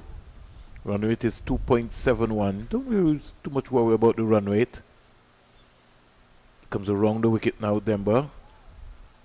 Driven on the offside. Can't get a single.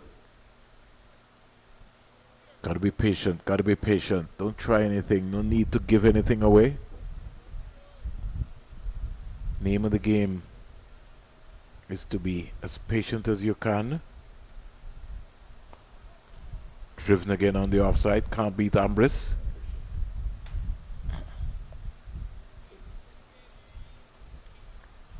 .179 for 3.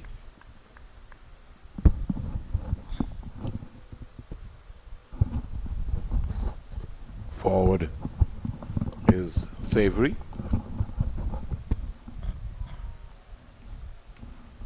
Anything offline, it's going to look to be able to pounce on it. Savory. And he hits a long ball.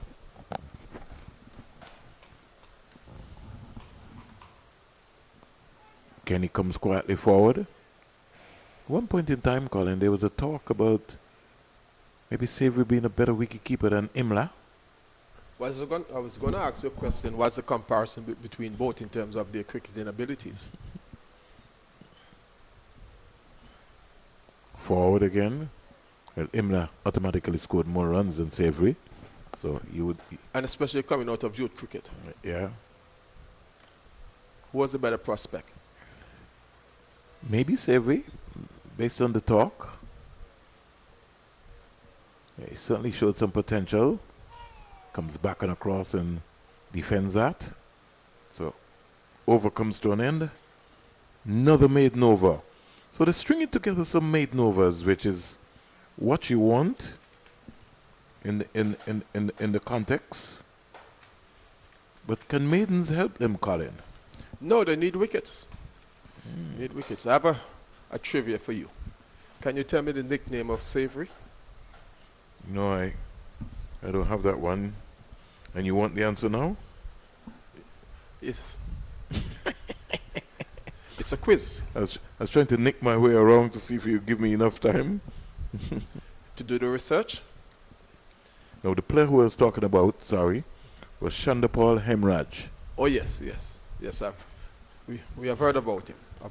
I think he would have played a couple of games for the West Indies, couple of white ball games. I think at one time, him and Karen would have opened at some point in time when he first burst onto the scene. Yeah. Played some 24 first-class games for Guyana during the professional setup. But he too lives in the United States of America as well now.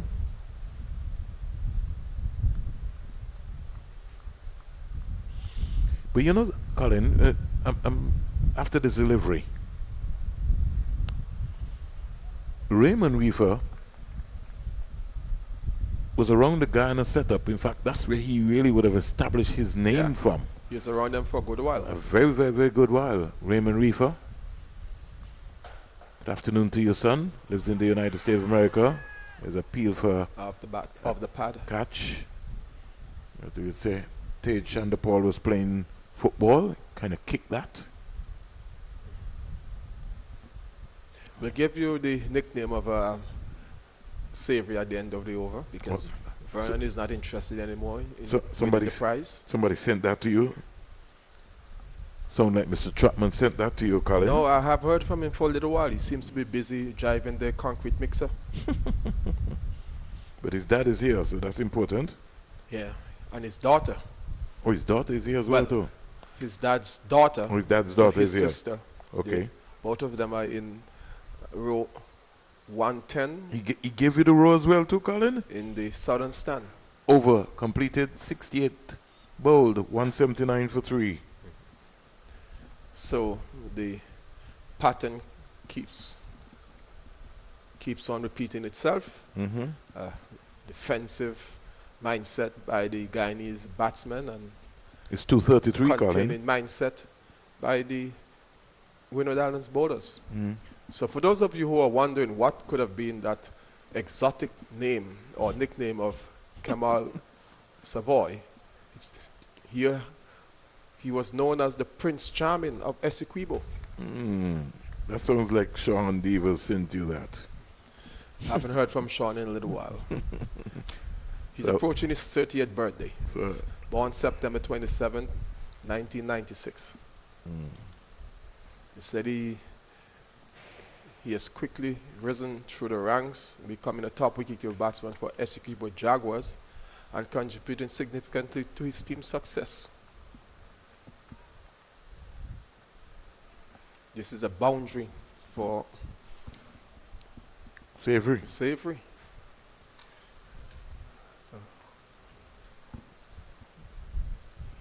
Strikes the ball powerfully. Yeah, he does. This is his 20th game, Colin, for Guyana. Before this, 889 runs, high score of 155. So he's got 200s and 3 half centuries. So he scored his 4th half century in the first innings. So he's approaching 1,000 runs in the context.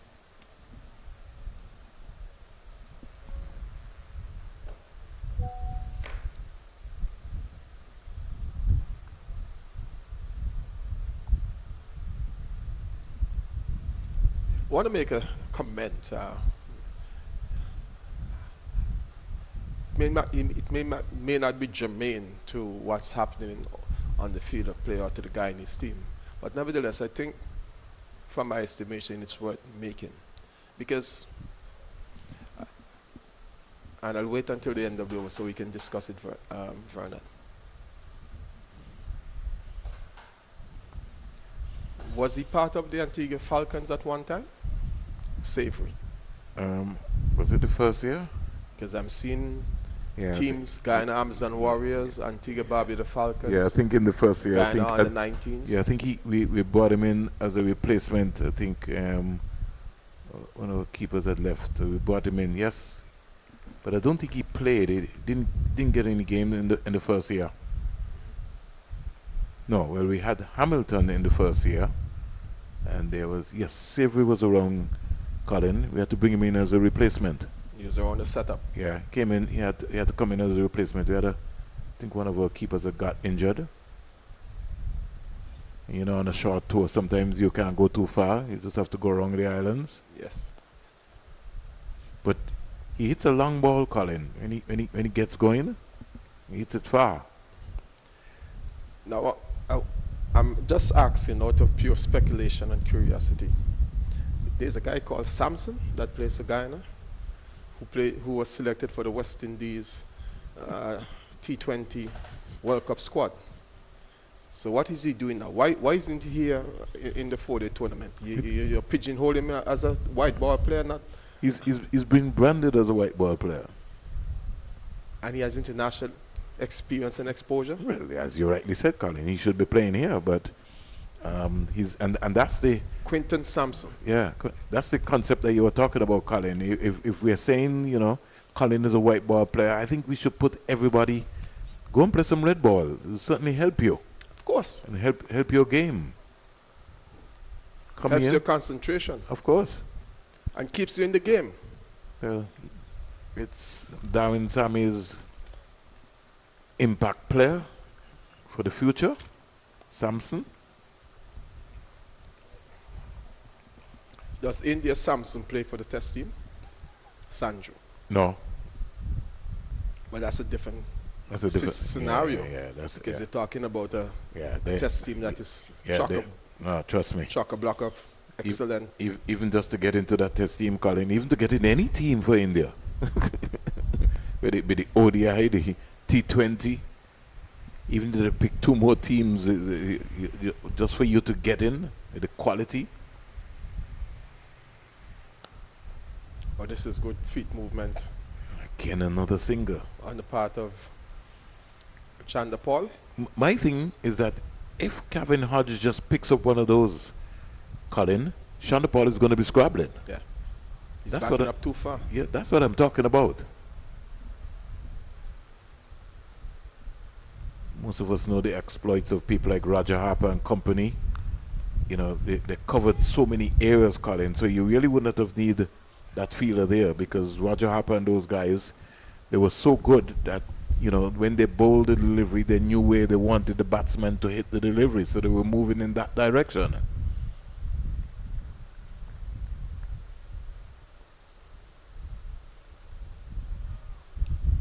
Sweeping away. And India as well. They'll come for the second one. This is going to be close. He's out. We're just talking about the possibility of a run out among these Guyanese batters, and here comes one. He's run out. Suicide. Chanda Paul is coming down. Say we thought that he could have made it, but it's not to be. And a T. The umpires have called T. Savory loses his wicket. Who was the fielder? Jason the Wiz will be able to come up with that one for me. If we could just find who was the fielder. One, it looks like Ned, it might have been. But just on the stroke, Colin Ofty. Savory. Batting so well. Run out for 23. Maybe on one of the rarest occasions that a Windward's fielder finally got it right. Finally decided that he was going to put some effort into retrieving the ball in the outfield and taking direct aim and hitting the stumps. They've got a wicket. So Guyana has lost their 4th wicket. Yeah. At 187. 187 for 4. Savory. He would feel very upset with himself, but that's part of life. Only have himself to blame. Only has himself to blame. So we will take our tea break here, Colin. 187 for 4. They require another 45 runs after tea. They're certainly taking this one right down to the wire.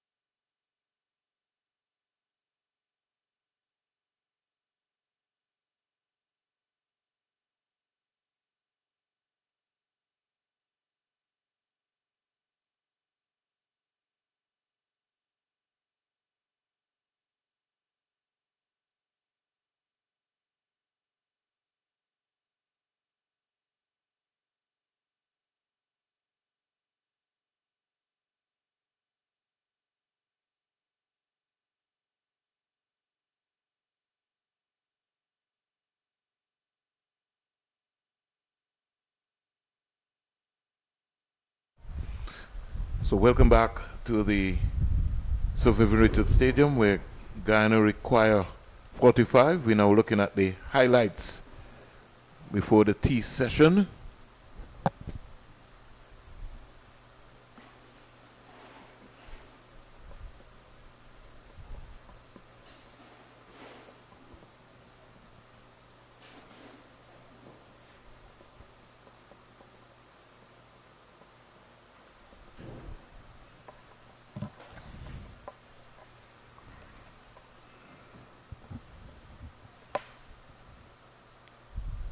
Short stay being exhibited by Imla, Mr. Juan, and John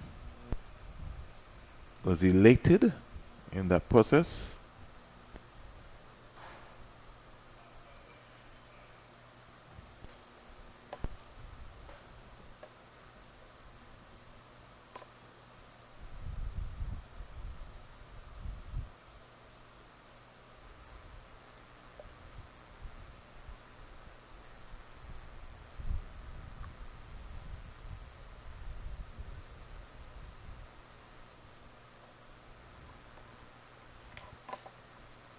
Unfortunately, Savory was run out.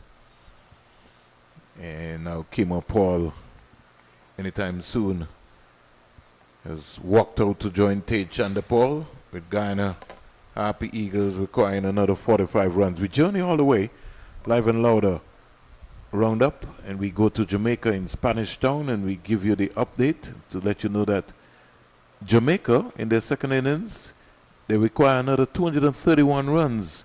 And as we speak, they are 93 without loss. John Campbell is on 40. Mackenzie is on 34. And this is after Barbados declared their second innings of 317 for 8. A back-to-back century for Kevin Wickham. 108 not out. 155 balls. 8 fours, 3 sixes. He batted for 262 minutes. Shane Moses scored 65. Shamar Springer scored 54. Successful wicket taker for Team Jamaica would have been someone with 2 for 79. But here comes Hodge, who will start right after tea at the Sir Vivian Richards Stadium. And Kimo Paul will be facing the left-hander in Tate Chandapal, and the non-strikers end wearing the number 5. Over expected to be completed, and Paul stands up straight and defends that delivery. So over comes to an end. Not to Paul, who's just come out. 70 overs bowled, 187 for 4. Well, it was a successful over before they went to tea because of the fall of the wicket.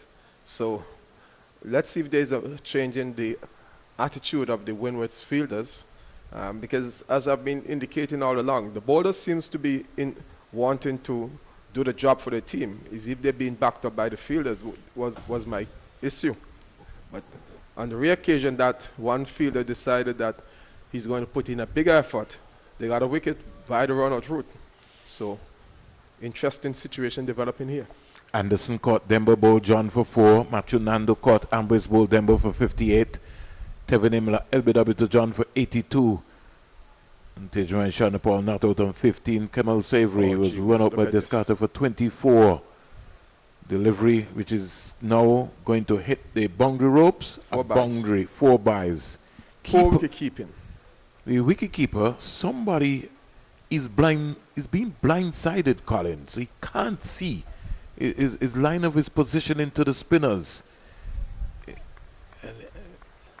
Is it that he has not been doing well behind the stumps? Yeah, but he just naturally, Colin, just needs to do the basics, the fundamental, position himself in the right way. Look where his right foot is, Colin, to the left-hander. It's almost like it's outside the leg stump. If so, Very much so. He has to skip, and he's not going right down. So even if he's in that position, Colin, you got to skip so you can get your entire body behind the line of the ball. Exactly.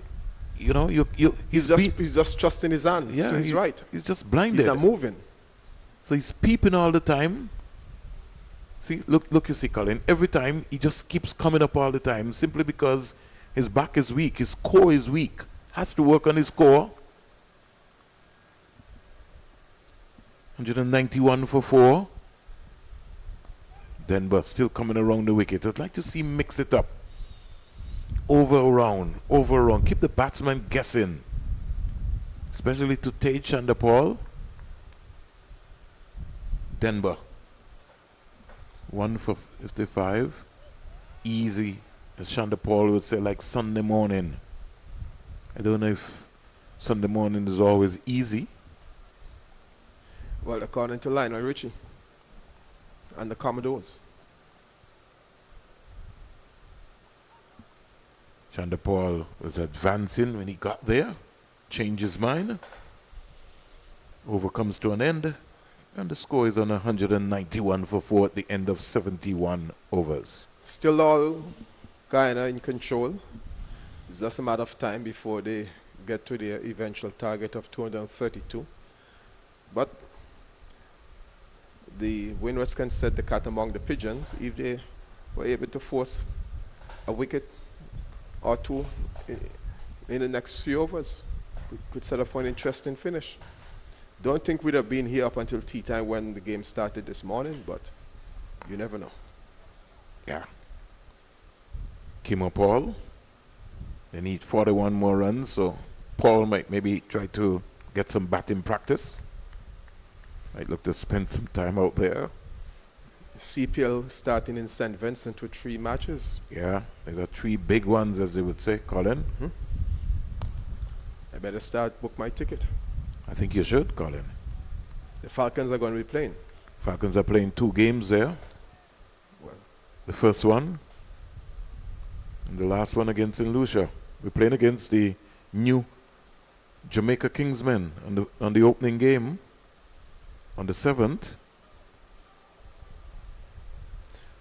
Well, once the Falcons are playing, there is no need for me to be in Antigua. 191 for 4. So here's how the format is going to take place this year, Colin. Because every franchise is going to have 4 home games. Because remember, you have 7 teams now. Yes, and you have to accommodate the 4 matches in St. Vincent as well. Well, they got 3. 3 matches, Yeah, sorry, 3 to start with, really. So, pretty interesting. Falcons opening up. So, you realize, Colin, by the time we get here, we would have already played 2 games. Here's a short delivery, which is hoisted all the way, 1 bounce for 4. It was almost like a long hop, bowled by Hodge. So the format, Colin, we got 4 home games, and our home games start on the Thursday, the 20th of August, Saturday, the 22nd of August, Sunday, the 23rd, and Tuesday, the 25th of August. So we got 4 home games. So you almost, by the time you get here, you've already played 6 games. So it kicks off on the 7th of August. Yeah. So the 7th, 8th, 9th, they got 3 games, all 7 p.m. The Kingsmen versus the Falcons. And then you have the Patriots against the Knight Riders. And then you have the Falcons against the St. Lucia Kings. So you got all of the franchises. One could ask, why not give the Kings 2 matches in St. Vincent? But be that as it may. So that last game, Colin,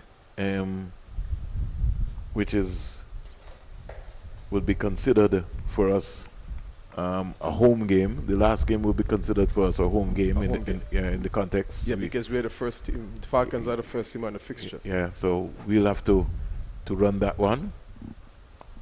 Squeezed away. In terms of administrative. Administrative. Interesting. Yeah, it's a kind of thing. The draft, as you know, Colin, the draft is pushed back. Originally, it was supposed to be May 10th. That has now been pushed back. Everybody's in the draft, Colin. So, starting from square one? Starting right from the top. So we maybe could get a Puran, somebody else, you never know. Everybody's back in the draft. So you'll have some new reshaped teams. No seeded. So it's going to be pretty interesting. I guess the re-entry of Jamaica has caused that. No, but even if Jamaica didn't come in, it was going to be that format. Okay. It's something that they were fighting for, to be able to reopen back up the whole balance. Something Trinidad was fighting against, really. But hey, it is. You got to be able to, they built a dynasty team. It's almost like a LeBron James team. Yeah. So this year is going to be pretty exciting. The 2026 Republic Bank Caribbean Premier League. Shonda Paul missing out there. Maiden over by Denver. So Colin said that he hoped that the Windward would come out with some new energy. Their strength seems to be that they're going to bowl spin for the rest of the day. That seems to be the ploy. But is the fielding, the backup in the field, that is what the Windwards need. They might be thinking about the next round game, Colin. Might be saying this is done and dusted. They have given up the ghost. Yeah. Because nothing must have changed since they've come from tea. We've not seen an attack to say, okay, well, listen, we're going to put some pressure on the Guyanese players. Jamaica 100 without loss. John Campbell 41, Mackenzie 38. Have a game on there? Well, you said the boundaries are pretty short. Yeah, they are. Here is Kim Speaking of Paul boundary- hitting. It's gone all the way for 6. 6 runs, Mr. Bassarat. It's gone all the way. And the 200 comes up for the Guyana Harpy Eagles.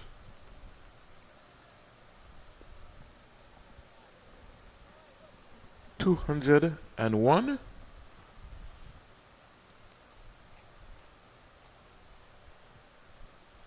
And he goes again. But this time he'll only get 1 run in the process. He's got good bat speed, Kim Paul.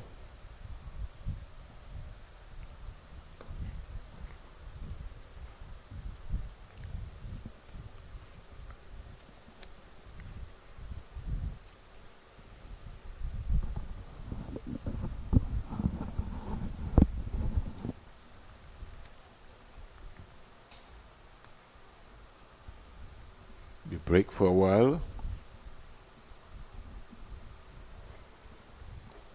Squeezed away past the first slip. John, like he wants a massage or ice bath. Kim Paul is gone to 11. Shanda Paul is 15. They require 30 runs. Guyana Harpy Eagles. Hodge into his 8th over, not for 23 so far.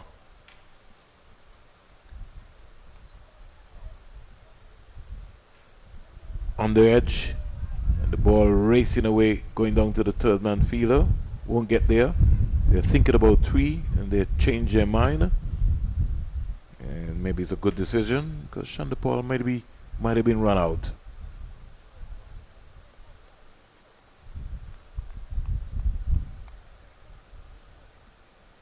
Current partnership is just yielding some more success. 205 for 4.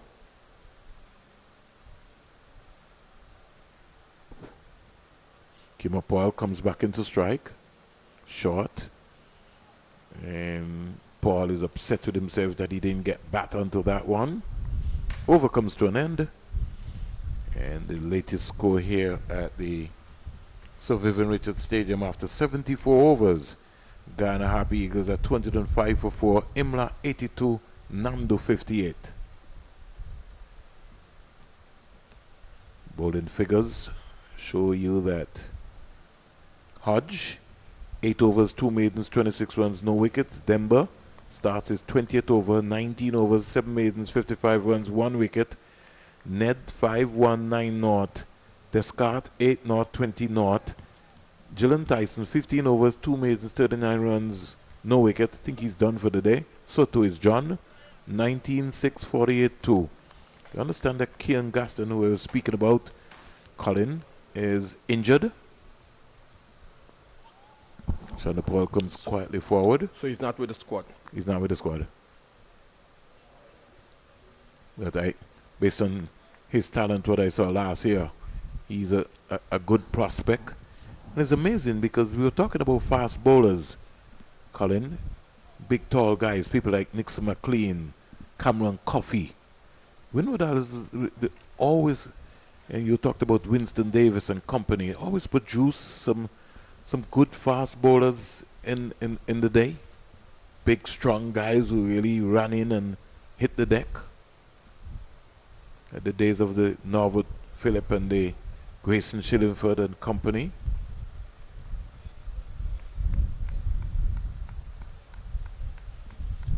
$205 for 4. For me, we have to let the young players develop naturally without much coaching at a certain level.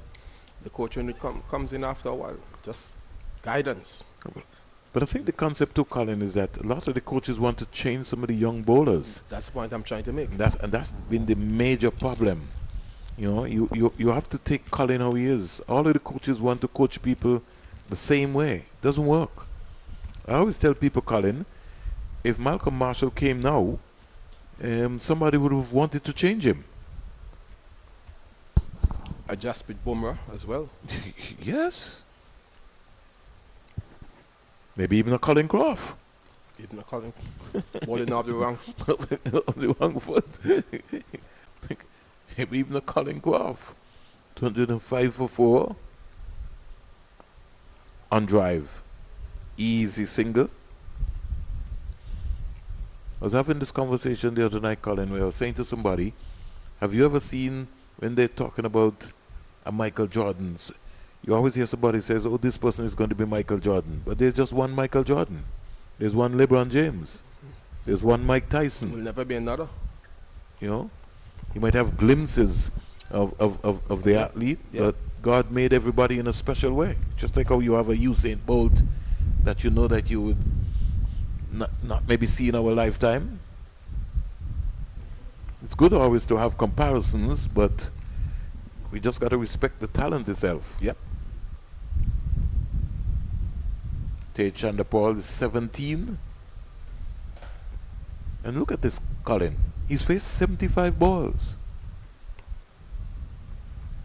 Gonna face his 76th delivery now.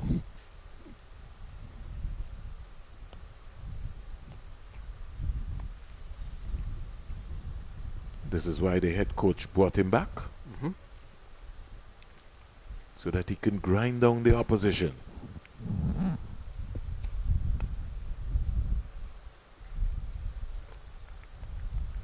I think Darren Sammy made the comment that Chanderpaul is part of the overall strategy of the team. Oh, yes. His style of play. Certainly don't give him... His style of batsmanship, to be more precise. Certainly don't give him wrong. Every coach... Have you taken it? Yes, I think he has. That's a brilliant catch there by Athenes. And Chanderpaul will be very disappointed with him. This is something Colin was talking about. Having to just put pressure on the batsman. Excellent catch there by Alex Athenes. Let's look at it again, Colin. Juggled, juggled, juggled, juggled. Bubbly, bubbly, bubbly. And he finally came up with it. All West Indian players involved. Hodge, Chanderpaul, Athenes, and finally a wicket to Hodge. Well, that was good thinking and good bowling on the part of the bowler Hodge and the skipper Athenes, applying the pressure, and Chanderpaul looking to stay in the onside, not keeping it down. Hodge perfectly placed, juggled maybe 3 or 4 times with it, but had control and held on to it. See what we're talking about. Here was the emergency fielder coming on with 2 water carts, and straight away Dayton Butler said, back off the field. I didn't call you. If it was in football, the referee would have done the same thing, and the infringing player would have gotten a yellow card. Maybe we need to bring that into cricket as well. But that happens because, you know, Colin, at local level, there are no set rules, right? Yes, you do as you like. Moti comes out, and he's getting a edge pass John at first slip. John moving like one of those motor trains, hustling down the hill, and they get 2 runs quite easily. Moti, so Moti's off the mark with a 2, goes up to 208 for 5. I wonder if the Windward Islands believe. Do you think they believe, Colin? If they get another 2 wickets quickly, they will start believing. They'll start believing? Single on the onside to Moti. Especially to remove someone like a Moti, who can be destructive with the bat. Paul, 13. Moti's 3. I think Guyana has made their mind up, Colin, that they're going to try and finish this game. They maybe need to get to the beach this afternoon. Be interesting to know which hotel they're staying. Serendipity. So they will have to maybe take a taxi down to Fort James. No, they got a bus. Their gears are going to, they'll just move their gears. Somebody will come and take their gears and they can organize themselves. Oh, yes. 209 for 5, 76 overs bowled. I think we have a game on in Spanish Town in Jamaica. Colin? What's the latest position? Well, I didn't look there, but based on what you said to me the last time, if they're quick 100 without loss, on that ground, Campbell can tee off. It could be problems. 107 without loss in 21 extras. I'm just looking at the overs. They're in the 29th over. Barbados have so far used 6 bowlers. Lane, Bishop, Mears, McAllister, Warrington, Springer. Colin, that is going to be, we need to follow that game, Colin, even when we are not here at the Sir Vivian Richards Stadium. I think that is going to be a blockbuster final day. Should we say doozy? It could get right down to the wire. Denver. Let's see if Denver believes, sneaked away into the onside and they get a very comfortable, easy single.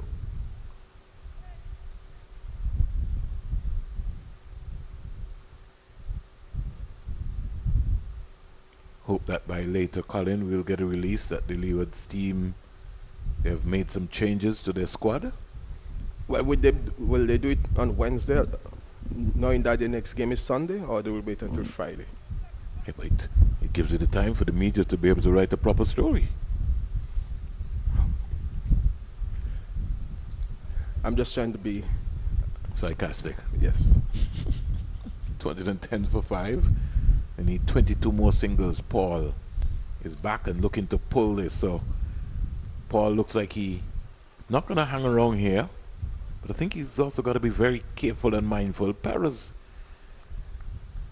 will maybe have to bat at number 11. I don't think they want to put him through that process. Here is Paul padding up to 1, which is just pitched outside the line of the leg stump. Windward's coach will have to do something about the balance of Leo. That's gone. Where is it? One bound for 4. So Paul turning on this like a T20 style competition game that he's playing in. He's played in the IPL. He's got fast hands. And he just clipped that away. And he can take the game away from you very quickly, Kimo Paul. He goes to 17. 17 off 16 deliveries. Switch it, and he's out caught. Oh my. Switch it, and he's out caught.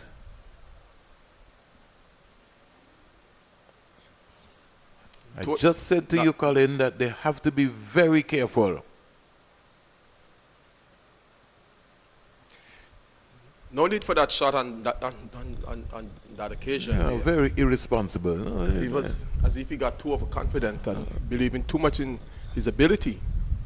And he can bat. I'm not questioning that, and I will never question Kimo Paul's ability because he's a good cricketer. But sometimes the game awareness, you have to look at what's in front of you. You just lost Shanda Paul. You automatically will have to consider yourself to be the senior batter. Now, bringing out Permal. And you really, you could just take that game home. They need 18 runs. Totally unnecessary dismissal. The veteran, Vasami Permal, comes out. We'll have to call him the statesman of Guyana's cricket. Real servant, earned his dues. Played a couple of test matches for the West Indies. So many, just like so many other spinners. Colin, last spinner to have made his debut was Carrie Pear. Speaking about spinners, and especially the Guyana team, will make the comment after this delivery from Denver. Turned around the onside. Pascal shotting in. Can't stop the no runs in the end. Vasami Permal had to remain on naught. 77 overs, 214 for 6. Over to you, Colin. Yes. I was going to ask you if you had, for the first 2 days, had commented on the, should I say, absent non-selection of Kevin Sinclair? Yes, I did. I find that situation is getting very ugly as well too, Colin. Yeah, when I read his statement and learned of the personal challenges he has been going through, certainly caused a concern. And there are many, many more cases throughout the entire Caribbean. That was the next question that came to mind. How many other players would have been affected with personal battles, personal issues, personal challenges, and we just not have heard about them? But the issue with that as well too, Colin, is that we don't have any mental, we're not having any mental programs, mindset programs attached to the franchises. You know, we're only waiting until when you get up to the West Indies level. And I think that's when you hear me talking about the independent evaluation process as to what's happening at the franchise level. The model at the test level must be emulated down to the franchise level. I agree with you. I agree with you. 214 for 6. I can't wait until Colin makes the West Indies test team to now start telling him about a psychologist. He should be exposed to that at the franchise level. And I know somebody's going to tell me something about money, right? But if you're in this business, this is a real sport. So you got to find the money. Go and get the money. Nobody's going to come and give you a handout. The predecessors in terms of West Indies Cricket Administration found the necessary financing to run the programs. Here is Moti. Fast hands. Just opening the face of the bat. And that's gone all the way down to the boundary for 4. That is a good cricket shot. Jason, just show some highlights of that to Colin again. Yeah. Just look at it. Just look at his hands.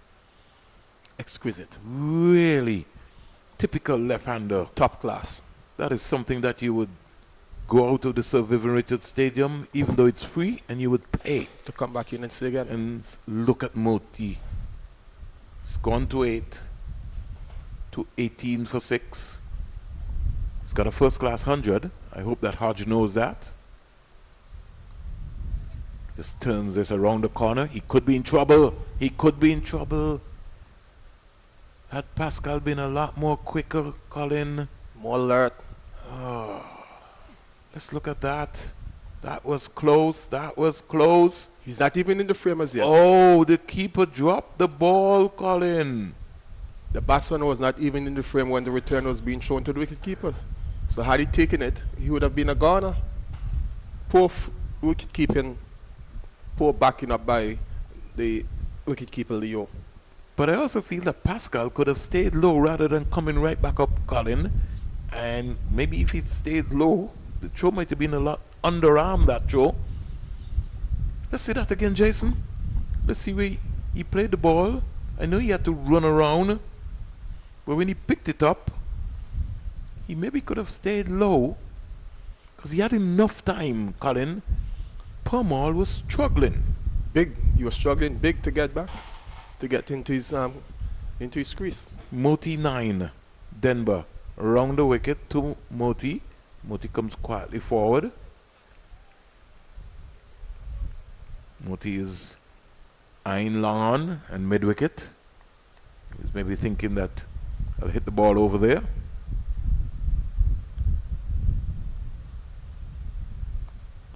He's back and cracking it. Pass backward point down to the boundary for 4. That's a beautiful shot by Gudakesh Moti. He was short, got deep into his crease and gave it the punishment. Slapped it away, Moti.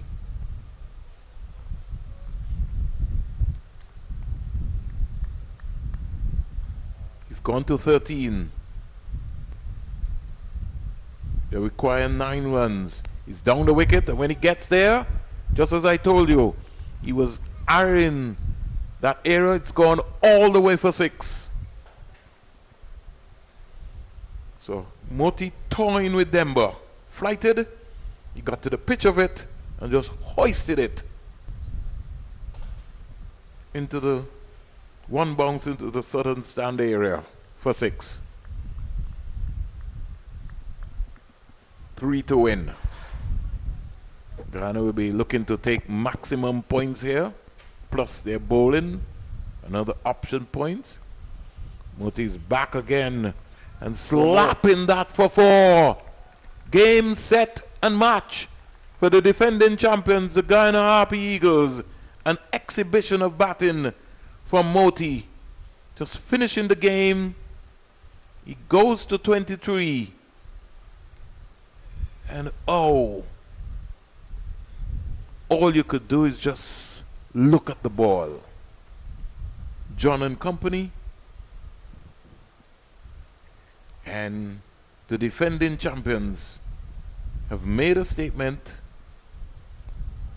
and have just easily just taken away the Windward Island Volcanoes out of the lineup.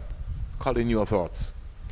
Well, the thought that came to my mind, why didn't Moti come at 3 or 4? Would have been away a long time ago, but you have to play the game as it is, and he is not in the top order of the Guyana team, so he came at his usual position, and he just showed his class. Really, you know, getting on top of the bowling and dispatching it away. When you're a test player, Colin, just as you rightly said, you when you come back at this level, you have to let the folks know.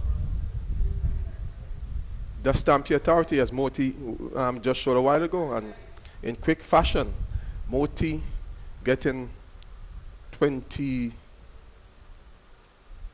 at least about 23. Let's hold on, Colin. I think Jason wants to run the day's highlights, so maybe we can go through that. So I was saying Moti got 23 runs from 13 balls. Yes. 5 4s and 3 6s, is that so? Just about no. that. Well, 3 4s and 1 6. And 1 6. So the highlights here, we're looking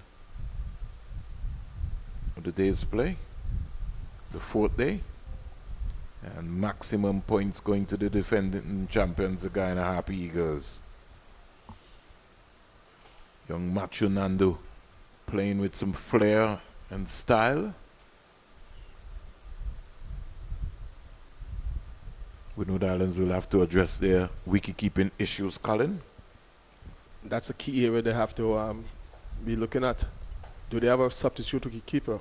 I don't even know. Vain attempt there to get to the stopping the ball from going to the boundary. That was Imlak. Yeah. Really hammering some poor offline bowling. This time it's Nando getting the boundary. Rare occasion he has been aggressive. And then the switch it there from Captain Imla. That was very effective. Yeah, I think that was one of the best ones. Not like a Kim or Paul who got out. And that should have been taken had the fielder been in the first slip position. Off the back foot is Nando again. Yeah. One of his better shots throughout his innings. This is the one misjudgment, brain freeze there from Tevin Imla. And slapping that one square. I think that might have brought up Nando's 50 during the process. And then Nando giving it away. Yeah. I think he got tired. The chatter. And they ran out of Savory. Shadrach Descarte was the fielder. And then Kimmer Paul said, let's try and finish this in a hurry. Came down the track and hit him far.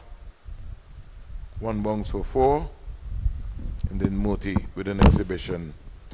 No, Shanda Paul was brilliantly caught by Athenes of Denver. And then Paul decided to still keep going. You're then, up in the ante there. Then he decided that he had enough. Switch it. Want to show us his array of shots. Yeah. Which was not needed. And then Moti with an exhibition. Exquisite. Square drive. Yeah, taking the Windwards out of their misery. Yeah, he got fast hands. So, Colin, just for the folks, Guyana Happy Eagles winning by 4 wickets. And let's just give you your sort of highlights there. Very quickly, Akimo Geese.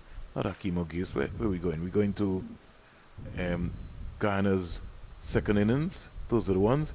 Kevlin Anderson caught Denver bowled John for 4. Machu Nandu caught Ambrose bowled Denver for 58. Tevin Imla, the captain, LBW to John for 82. Tejuan Chandapal caught Athens bowled Hodge for 17. Kamal Savory run out Shadrach Descartes for 24. Kimo Paul caught Ned bowled Denver for 17. Moti not out 23 with 3 4s and 1 6. Vasami Pamal not out not. Bowling figures for the Windward Island Volcanoes. Ryan John 19 overs, 6 maidens, 48 runs, 2 wickets. Gillen Tyson 15 overs, 2 maidens, 39 runs, no wicket. Shadrach Descartes 8 overs, no maidens, 20 runs, no wicket. Darren Ned 5 overs, 1 maiden, 9 runs, no wicket. Kenneth Denver 21.4 overs, 7 maidens, 75 runs, 2 wickets. And Kevin Hodge 10 overs, 2 maidens, 34 runs, 1 wicket. In the end, Guyana Happy Eagles winning by some 4 wickets in this, what we consider to be the West Indies Championship, the 4-day regional championship taking place in the Caribbean.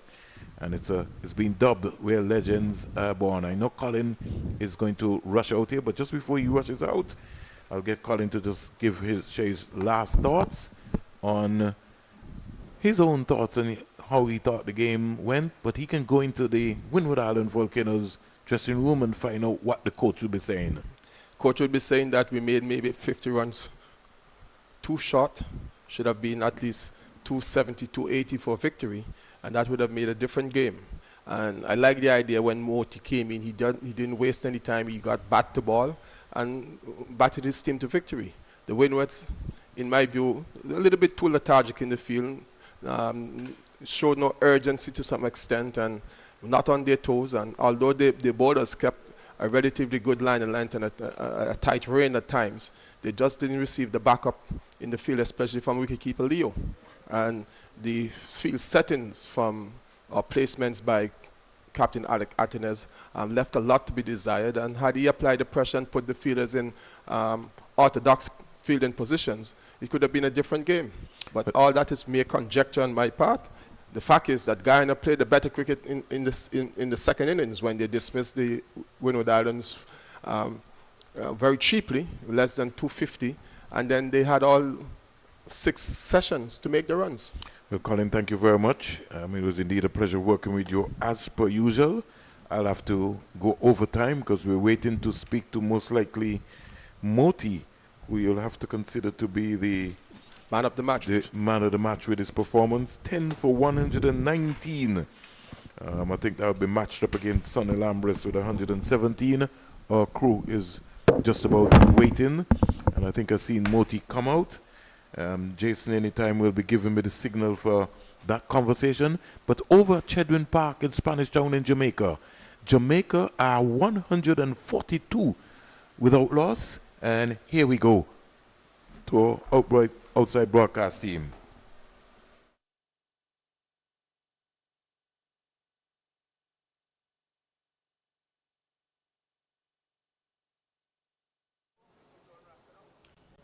Well, good evening, pleasant good evening, and I'm here with the winning captain of the Guyana Happy Eagles. It's Captain Tevin Imla. Congratulations, Captain, on our victory here today. Tell me something. Tell me some of the obstacles, some of the challenges, some of the hurdles you have to cross to gain victory on this wicket. Yeah, it was challenging. A lot of variable bunks. But the guys fought hard, and Windwards, they gave us a real challenge. Their bowlers were very disciplined. They were very good in the field as well. Brian put on a few catches, but we did as well. But they were good. It was a hard-fought game, in my opinion. Okay, Cap, you would have made a significant contribution of 82 runs in your knock here in this inning. Tell me about it and what would you have done differently? Nothing differently apart from probably playing that one. I was a bit disappointed with that. Obviously set to get a big score and didn't get it. But happy with the contribution to the team. Anything that would help the team to win, I'm all for. All right, good knock, Captain. Tell me one last thing, though. Being the defending champions, moving into the 2026 championship, what are your thoughts with this victory in moving forward for the rest of this tournament? Yeah, it's a good start. I mean, anytime you win a game, a 4-day game is always hard fought, and they definitely give us a challenge. They win a lot of these sessions, but we managed to be better than them on this occasion. We struggled with preparation in terms of the weather back home. So happy to see some of the guys in good form. Most of the batters would have gotten a start with a 50 in either innings. So that's a good sign for us moving into the other games. Well, Captain, congratulations, and we wish you all the best in moving forward in this tournament. I take you back to our production team.